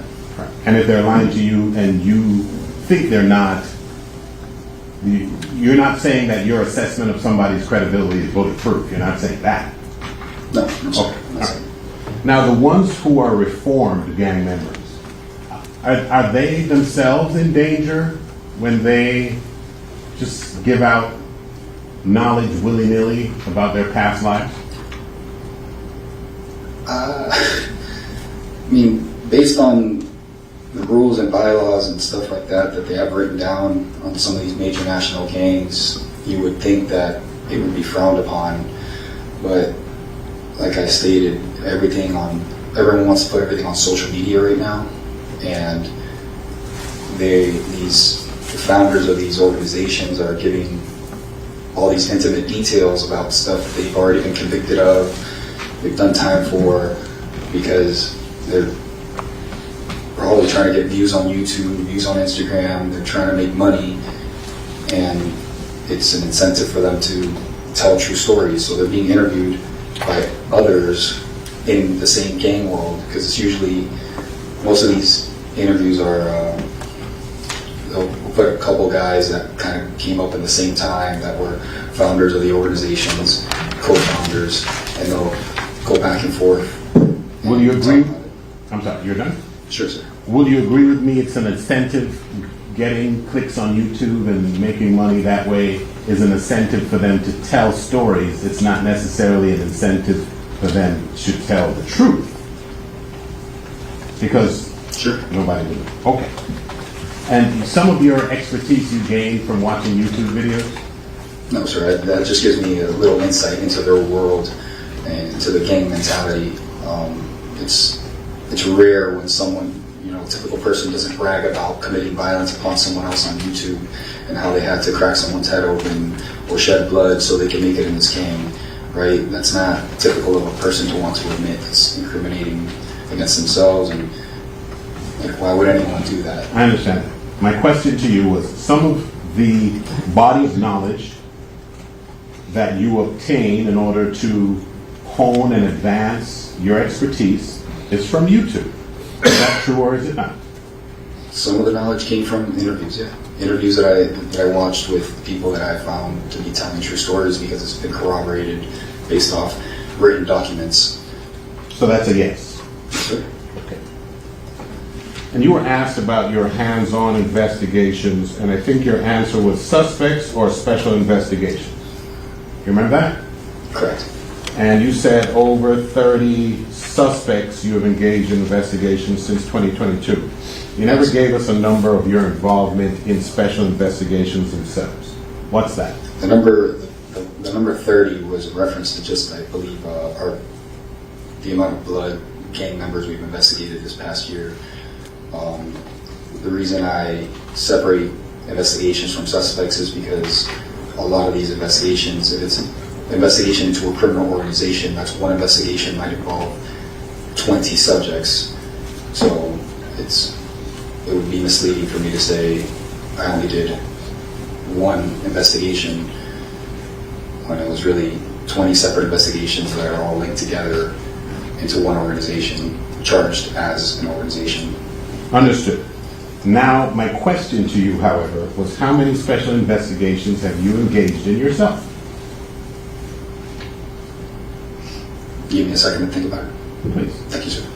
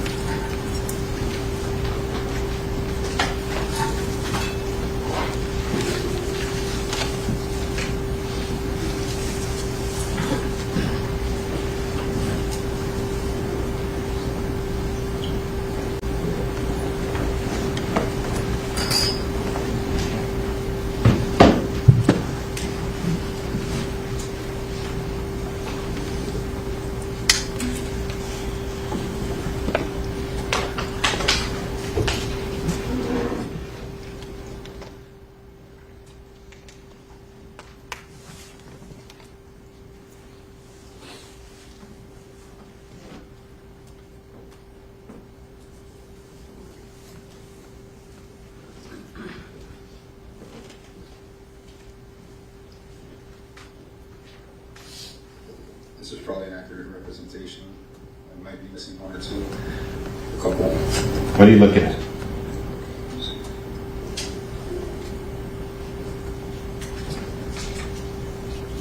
About 18 gangs and about 30 different investigations. So there, you 13 or 30? 30. 30. Yes, sir. So when you gave us the number of 30 suspects, that was blood investigations. Okay, that was blood only. Yes, sir. Okay. All right. In the last year. So this Florida Gang Investigation Association, can anybody get certification if they don't attend the criminal justice only part of the training? I don't work for FGIA, sir, so I don't know what their rules are for that. I know I'm allowed to take the classes. I know I've seen prosecutors send those classes with me because I've had prosecutors come to the trainings with me. So I can't answer on behalf of FGIA. Okay. I apologize. Okay. So you were thinking that non-law enforcement can get certified, but the only people that you've seen in there with you are prosecutors and other law enforcement. Yeah, they're not law enforcement. Like, you mean cops or just people involved in the legal system? People involved on your side of the legal system. Okay, that's overruled. Yeah, that's different than law enforcement. Okay. So when you're saying it wasn't only law enforcement, and you're talking about attorneys who represent people, victims of crimes. No, we've had victim advocates at the trainings before. Or at the trainings giving instruction? No, taking courses. Okay. So it's not limited to certified law enforcement or retired law enforcement or probation, parole, corrections, juvenile justice, intelligence personnel, prosecuting attorneys, judges, and crime analysts, and intelligence analysts, evidence technicians for a law enforcement agency, or any other person deemed appropriate for membership. Look, you're reading that from their website. That's perfect. I mean, like I said, I don't work for FGIA, so I don't know where their cutoff is. Okay. And I don't have access to their website at the moment. So in fact, it may be just a law enforcement only organization for certification purposes. I can't answer that question. I don't know. Okay. I believe I've met people there taking courses that are not law enforcement. So I'm speaking from personal experience. I'm not saying whether they're allowed to or not. I just know they've been there. Okay. And you were saying some of the, do you work undercover? Yes, sir. Okay, you were saying some of the undercover members, you know, of undercover law enforcement officers who are members of gangs? In an undercover capacity. Yeah. In an undercover. Are you? I'm not, sir. You did. So you would agree that those undercover officers who went that step would probably know more about the intimacies than you would? I was the case agent on that. Okay.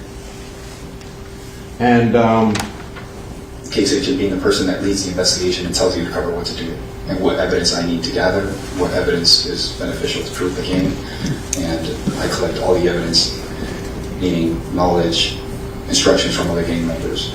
So I direct the investigation, they're the undercovers. Okay. So when I'm the undercover, someone tells me what to do because it's their investigation.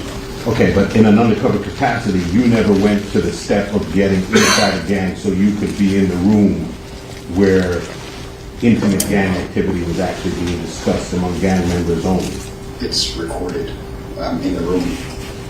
Okay, so you're just in the room with them, but you are not a gang member, so they wouldn't be discussing stuff that only gang members discuss if you're not one. So what I'm trying to explain is that undercover operations are recorded audio video. So the fact that I wasn't present doesn't mean I didn't see it. Okay. So the gang Bibles that you spoke of, are those the same gang Bibles that you can download on the internet? There's some incomplete ones on the internet. I haven't really found any great ones on the internet. But there are some that have been leaked. Some of the information is pretty accurate. Some of them are outdated. It's not the most recent ones. Like in this case, we found an updated one that was revamped in 2016 from the original 1996 version. And you were saying to us, I think, that the rules of a gang in one location or locality don't necessarily translate into being the rules of a gang in another part of the country or part of the state, right? Yeah, so basically, like any organization, the farther you get down in the structure of that organization, things are lost in translation. So the head of the snake can only control the tail so much. So you're saying that the only reason that there are different rules in different parts of the country of a gang is because they're lost in communication, or do different localities have different rules? Both. Okay, both. And you're saying that part of the information that you gather is by just walking up to somebody that you see and see if they'll talk to you and tell you all their intimate gang stuff? I've done that before, yes. And even when they don't speak to you, you said you look at the way they dress and the way they stand? Sometimes. What about the way they stand? So specific to, let's say, the Bloods, they align, some of their symbology is specific to the right side. So they might stand and cross their arms a certain way, put the right arm over the left arm, or they might wear their hat to the right. They might put a bandana on their right, or put a different colored bandana on the left to show disrespect. So those are little nuances that if you know you're talking to someone who is a member of that gang, it could mean something. Okay. If I just meet you and you happen to be wearing a red bandana in your right pocket, I know you're not a member of the Blood, sir. So I would not think this guy's a Blood. I understand that. You get what I'm saying? But what I'm saying is, how are you learning? You might be learning whether the person you're speaking to fits the criteria of the gangs that you already have formed. You're not advancing your knowledge about gangs by looking at them and saying and identifying things that you already think apply, right? You understand the distinction I'm making? No, please rephrase that. Okay. Interesting question. And by the way, before I get to that question, you're saying that for example, Bloods are favor their right, so they might cross their arm right over left, right? Yes. When you say might, are you saying that sometimes they cross it left over right? Yeah. Okay. I'm just saying. So that's not really a rule then, right? Nothing's written in stone, sir. Okay. So that means Bloods typically wear red, right? It's one of their primary colors. They also wear green, which is on the East Coast a blood color. And new recruits within the Bloods are told to wear brown or tan with a white T-shirt. So there's different things. You can't just stick to one aspect and be like, oh man, that guy didn't cross out that B that one time, because you're supposed to cross out your B's. I understand. Or your C's, sorry. So just because you didn't do it one time doesn't eliminate what you are. I understand. I'm just trying to get your testimony straight. Sure. You were saying sometimes they might wear their hat to the right. Correct. Meaning sometimes they might wear it to the left, and sometimes they might wear it straight, and sometimes they might wear it in the back. Right? Yes. So that's another rule, that sometimes they do that. These aren't rules. These are a rule is something that has to be followed. These are just things that they're known to do. Okay. Like wearing the color red. They don't always wear the color red. If they did, it'd be very easy to just find all your Bloods, or at least start looking for them. And all of the 6 times that you testified as an expert were they in 2022 and 2023, or just in 2023? I testified in federal court a couple months ago on the Zone Mafia family case as an expert. I testified last year sometime, I forgot when, on a 9 Trey Gangster Bloods case, attempt homicide case. And I testified in a couple of sentencing hearings between that time and now. Okay. So whatever the case, would it be fair to say your expertise is just kind of in its embryonic stage, since you weren't certified as an expert as of February of last year? You would agree with that? I think my knowledge of the topic has grown over time. Obviously, that's why I do recurring training. But And you said that you've attended every conference since 2016, right? Yes, sir. And your first conference, what conference was that in 2016? The Florida Gang Investigators Association. And how many times? I'm sorry. The conference. Okay. And you said every conference since then? Is it biannual, annual, every month? Annual? Annual, and then they host additional trainings throughout the year. You wouldn't call them conferences. They don't call them conferences. They're just trainings, 2-day trainings, 3-day trainings on specific things, like outlaw motorcycle gangs, I believe was the last one I took. Okay. So I think a 2-day training. And you got your certification in 2016 then? I'd have to look at my certificate. I think it took, might have taken 2 years before I got the advanced certificate. Okay. All right, one last thing. You said that you have taught, like, at I'm not sure I got that right, but was it like at-risk youth kind of seminars to just say no kind of thing? I've spoken to the youth both while I was working on the road before I was in the Strategic Investigations Division, trying to help the youth not join gangs or leave the gangs that they're already in, trying to give them an opportunity. That's something that I do on my off time as well, when not for the sheriff's office. I volunteer, and I've taught at a victim advocacy conference for the Office of the Attorney General. And youth outreach is important to me. Okay, and thank you for that. We need that. My question to you, however, is when you are speaking, and would you actually call it teaching, or is it speaking? It's teaching. They have questions. You're teaching them how to properly document gangs, because if it's done incorrectly, then you're gonna ruin the system. And it happens. We see it where. I thought you were talking to kids. Are you talking to young youth? You're teaching them. I thought you were talking in general when I'm teaching. Okay. I'm sorry, sir. No, kids. Yeah, no.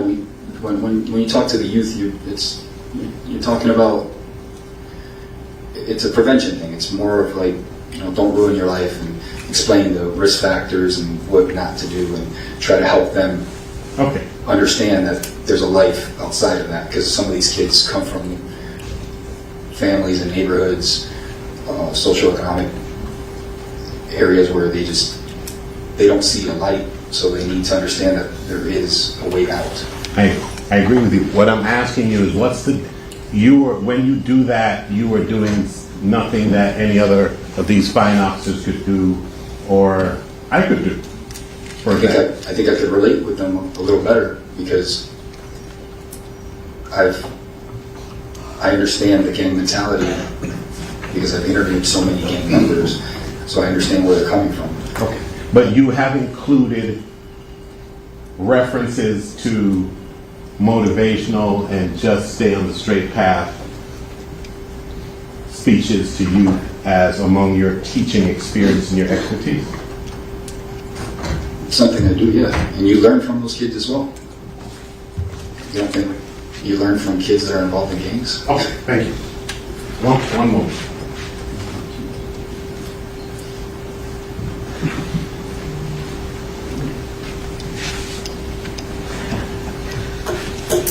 I have nothing further.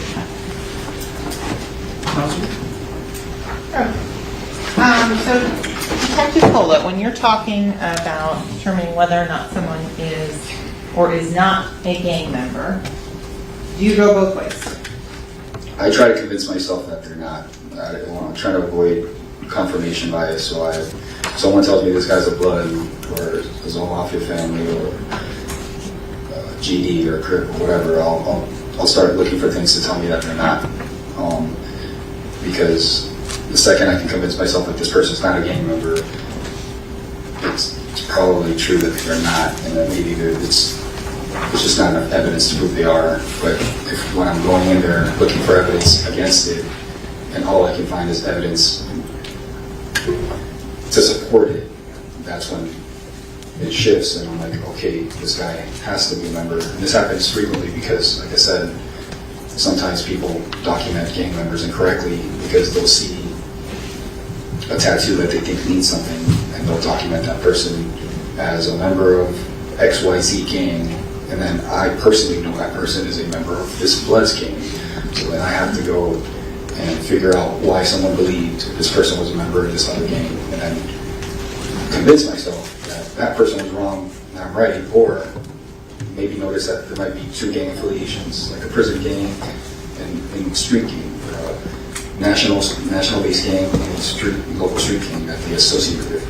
So multiple alliances. Okay, so you mentioned that there can be multiple alliances. Can you give a definition of what it would mean to be behind the wall? Behind the wall means in prison. So are there different gangs that are behind the wall versus outside? Yeah, there's different gangs in prison, and there's some of those gangs exist on the outside as well. So the United Blood Nation was founded as a prison gang to protect Black Americans against Hispanics in New York and Rikers Island. Little by little, that expanded and it spread to the streets, and then these multiple blood sets that were created in Rikers Island were now on the streets spreading their ideology. You used a term that we haven't defined. Can you explain to the ladies and gentlemen of the jury what is a set? A set, like a group, a different branch of an organization. So you mentioned some of the organizational system. Is there a recognized organizational system in place for example, the UBN? Yes. And so can you describe a little bit about how that is organized? So the United Blood Nation was founded by a handful of leaders within Rikers Island. They created the first 3 original sets, Nitrate Gangster Bloods, 183 Gangster Bloods, and G-Shine or Gangster Killer Bloods.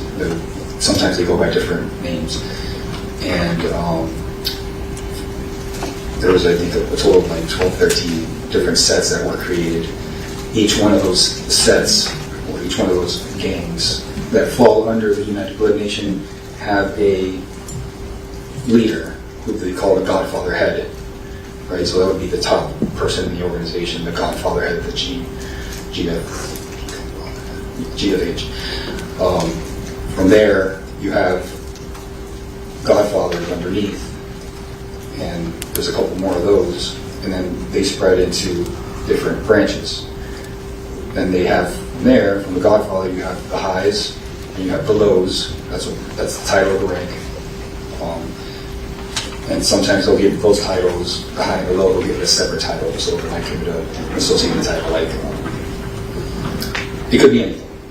Whatever set could call it whatever they want for their group. You have the highs and lows, then you have the 5th floor. The 5th floor is a rank. They call it 5th floor, or 5-star, or you're a 5-star general. Then the 4th floor, 3rd floor, 2nd floor, 1st floor, and you have foot soldiers.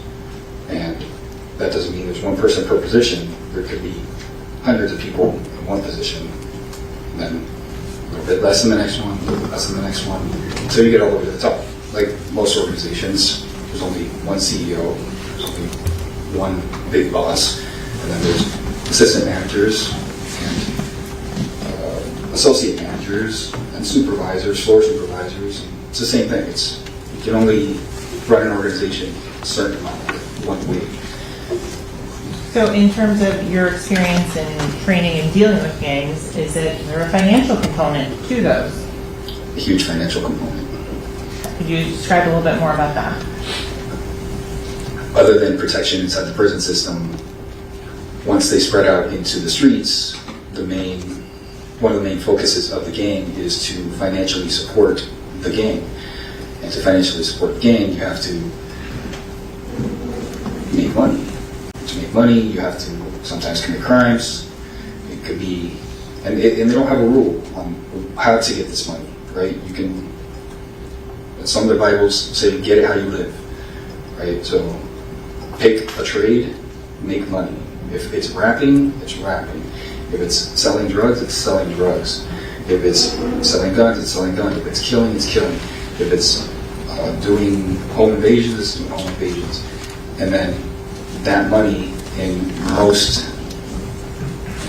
most gangs that report back to a prison system, they pay dues. Not all gangs do it, but a lot of them do. They pay dues. These dues are collected at the very bottom. They're transferred over to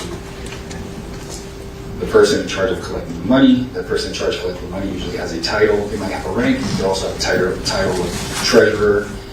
That person is then responsible for holding the money for the gang, so that if someone has legal troubles, they could pay for the attorney fees, or if someone needs, or if the organization inside the wall in prison needs food, commissary, shoes, anything, they can support their brothers behind the wall until they get out. That money is also used to get people back on their feet when they get out of prison. So that's the financial component. That's the money laundering component of the organizations. So you talked a little bit about wiretaps and monitoring of specific phrases, spellings, things like that. How do you learn the phraseology or specific slang used by any individual set or gang? Sometimes it's, like, I'm not gonna lie, sometimes it's difficult. There's certain slang and symbols that we have yet to decipher, right? Because even if you have the dictionary, it might not even make sense, because the slang, the answer or the definition of the slang term or the code word is another code word, and unless you knew what the previous Bible said, you never figure it out. But for the most part, you get this based off of context. Okay. But can you describe, you mentioned something about dropping a C or crossing out all the C's. How does that show up in the messages? It's written in most, if we're speaking about Bloods only, in the Blood Bibles, it'll say you'll cross out all your C's and replace them with X's, B's, K's. Basically just replace all the C's. And the reason that you replace the C's is because historically, when the Bloods were created on the West Coast, California, they were created to defend themselves against the Crips. The Crips were an organized gang at the time, in the early 70s. They were decimating the local neighborhood street gangs, and the local neighborhood street gangs banded together and said, let's unify and become one organization. Malpairu, that was one of the original sets. 5'9" Brim, one of the original sets. And all these neighborhood street gangs, like I stated, there's neighborhood street gangs, eventually sometimes evolve into large national gangs. That's how the Bloods were created. So these neighborhood street gangs banded together, created the Bloods, started calling themselves Bloods, and began to multiply. And their main thing was defending themselves against the Crips. So most of their language is anti-Crip language. That doesn't mean right now there's a war between Crips and Bloods, but they might still disrespect each other. If they get into an argument, they'll use derogatory language that they've created to diss each other, make fun of each other, and to show disrespect, either graffiti or messages on message boards. They'll cross out C's, or Crips will cross out B's. They'll call each other certain words like Crips. Bloods call Crips crabs. That's their derogatory term. Crips call Bloods slobs. That's their derogatory term for Bloods. Well, these are little things that they do, and it's not, like I said before, it doesn't mean every single time they write a message they're going to do it, but it happens pretty frequently. So in terms of the term FYE, fire. Yeah. What would that be translated to? A gun. What about a stick or a pole? A rifle or a shotgun. A long gun. It looks like a stick. What about the term on the plate? On the plate, or being greenlit, that means the gang has sanctioned your murder, basically. If you've been put on the plate, if you've been greenlit, or you've been labeled food, that means it's an on-site attack that needs to be done on you. And if you're a member of this gang and you know that Johnny Smith is on the plate and you run into him and you don't act accordingly, then you might also be put on that plate. You might also be labeled food, and you might be next in line, or you are to be next in line to be killed. You also mentioned a term, false flagging. Could you define that for the jury? It just means claiming something that you're not. So saying you're a Blood when you're not a Blood, and saying you're a Crip when you're not a Crip, or claiming multiple gangs that you're not a part of. So how, on that side note, how do these small neighborhood local sets of young kids, how do they wind up becoming actually real sanctioned sets with the Bloods? To become sanctioned, so there's a lot of neighborhood street gangs that identify as Bloods. They'll call themselves Bloods. They identify as Bloods in terms of they've adopted all the signs, symbols, ideologies, clothing, all these things that the Bloods abide by. And they might have bits and pieces of knowledge that they've gotten from, friends or whoever, or the internet, and they try to follow this stuff. At some point, if you get a big enough neighborhood street gang that's claiming blood, they will probably get approached by a national set. And it could be any one of the national blood sets will approach these neighborhood street gangs and tell them, it's almost like a cease and desist order. You either fold and you come tap in with the Bloods and become official Bloods or sanctioned Bloods, right? Fall under one of the national branches, or your entire gang is going to be put on the plate.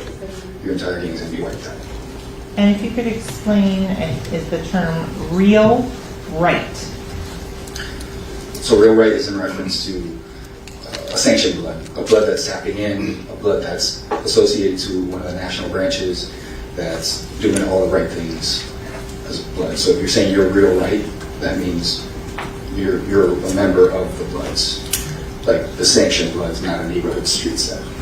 And I think you've already described or defined lineup, but if you could just make sure that's clear, please. Your lineup in a gang is your chain of chain of command. So who's your foot soldiers, then your first floor, second floor, third floor, all the way up to the top. That's your lineup. So if you're a member of say a specific G-Shine Gangster Killer Blood set, and they ask, and you're getting checked by another Blood because they don't believe you're a Blood, and they say, what's your lineup? You're going to tell them who you report to. And you would know, okay, my big homie, the person that brought me in to the gang, is so-and-so. His big homie is so-and-so. And the Godfather is so-and-so. And as long as you have the right answer, if the person quizzing you is a real Blood, he's going to know that you're not lying. And that's how you catch you on a lie. If you're faking it, you're not going to be able to answer those questions correctly. You're not going to know who the big homie is. You're not going to know who the boss is. You're not going to know anything because it's not publicly advertised for the world. And so in terms of if someone asks, who do you walk with, what would be the appropriate answer? With the Bloods? Yes. State your set and who your homies, who your big homies are. Basically, you'd have to identify who you report to.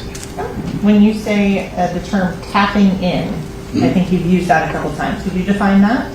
Tapping in is what all of the unsanctioned blood sets are told to do. If you want to become a real Blood, and by real Blood I don't mean unsanctioned sets are not real Bloods. A gang is a gang. It doesn't matter what you call yourselves. Just because you're sanctioned doesn't mean you're not a gang. So if you're claiming to be a Blood and you want to be a sanctioned Blood, the first thing they tell you to do is you need to tap in, which is you need to start reaching out to people that are real right, people that are real Bloods, sanctioned Bloods, and start learning the knowledge, start gaining the knowledge, start getting these documents and learning the way to operate under the national guidelines. You've mentioned knowledge. Is there another term that's used interchangeably with that word? Englewood. Like the city in California? Exactly. Okay. You taught, one of the other things you said, could you define what is set tripping? Set tripping is something that's created by G-Shine. G-Shine and Gangster Killer Bloods. I might go back and forth. I'll probably just keep correcting, or not correcting, but mentioning it. But Gangster Killer Bloods created that term basically, and set tripping refers to a little history. So when the Gangster Killer Bloods were formed, they were formed as almost like an enforcement branch to straighten out all the Bloods that weren't acting accordingly, following the rules. And you have to remember they were in prison. So the rules are a lot more strict in prison because there's nowhere to go. You break the rules here in South Florida, you can move to somewhere else and they might not find you. In prison, there's nowhere to go. You're in a cell block with 50 other Bloods. You start breaking rules, everyone knows. So set tripping is not acting accordingly. So that means if there happens to be a fight on the courtyard where someone needs to get slashed or someone needs to get beat and you didn't do what you were supposed to as a member of this gang, you're set tripping. And then now G-Shine or GKB, Gangster Killer Bloods, they will come and they will enforce upon you the violence that you should have enforced on someone else. So there's a little controversy with G-Shine because a lot of blood sets don't like them because they're enforcers. It's like, you know, like a lot of people don't like the cops because we write people tickets. They're the police of the G-Shine, of the blood world, right? They're enforcing the rules. And so, Detective Fuller, are you saying that they commit violence upon each other? Yeah. And what do you have to support that? There's, as I mentioned earlier, there's plenty of videos online of people that either false repping or not even people false repping. There's just videos of Bloods that make mistakes and claim they are from one part of town when they weren't. And that was enough of a violation for them to get recorded live and live streamed getting beat for what they did. Everything doesn't arise to be put on a plate, everything doesn't arise to be killed, but you might have to take a violation. So with regards to determining whether someone is or is not a gang member under Florida statutes, are there criteria that you have to look for? Yeah, so the Florida statute that governs, or that defines what a gang is and what gang members and gang associates are, is 874.03, and there's different subsections. First subsection defines what a gang is, which is there's a group, whether formal or informal, of 3 or more people who have common identifiers, hand signs, colors, things in common, right? And as part of their primary activities, they commit crime. That's what makes them a gang, not the fact that they wear the same colors. And then after that, there's criteria that defines how you can determine if someone is a member or an associate. And these are, some of the criteria are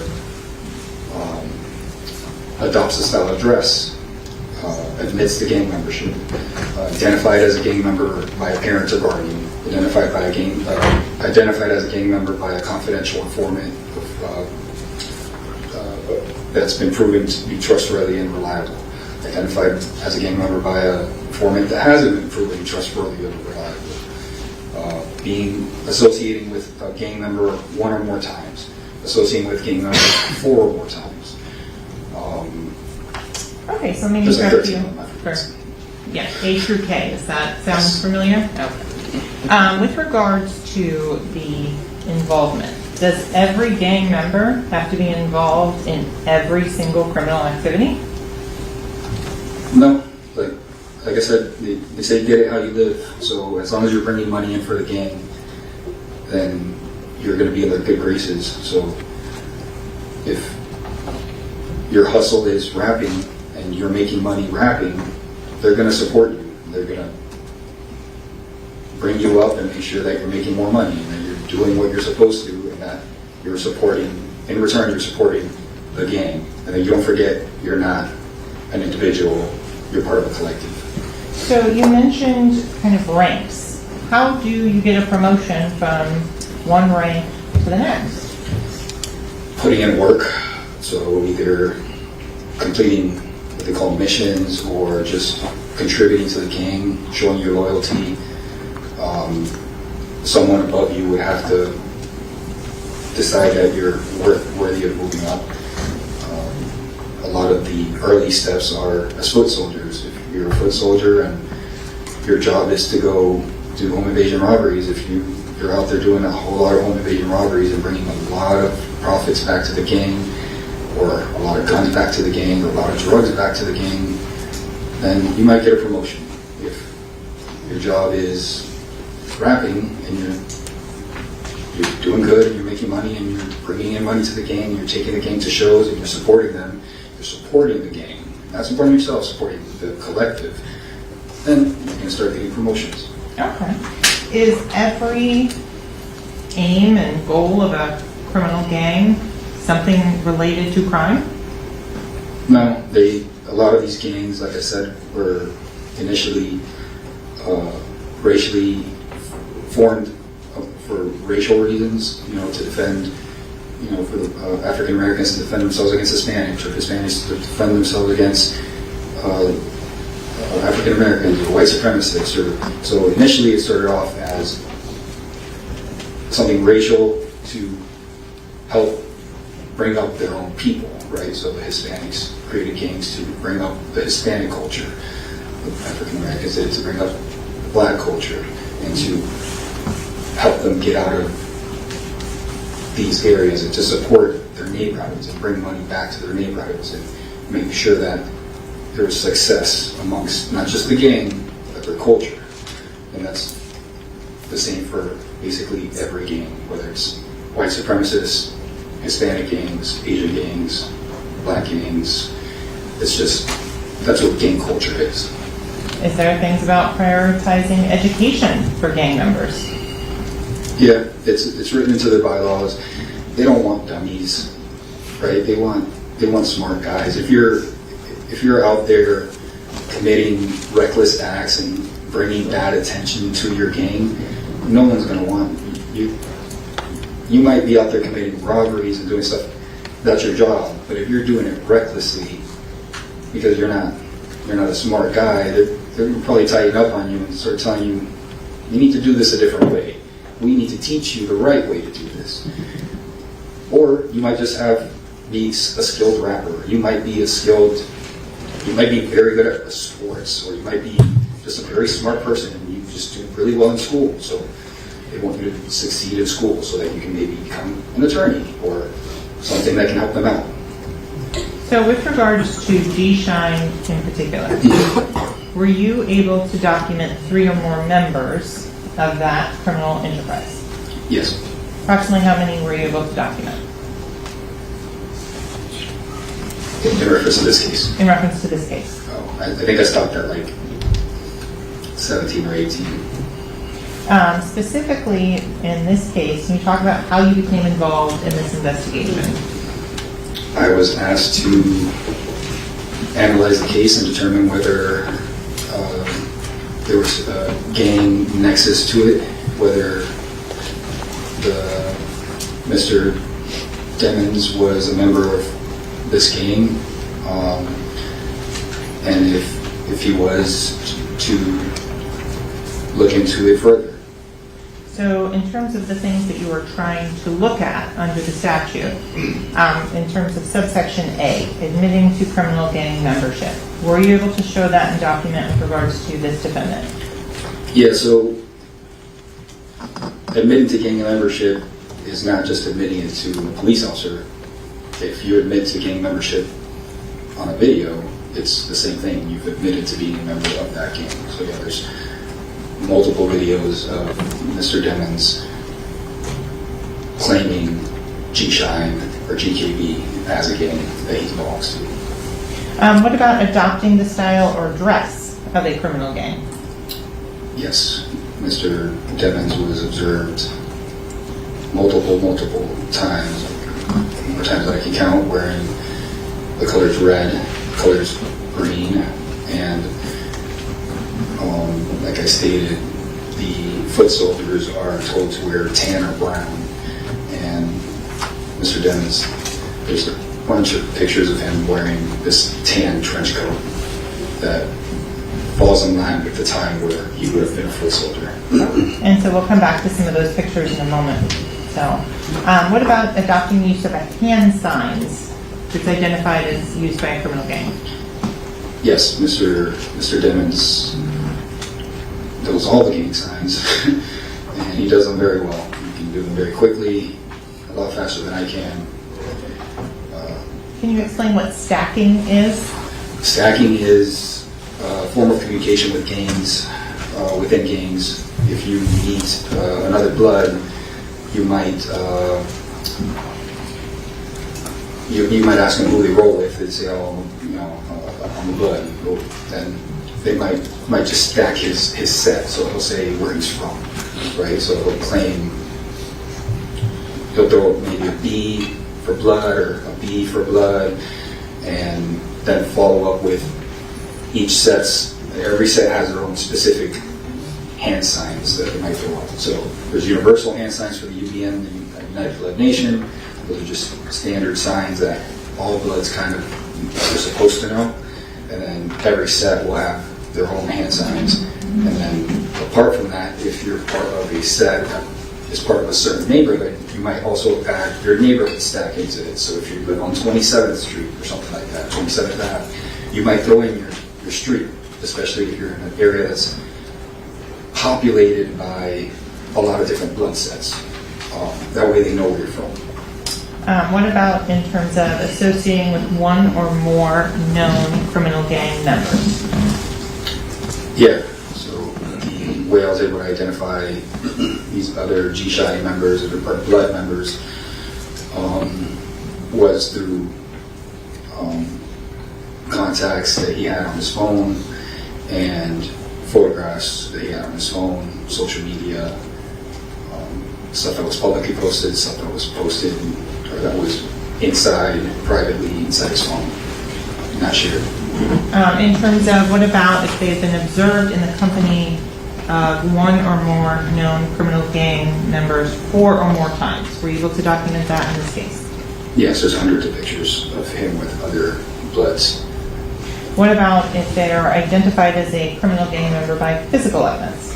The physical evidence would be the videos of Mr. Demons throwing up hand signs, the videos of Mr. Demons saying the G-Shine oath, their motto, all the social media posts, references he makes in songs about being a blood. That's all physical evidence. Okay, so I want to The go. Bible. And so we'll get to that in just a moment. So Detective Polo, are you taking into consideration that this could be a character or an act that's put on for social media? No, I don't believe this is an act or a character. This is, as I stated, G-Shine is one of the more violent blood sets. They're the ones that are enforcing when other people are false repping, and that's what they're known for. So if a famous person were to false rep G-Shine, they would quickly get checked. That happened to those two kids, or I don't know how old they are, those two guys that were claiming sex money murder, the Island Boys, with the fun haircut. Okay. Yeah, they were claiming to be members of Sex Money Murder, which is a set of the Bloods, and they quickly got checked by almost every blood that could find them on social media. They got branded, and they then had to recant and apologize. Did you find any evidence whatsoever of any recanting or apologizing by Mr. Demons in the records that you reviewed? There's no recanting, there's no apologizing, there's no one calling out Mr. Demons for being a fake blood. There's all I could find is support for Mr. Demons for being a blood by other bloods. Okay, in terms of the specific communications that you went through, were those on a cellular phone and email extraction? Or Yes. word form? Yes, it was on both. Okay, I'm going to start. I'm going to make sure defense has a chance to see what's in the state triple U for identification purposes only.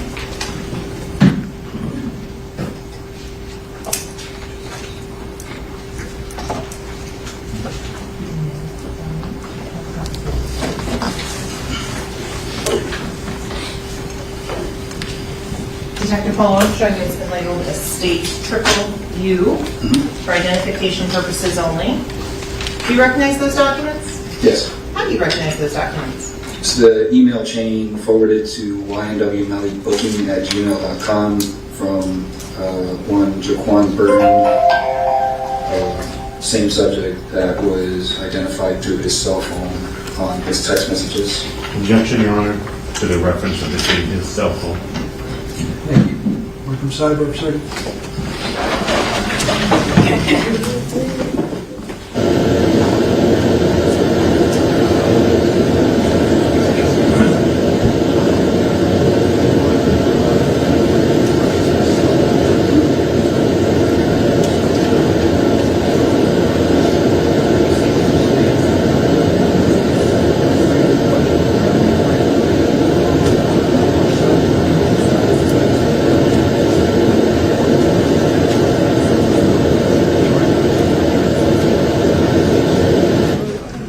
We're going to take a short recess. Do not discuss the case. Don't form any opinion about the case. Don't allow anyone to discuss the case in the presence. Please leave your notes and pads on your chair. Thank you.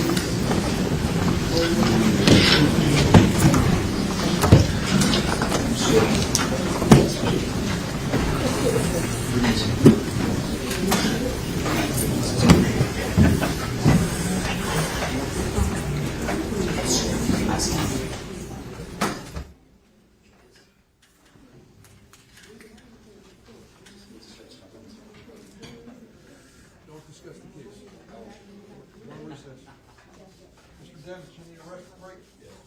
Will you arrange for a restroom break, Mr. Demons? Thank you.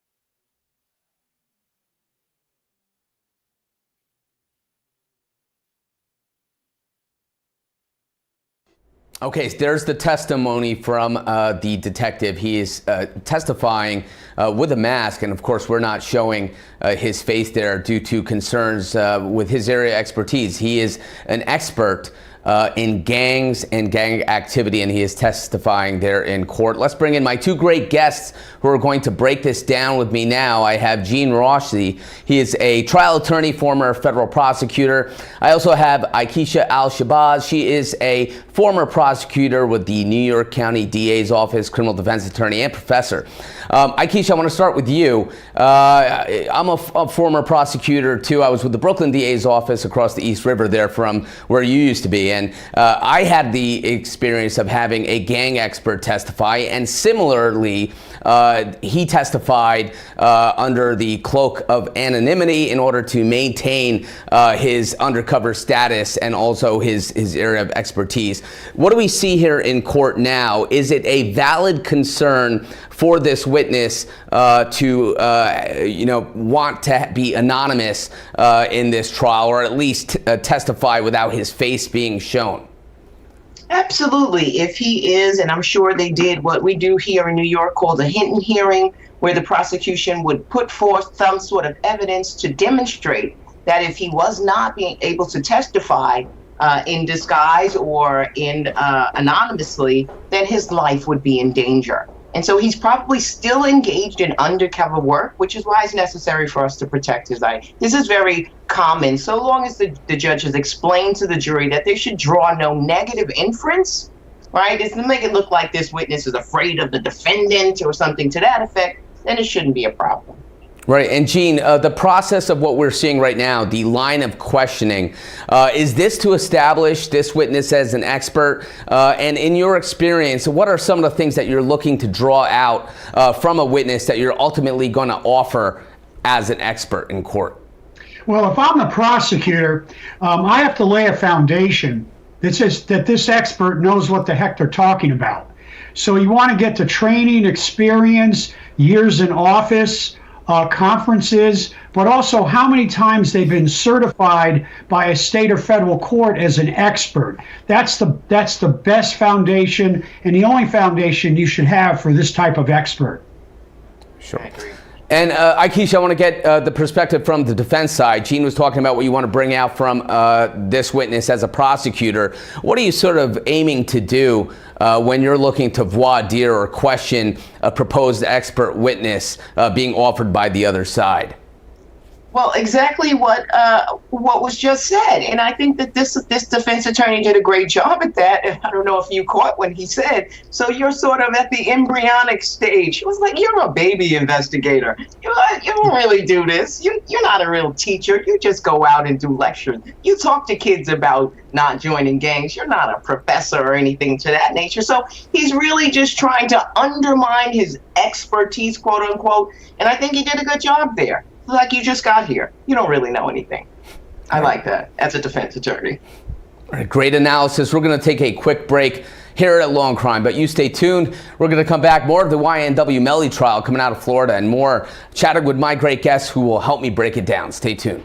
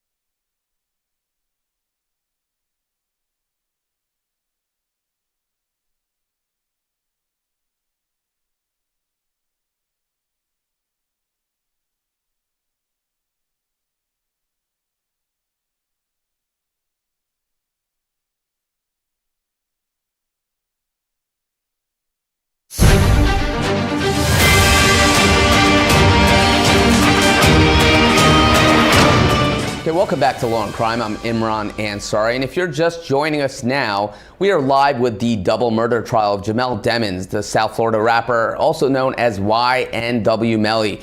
Demons is charged with 2 counts of first-degree murder in the deaths of Anthony Williams, also known as YNW Sakchaser, and Christopher Thomas Jr., also known as YNW Juvy. Together with co-defendant Cortlen Henry, they were known as the YNW Collaborative. Henry is going to be tried separately from Melly. In day 7 of the trial, we are hearing testimony from Detective Danny Polo. We're going to take you live into court in Broward County right now. Stay tuned. A set, like a group, a different branch of an organization. So you mentioned some of the organizational system. Is there a recognized organizational system in place for example, the UBN? Yes. And so can you describe a little bit about how that is organized? So the United Blood Nation was founded by a handful of leaders within Rikers Island. They created the first 3 original sets, Nitrate Gangster Bloods, 183 Gangster Bloods, and G-Shine or Gangster Killer Bloods. Sometimes they go by different names. And there was, I think, a total of like 12, 13 different sets that were created. Each one of those sets, or each one of those gangs that fall under the United Blood Nation have a leader who they call the Godfather Head. Right, so that would be the top person in the organization, the Godfather Head of the GFH.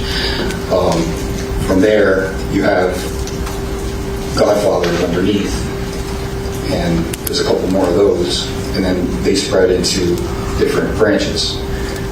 Then they have from there, from the Godfather, you have the highs and you have the lows. That's the title of the rank. And sometimes they'll give those titles, the high and the low, they'll give it a separate title, so they might give it an associated title, like it could be anything. Whatever set could call it whatever they want for their group. You have the highs and lows, then you have the 5th floor. The 5th floor is a rank. They call it 5th floor or 5-star, or you're a 5-star general. Then the 4th floor, 3rd floor, 2nd floor, 1st floor, and you have foot soldiers. And that doesn't mean there's one person per position. There could be hundreds of people in one position, and then a little bit less than the next one, a little bit less than the next one, until you get all the way to the top. Like most organizations, there's only one CEO, there's only one big boss, and then there's assistant managers, and associate managers, and supervisors, floor supervisors. It's the same thing. You can only run an organization a certain amount with one way. So in terms of your experience in training and dealing with gangs, is there a financial component to those? A huge financial component. Could you describe a little bit more about that? Other than protection inside the prison system, once they spread out into the streets, one of the main focuses of the gang is to financially support the gang. And to financially support the gang, you have to make money. To make money, you have to sometimes commit crimes. It could be, and they don't have a rule on how to get this money, right? You can, some of the Bibles say, get it how you live, right? So pick a trade, make money. If it's rapping, it's rapping. If it's selling drugs, it's selling drugs. If it's selling guns, it's selling guns. If it's killing, it's killing. If it's doing home invasions, it's doing home invasions. And then that money in most gangs that report back to a prison system, they pay dues. Not all gangs do it, but Of the defendant. Just call it the 9807 number. Yeah. Or suspect? What did you say? Purported to be the defendant? Yes. We object to that. Okay. 9807 phone. Just the phone number. Sure. Okay, can I just call the phone? Yes. Please. All right, we're all set? Yes, Your Honor? Let's bring the jury in. You still have to state triple U? Sorry. Okay.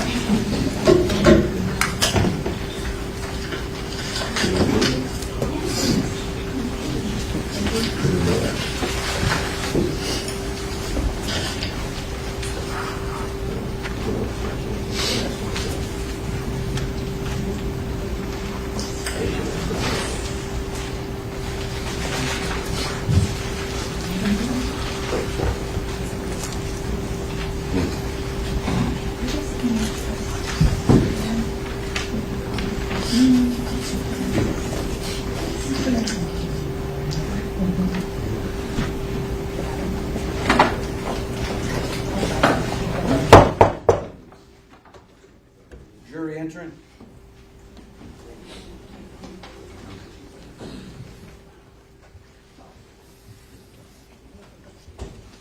Thank you.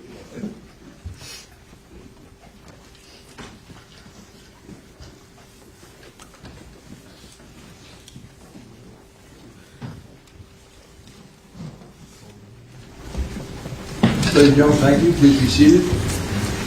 Let the record once again reflect the presence of the defendant, Mr. Demons, his counsel, the assistant state attorneys, and ladies and gentlemen, the jury, our witnesses remain on the stand. Councilwoman Grote, we're still on your direct examination. Proceed. I sustain the last objection. Repeat your question, please. Yes, Your Honor. So Detective Polo, the item that has been presented to you is straight states triple U. You recognize it? Yes, ma'am. How do you recognize it? It is the email chain addressed to YNW Melly booking at gmail.com.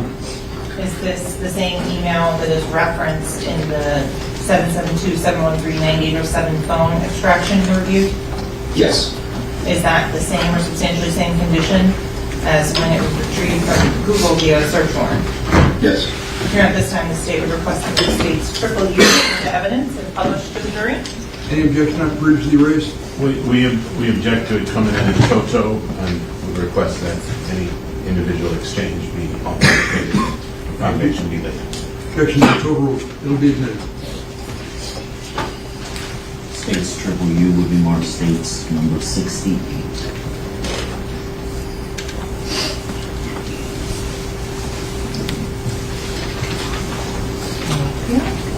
So Detective Fuller, I want to go through this email and the attachments that are on it, one by one.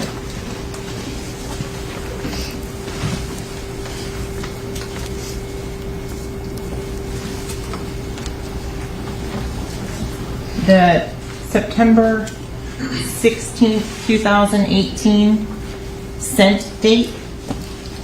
Do you see that on there? Yes. Okay. Can you please say and read for the ladies and gentlemen of the jury what is the... Counsel, one second, please. Thank you. Sorry to disturb. No. Grab a chair. Trying to make it as big as possible as well. So the individual that is from on that, you could read that aloud for the jury. My computer just Jaquan Burton at burtonjaquan@gmail.com. And who is it addressed to? YNW Melly booking at gmail.com. And before we get into all of the attachments, in terms of how many times this email was forwarded, is that also reflected on this page? Yes.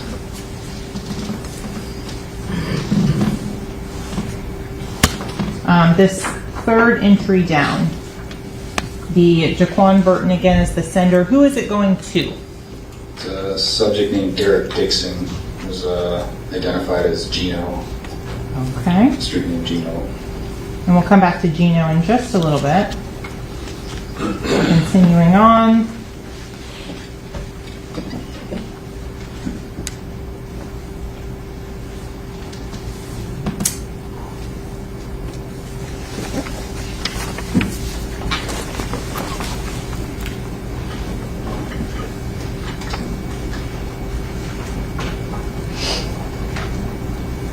Were you able to identify all of the individual email addresses and associate them with a known person? So we went through some of them and were able to identify. Earlier on, there was a Jamon Mitchell. He's in a photograph with Mr. Demons. That was on the first page. Okay.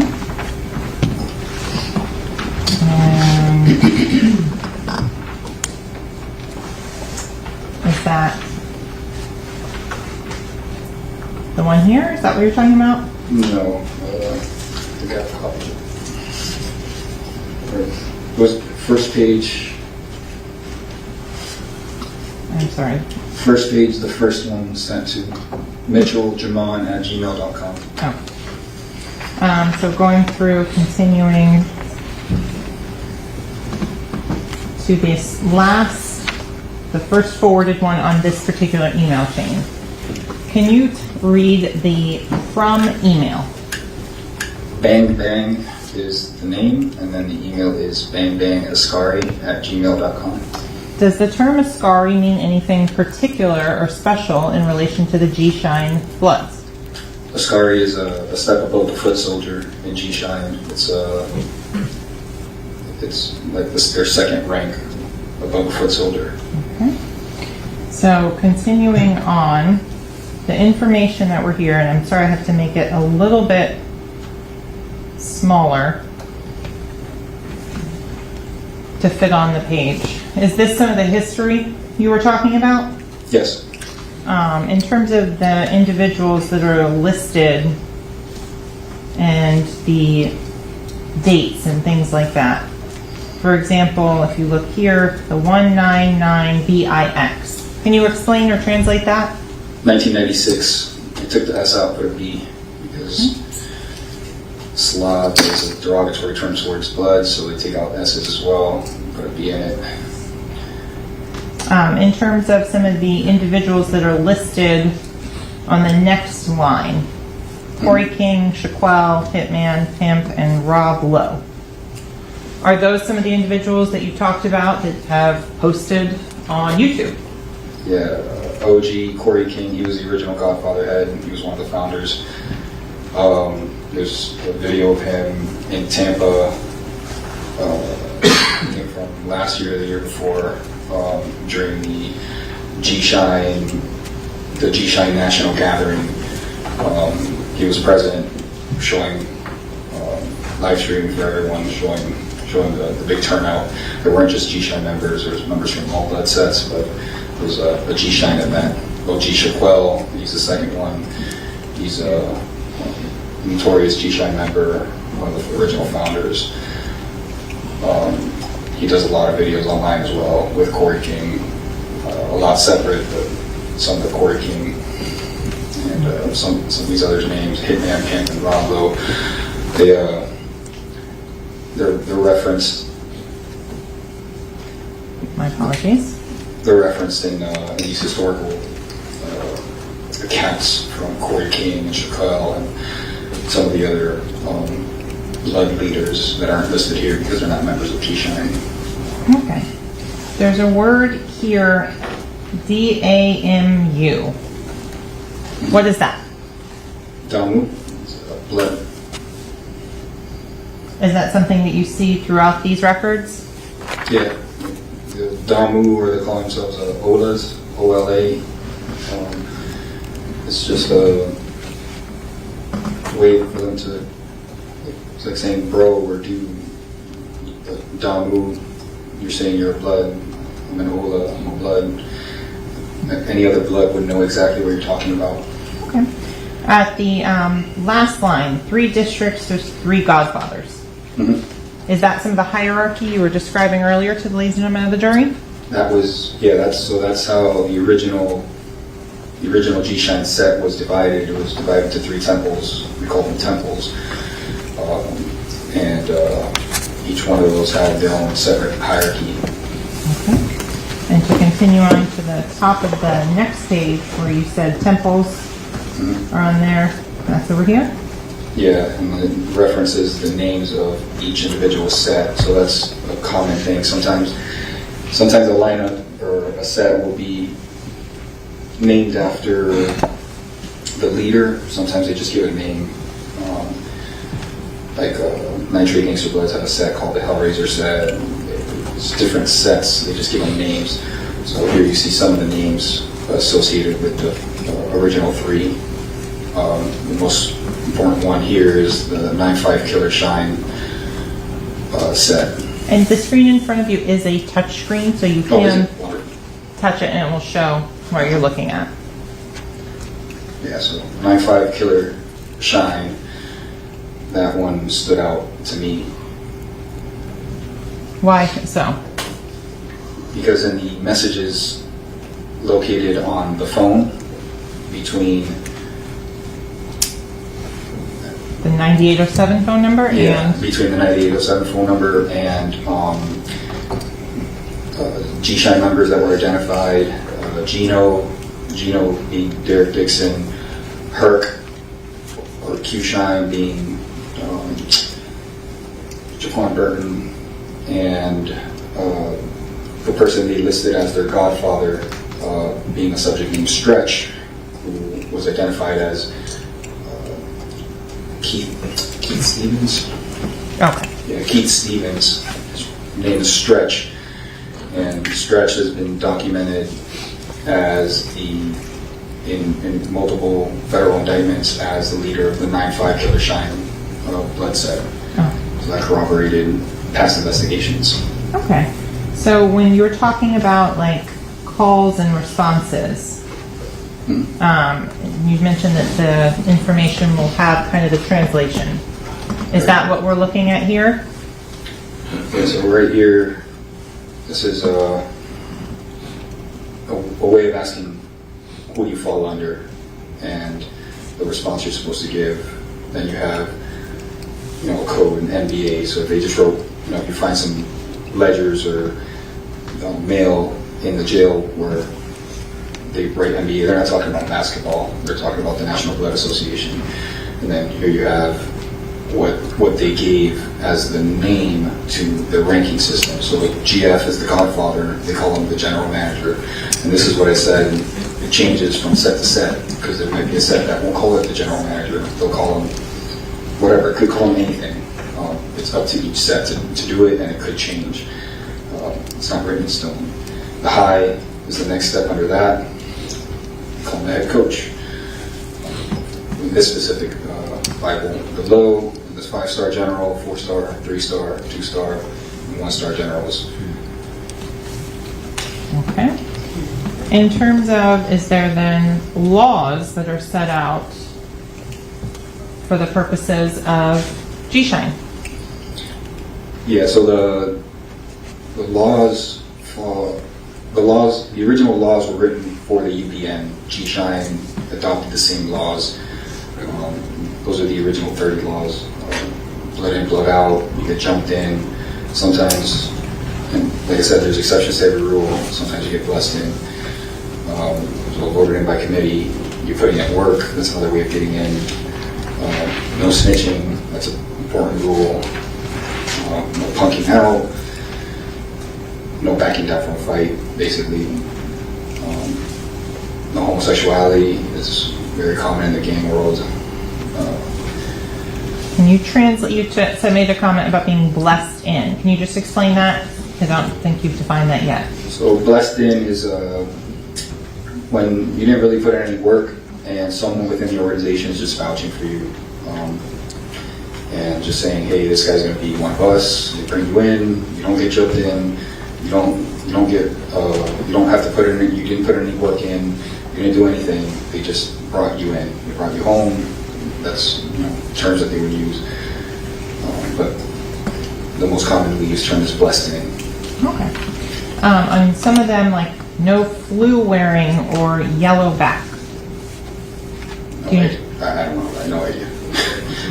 So there are some things that even law enforcement has yet to decipher. Yeah, there's certain. I said that I think earlier that there's certain codes that just don't make any sense to me. There's certain tattoos that don't make any sense. I just see them over and over and over again on bloods, and I know it means something to them. I just haven't figured out yet what it means, and sometimes they don't answer.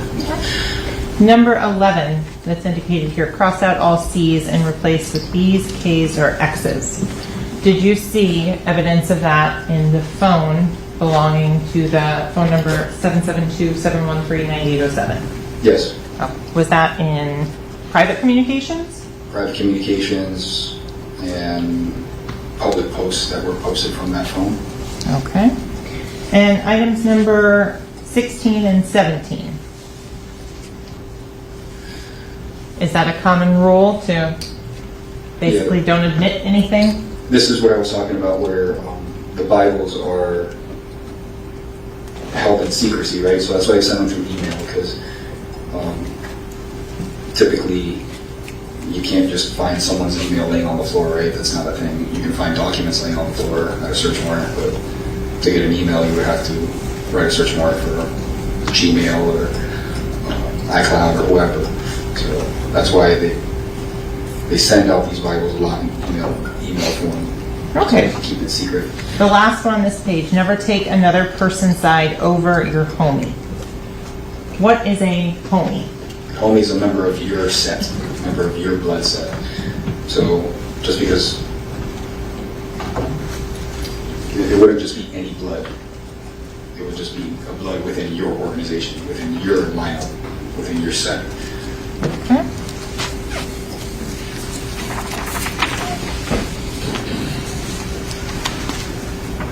Again, more of the laws 20 through 30. Okay. And number 27 on this list. No black on black crimes unless someone violates your set, code, and colors. You gotta respect.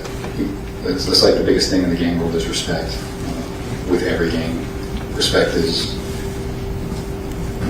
If you don't have respect, that's one of those things that could get you killed.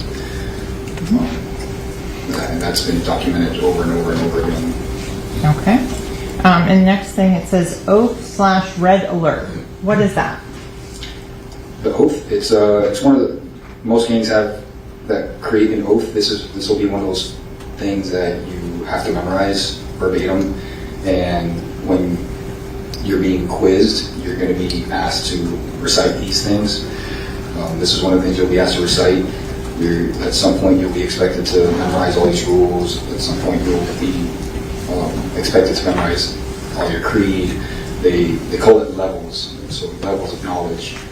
And if you assert that you're, let's say, at a certain level of knowledge, and you get tested up to that level of knowledge and you failed, then you're going to get violated. Now, if you say you're at a certain level of knowledge and they test you and you get quizzed and you answer everything correct, then you're doing just fine.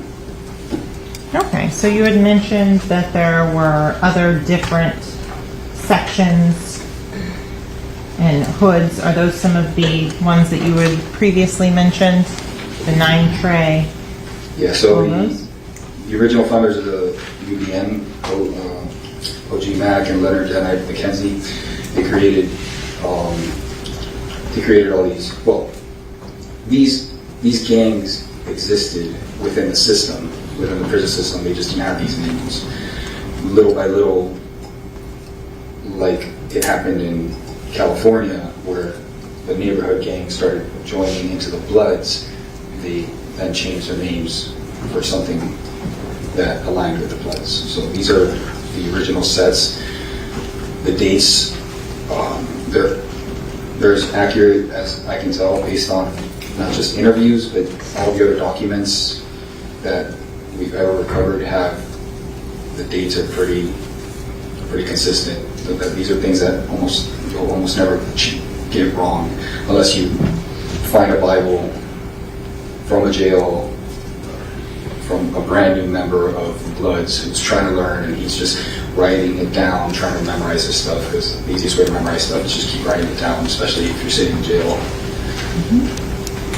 In terms of, it says greeting and replies, are those some of the types of knowledge an individual could be quizzed on? Yeah, you could, and you won't even know you're being quizzed on it. This is something that happened in one of our undercover cases. Our undercover was his first time being a Blood, so he didn't answer some of these greetings correctly. Okay, so going down to almost the bottom of the page, where it says on there, rise and shine. What is the proper response if someone says rise and shine? I shine, you shine, we shine, G shine. It's a very popular G shine saying. Okay. And it doesn't have to be exact, right? So if it could be like variation of it, like right there, I shine, you shine, right? It's not exactly like the other one. Okay. And in terms of, it says these are meanings, not replies. So if someone says this, is this kind of more the dictionary part of it? Yeah, sometimes it doesn't make sense. Like some of these dictionaries, it just, the answers but the definitions to the word to the codes is other codes. It's just unless you have the person in front of you that wrote that, you probably won't be able to decipher it. Okay. And this continues on in this with different codes. Okay. And reviewing these codes, are they consistent with some of the other gang knowledge that's been recovered and that you have learned about? Yeah, except for obviously some of the codes are different because codes are updated periodically. For the most part, a lot of these have continued to be used. Okay. And so there's some of the terms you've already defined, like set tripping. Is 1965 on that list. Yeah. Is this something that they continue to evolve over the years? The code? Yes. It could if big indictments come down and a lot of people,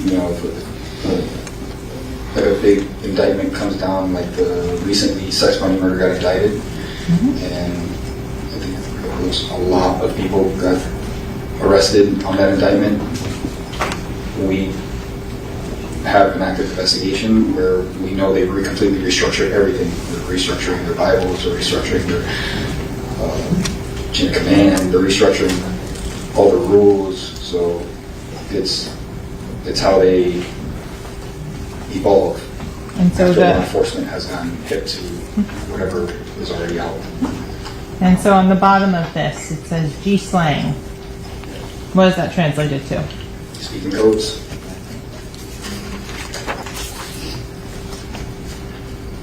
And continuing on to the next page. Do you have all of these memorized? No. Okay.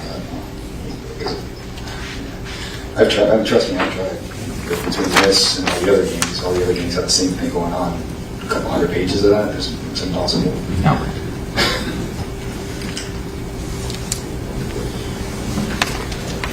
So that's the end of the first email, the forwarded email. I'm going to be first person. Yes.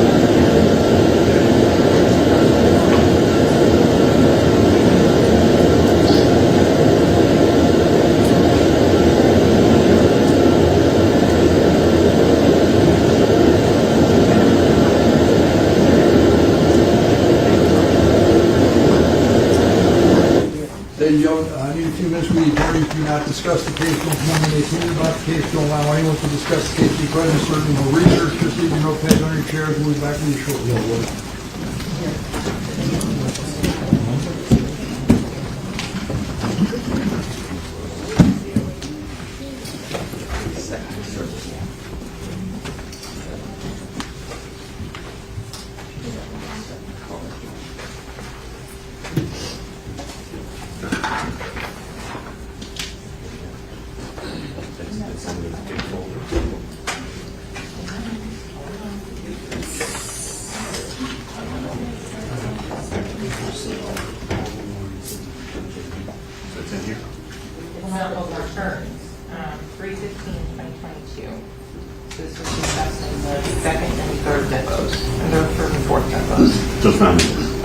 It's not in there, that's the search warrant is in there. So you have that.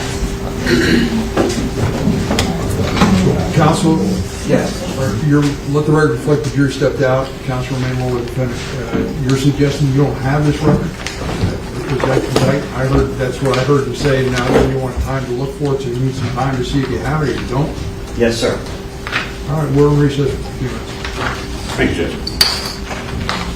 We'll see if you have enough way you're going to give us a little. I need a specific question.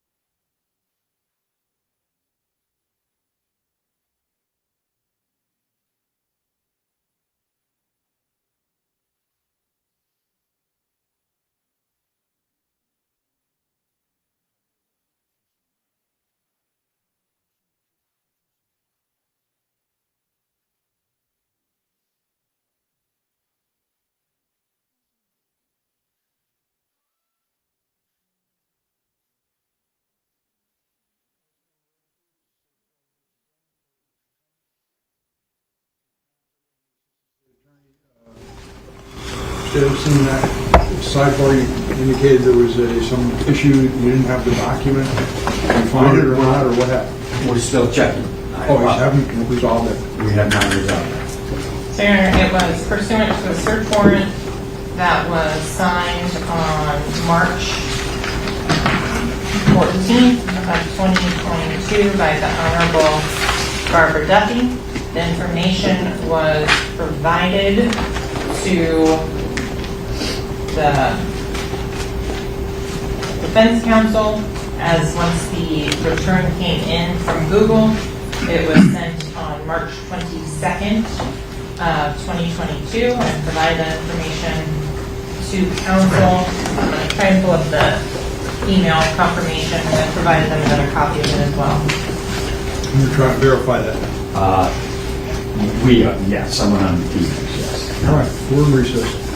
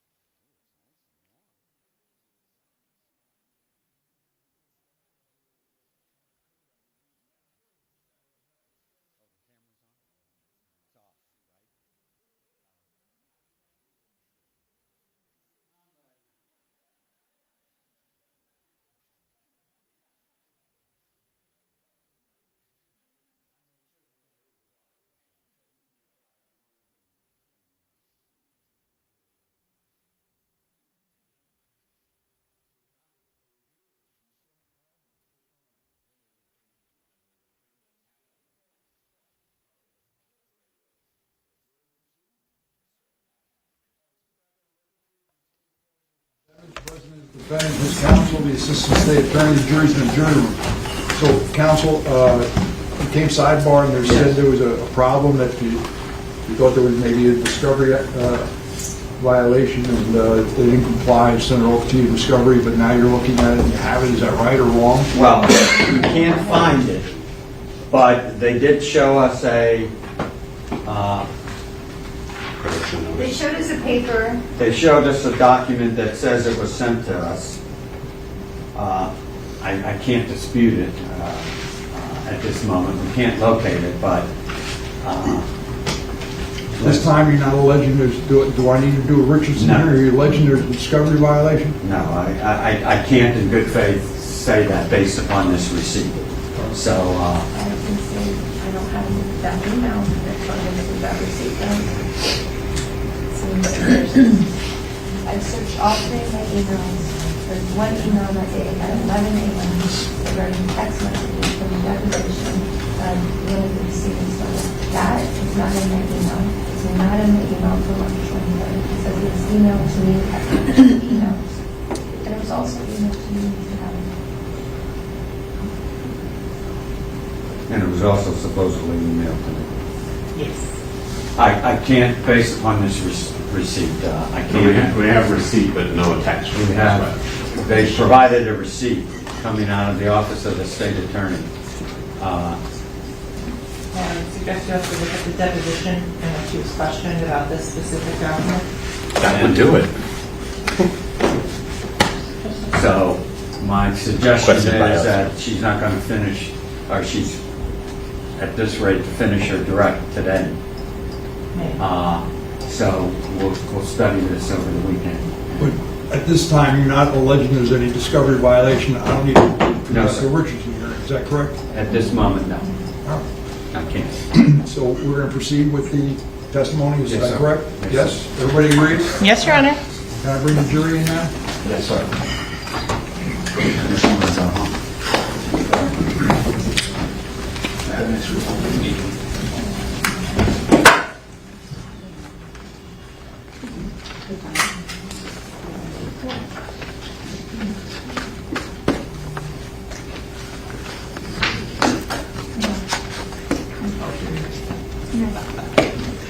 I couldn't resist. I couldn't. Huh?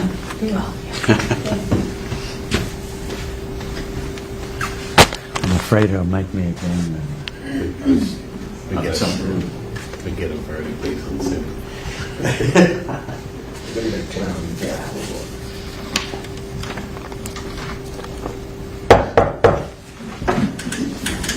Jury entering.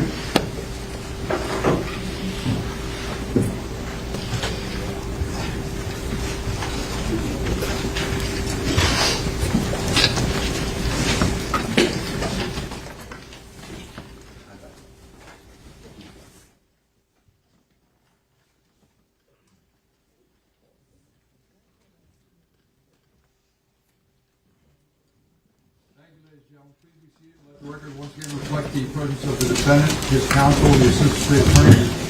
Ladies and gentlemen, the jury, our witness remains on the stand. Counsel, I think you want to continue with your direct examination of the witness. Yes, and continue publishing of State 68. So we've gone through the initial email, so now I want to go through each of the attachments.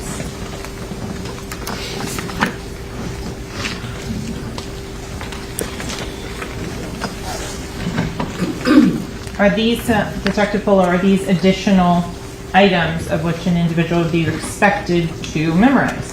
Yes. Okay. When you talk about being promotions, is that also discussed in this particular 15 raised document?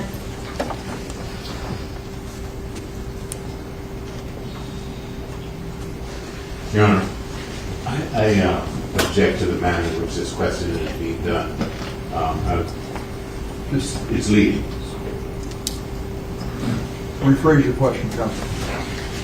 Detective, you talked about how people are promoted through the ranks. Yes. Is that reflected in this document? In this one page? Yes. No, it's just like the principles of the game. specific things that meanings they gave to symbols that they have within the organization. So like the 5-point star, they give meaning to each point of that star. Pyramid, what the pyramid means. The crown, the 5-point crown. Okay. Moving on to the titled 23 Rules.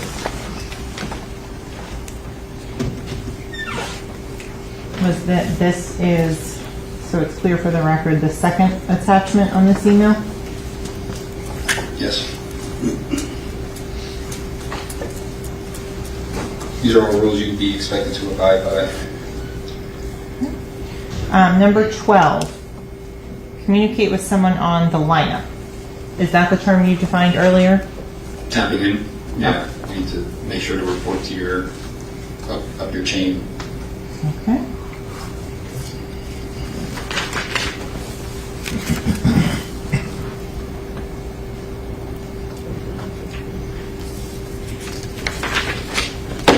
Moving on to the third attachment, what is this one called? 5 ways of hanging up.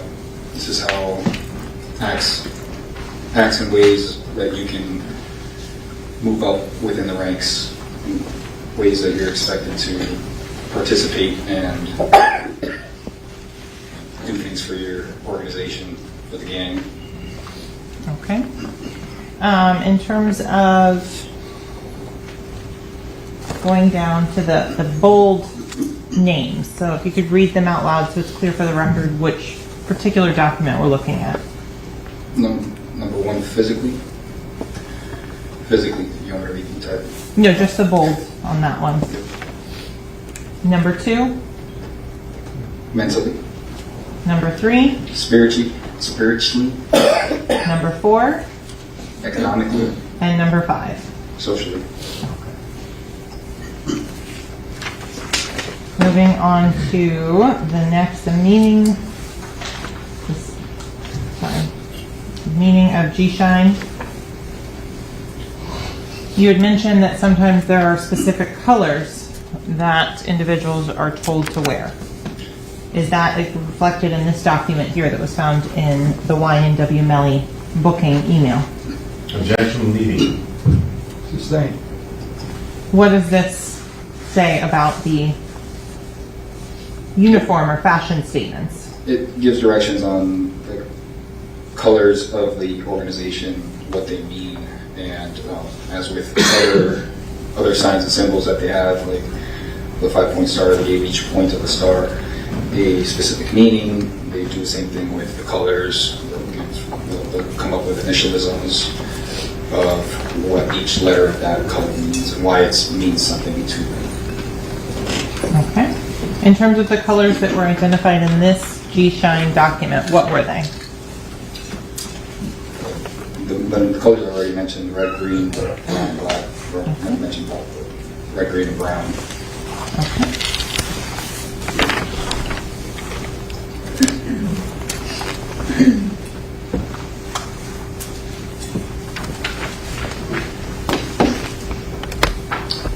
The next page here, what is it titled? Meaning of G-Shine Ascari.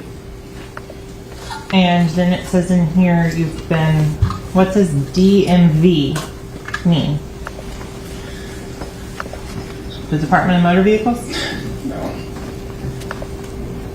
It would be the, like the council. I'm not sure exactly what that acronym is, but when you move up in the ranks, you would be reassessed by your higher ups, by your council. Okay.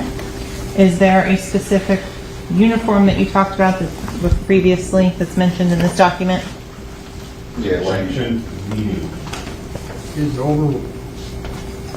wearing brown and with a white T-shirt underneath, untucked. So it says it in there to signify that you're always ready for battle. In terms of the email address that we had looked at previously, the one, the Bang Bang Ascari. Is that consistent with what was said to be done in this last paragraph? Yes. That's typical with the gang name in general. A lot of members will just put the gang name at the end of their moniker, their Instagram handle, Facebook handle, whatever it is. Okay. Going on to the next document in this. What is this titled? The oath. That's one of the oaths you have to memorize. Okay. United Blood Nation oath. And now, this photo here. What is this illustrating? I can make it a little bit bigger, I know it's... This is when they restructured. They were talking about the grass has been cut low and the snake's heads have popped up. So when they restructured, it was for, like I said, when there's indictments, stuff like that, they need to restructure and change the rules up so that way they can weed out people that they might think are cooperating with law enforcement or just people who aren't being true to the organization. So this is talking about that basically.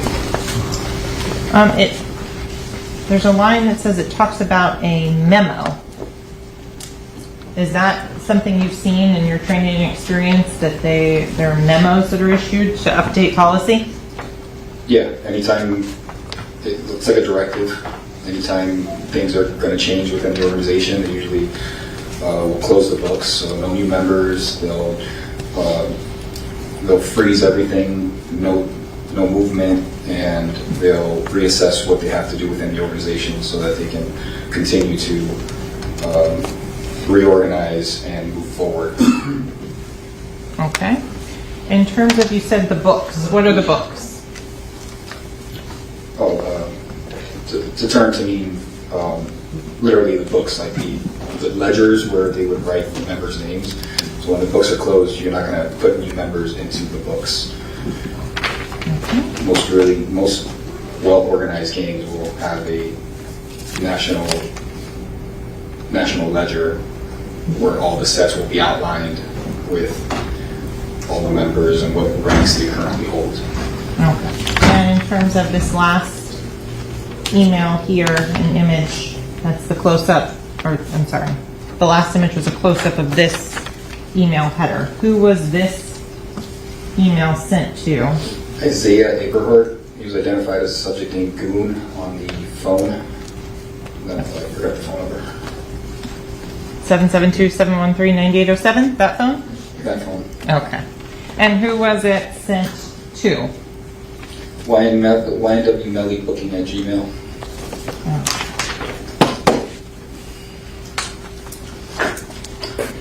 So you mentioned a lot of the items in the phone that you reviewed. Yes.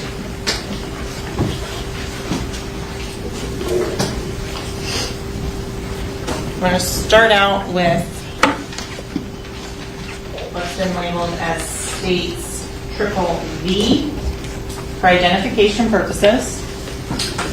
Going to defense.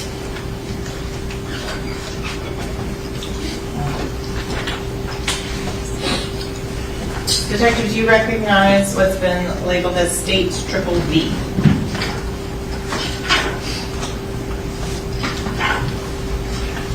Yes. How do you recognize that? This is a extraction report from the cell phone ending in 9807 of messages between that phone number and a contact saved as GF stretch with the C crossed out using an X instead of a C. And does this fairly accurately depict the conversation that is on that cell phone? Yes. Here at this time, the state would request to move states V in and publish to the jury. Same objection. Objection's overruled. It'll be admitted. States V will be marked state 69.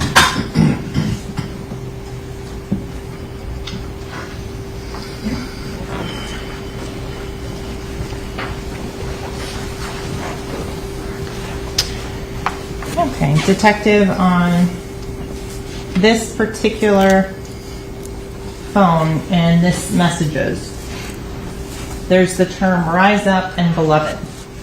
Is that something based on your training and experience you can offer an opinion on?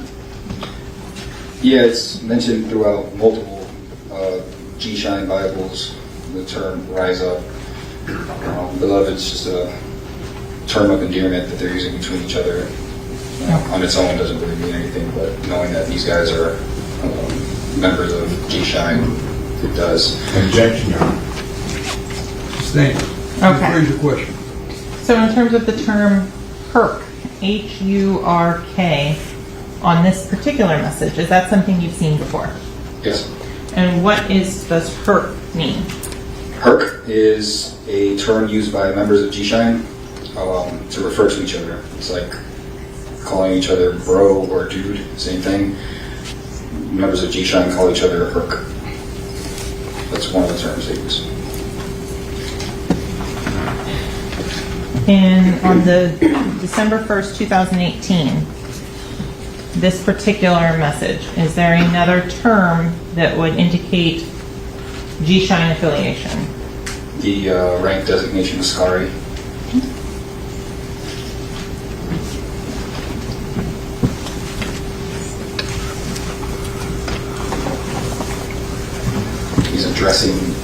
He's addressing the person receiving that message as an Ascari.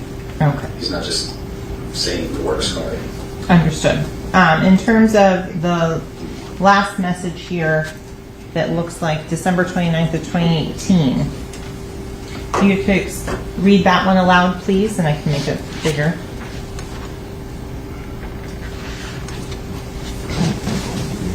You have many other hoods that have productible aspects in motion, and it's time for us to put a form of some businesses into existence so we can grow as a family. We are already established financially, so we want to combine with you in the form of growth and development and endure prosperous ventures as a collective.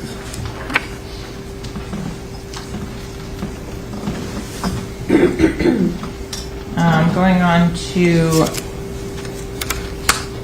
January 27th of 2019, is it the same use of the term beloved? Yes. Then it says line up some venues. Detective Fuller, I want to ask you, if someone is a member in any sort of music group, yes, why would they be talking about venues with someone who is identified as a godfather? Because they would need to get sustained. So, Detective Fuller, I want to back up and go into your training and education and experience on areas of control by specific areas under the blood gang hierarchy. You mentioned that there are different sets in different areas of the country. Correct. In terms of the various neighborhoods and various businesses within that neighborhood, do you have training and experience as to how access to those businesses are controlled? So if you're in a neighborhood that is predominantly controlled by a specific gang, whether it be the Bloods, the Crips, whoever, and you are trying to go to that neighborhood, you need to have almost like an approval to be there. If not, you might, if you're in the wrong neighborhood, you might get approached, and the repercussions could be different for every person, but the point is you'll probably get confronted. So I want to move on to some of the other messages that you've gone through, which have been marked as states W, which has been previously provided to defense counsel.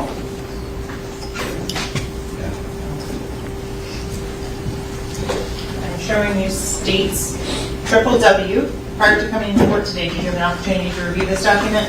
Yes. Does that document fully and accurately depict 5 different chat conversations between the individual using the 9807 phone number and some of the individuals you talked about previously? Gino, Perk, Jaquan Burton, etc. Objection. What's the objection? this witness is not in a position to attest to whether that accurately reflects conversations between two people that he was not a party to. Sustained. Does that accurately reflect the conversations that were captured on the 9807 cell phone extraction? Yes. In terms of, is there any additions or deletions from the cell phone extraction?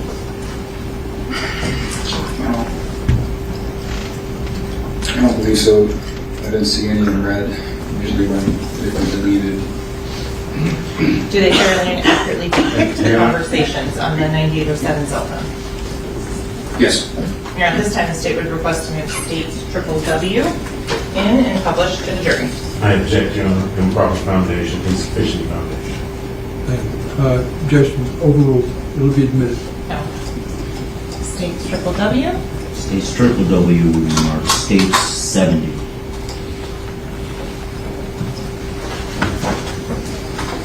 So, Detective, I'm going to go through and start with some of the pictures that are in this exhibit.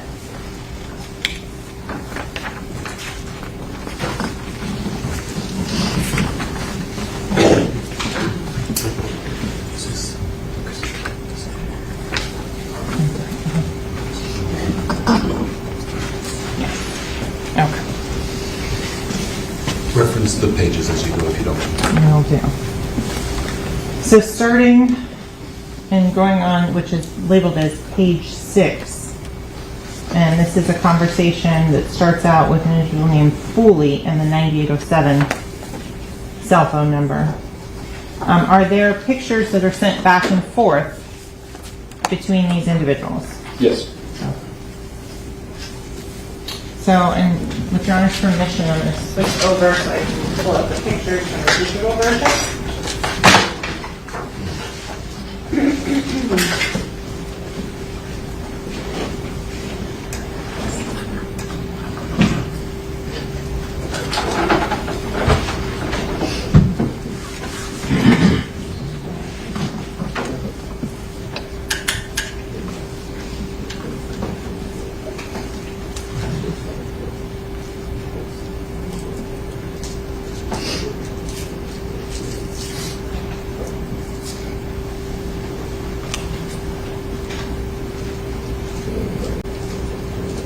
So the record's clear, counsel. What's the exhibit number?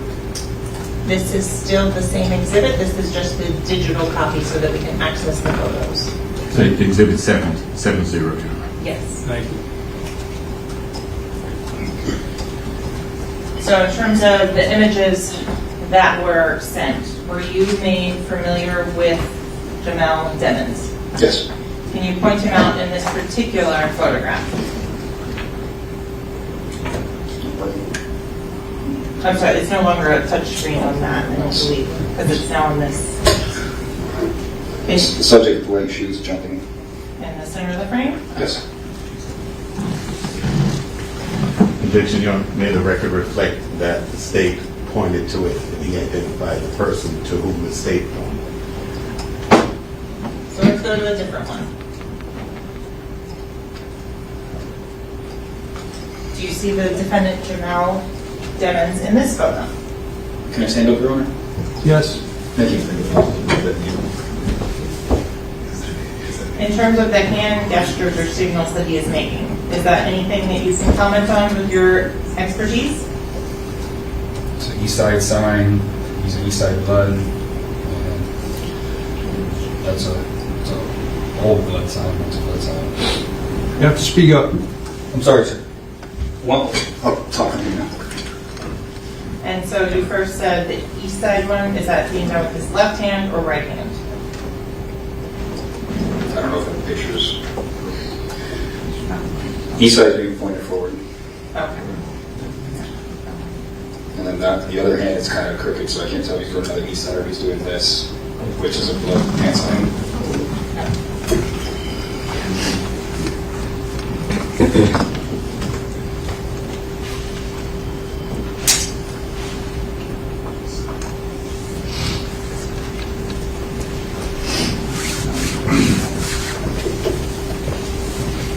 Those are both from page 6 of State 70.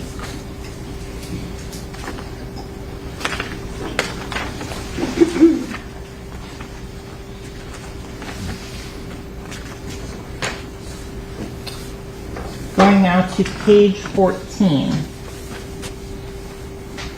You indicated that some of the emails were identified as a specific individual. Who was that?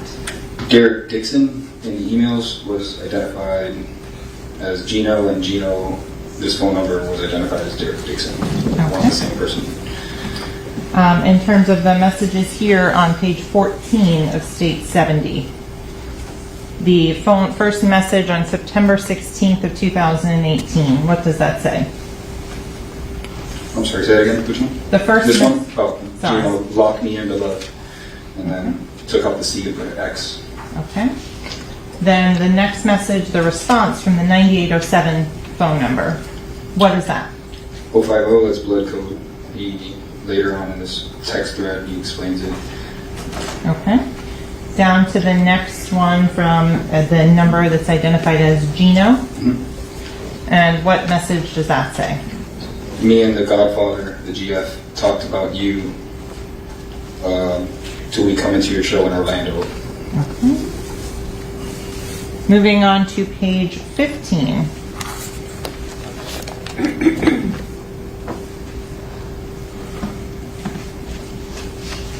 In this second message here on page 15, what are we looking at? The 050 means on point. Could you translate that, please? Gino's, the subject saved as Gino is explaining what the code means so that the recipient doesn't mess up when the Godfather questions him. It says it down below. Just a few things the Godfather might hit you with, I'm making sure you're on point. So I was saying 050 means on point, DL means I got you. And he proceeds to give other definitions. SL means shine love, greetings and responses are rise and shine, I shine, you shine, rise up and bop, and shine right, I shine, time to gold. So these are all things that were written in that original document we went over.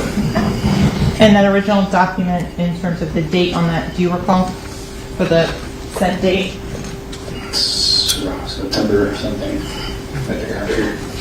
September 16th, 2018. September 16th.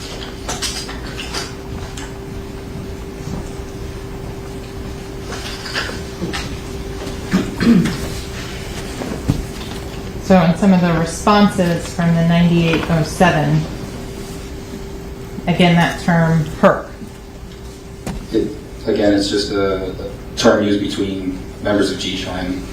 He's just responding, recognizing, just using G-Shine terms.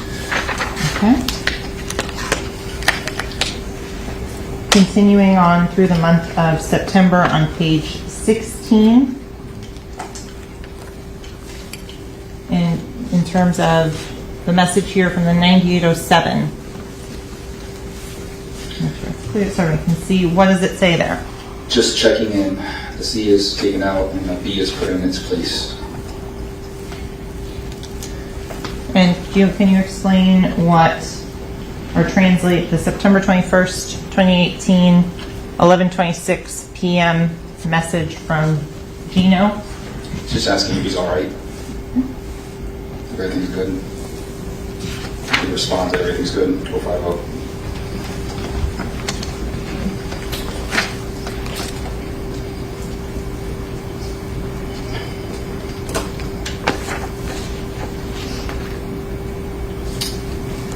Can you explain what is a square? It's reference to Page 19. A square is a narcotic slang for typically a kilogram of any type of narcotics, so cocaine, heroin, whatever. Objection, Your Honor. What's the objection? 404B, 403. Watch from side.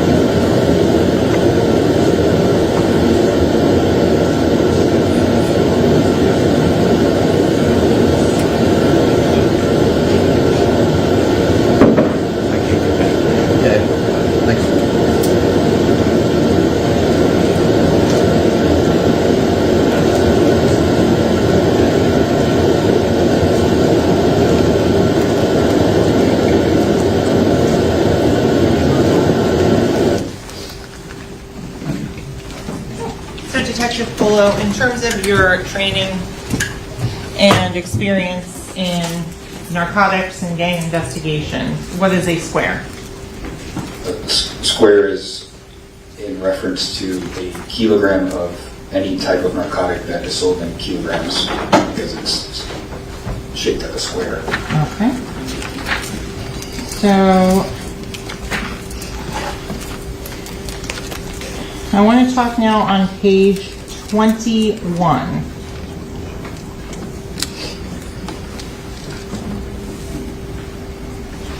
On September 23rd, 2018, 6:25 p.m.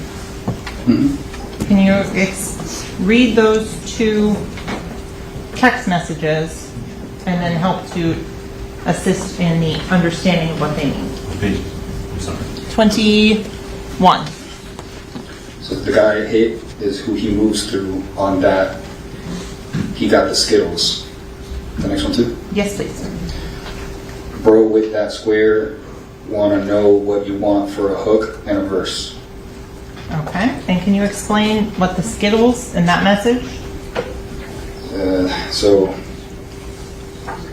that language has evolved, the Skittles, because right now Skittles are something completely different. Back then it was talking about ecstasy pills, MDMA pills, those after the ecstasy. In terms of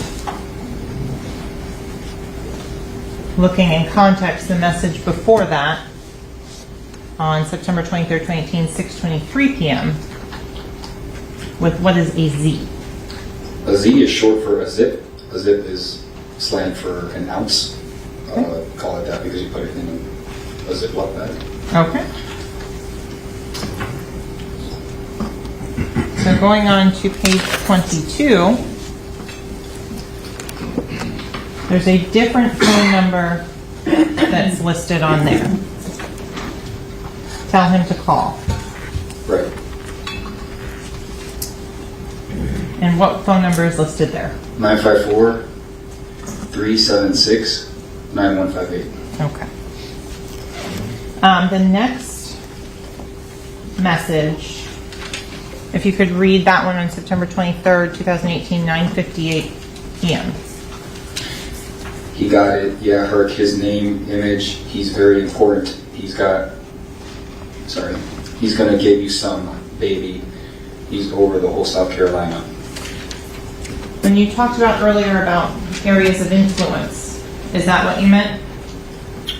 Yeah, so especially with the lineups that cross state boundaries, you would need to know where your higher ups are reporting from. Because if you say I report to Stretch, you're going to say who's Stretch, especially if they're not part of your lineup. You say I report to Stretch out of South Carolina, then they can double check you and reach out to their contacts in South Carolina, make sure that Stretch is a real person.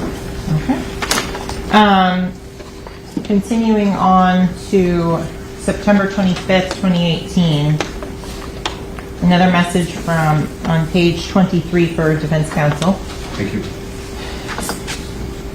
Is this again referring to the same image name from the previous? Yes. Okay. Do you know what the baby is? Only the brick. Okay. Small like a baby. And the response? Haven't heard from him 20. Oh. So then moving on further down that page, on 10:08 p.m., what does Gino ask? The member identified as Gino states, DL, did you get your date for the Savannah State Show? And the DL, what does that mean?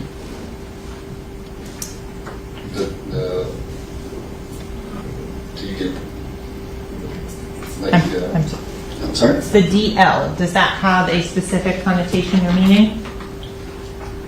Yeah, it does. I'm drawing a blank right now, sorry. That's okay. It's been a long day. We'll come back to it. So with regards to the next line on that, what does that one read? Yo, the GF, Godfather, gonna call you, take out the C, all you today, make sure you UAB, you're on point, basically. And the response was? everything's good. All fine. So I want to go then again to the digital version to reference this picture here. So Gino the number identified as Gino ending in 4281 sends an image, and this is on page 24 for counsel.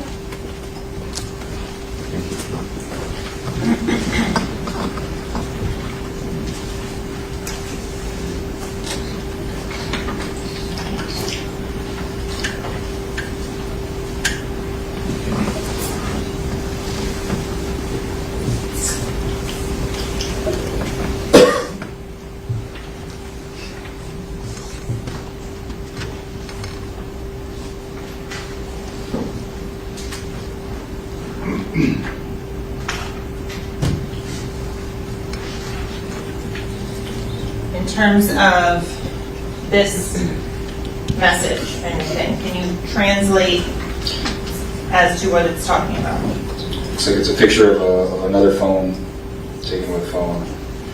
Contact name tall. The person holding the phone writes, "Did you ever skyline with him?" So did you ever connect with him or talk to him? He's dying to talk to you. Melly, that is. And then he says he's going to have to hit him up today. So I didn't hear that.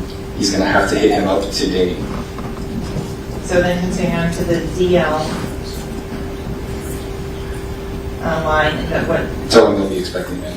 Okay, and then the next response. Want you to groom him, show them the meaning of the chain of command, safety and security, show dudes something different. And the response? I got you.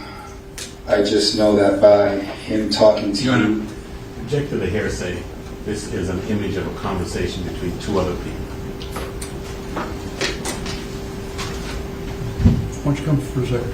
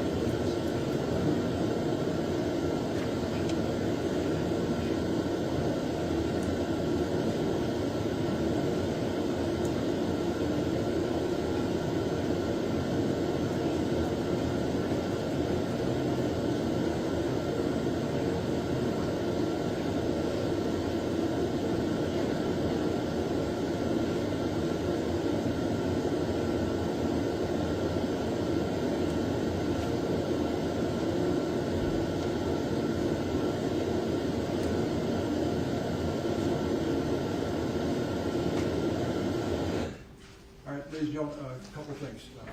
We're going to take a short recess, but why this is still up there, the attorneys are advising me, or excuse me, I'm advising you that this is a conversation between two parties. It's not being offered for the truth of the matter asserted in the conversation. It's being offered to show the effect on the listener. All right? That's the purpose of it. So we're going to pick it up in a minute. Right now I need to take a short restroom break, so we're going to be in recess. Do not discuss the case. Don't form any opinion about the case. Don't allow anyone to discuss the case in presence. And no research. Thank you.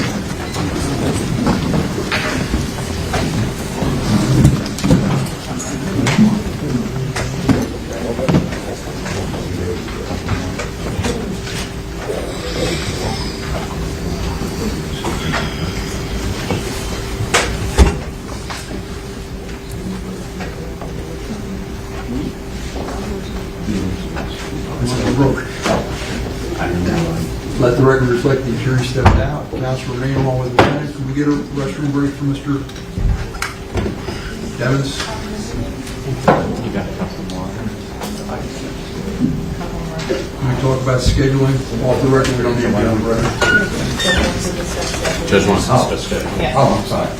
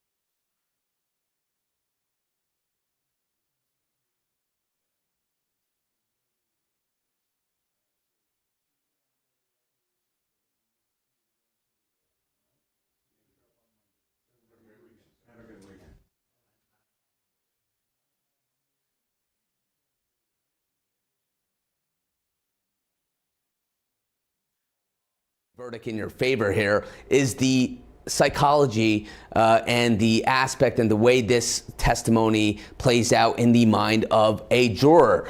How do you think the jury is receiving this particular evidence in court that we see here? Well, we know that attorneys, work with juries to get potential jurors struck to try to eliminate their biases, but we know that they all come with their biases, their own histories, preconceived notions, prejudices. So it's really going to depend on how they see this case, their own feelings about gang violence, for example, their own feelings about loyalty, about betrayal. So all this plays into it, and it's something that's definitely weighing on their minds. Yeah, I would imagine so. And I would imagine during the voir dire process, jury selection process, both attorneys, both sides really question these jurors about their preconceived notions about gangs or gang violence. And very important fact and great point. That's why they say the case is won or lost in jury selection. Absolutely, absolutely. And Aikisha, you know that jury selection is so important here. And let's talk about the jury in terms of this testimony. Gang testimony regarding gangs tends to be riveting at times for a jury because it's just an intriguing set of facts and to hear about. This feels a little dry. How do you think the prosecution could have improved, not to be Monday morning quarterbacking this, but improved the presentation that we see here? I think they should have allowed the jury to just know that he was in a gang, period. I think the fact that they're now trying to explain this some more hurts them because the average juror, which is why we have an expert, right? The average juror doesn't know this about gangs. They just think that gangs are violent. They don't know that there are laws. They don't know that they're instructing you to love each other and to read and to go to school and not to be homosexual and to make sure your hygiene is good. They don't know this about gangs. And so now you're introducing them to an element and an aspect that they aren't familiar with that undermines your case. And so I think that they have a problem here. No, absolutely. I 100% agree, because what we just saw actually in that clip was sort of like a code of conduct there, and it doesn't seem nefarious. It doesn't seem violent. If anything, it's saying love your brother, your fellow gang member. That's going to possibly hurt the prosecution. So great point there. Before we close out the show, Dr. Bober, I want to get your take, quick 10-second take. Do you think the prosecution is going to get their conviction, or right now as it stands, do you think the defense has a chance to get an acquittal? I don't think this is a slam dunk by any means. I think the defense definitely has some inroads in there, and there's some reasonable doubt for sure. So I think it's not a slam dunk. I think they still have a chance. Great. And Dr. Bober, thank you for joining us today. My pleasure. Akeisha, I want to get you quickly for your 10-second take. Do you think the prosecution have a conviction or an acquittal possibly in the making here? Acquittal in the making, and I'll tell you why really quickly. Jurors are serious about murder cases, more so than any other type of case. And they are not going to accept anything but the most ironclad type of evidence to send this young man to prison for the rest of his life or to his death. All right. Thank you for joining me, Akeisha, Dr. Bober. Stay tuned here at Law&Crime, and thank you for joining me here.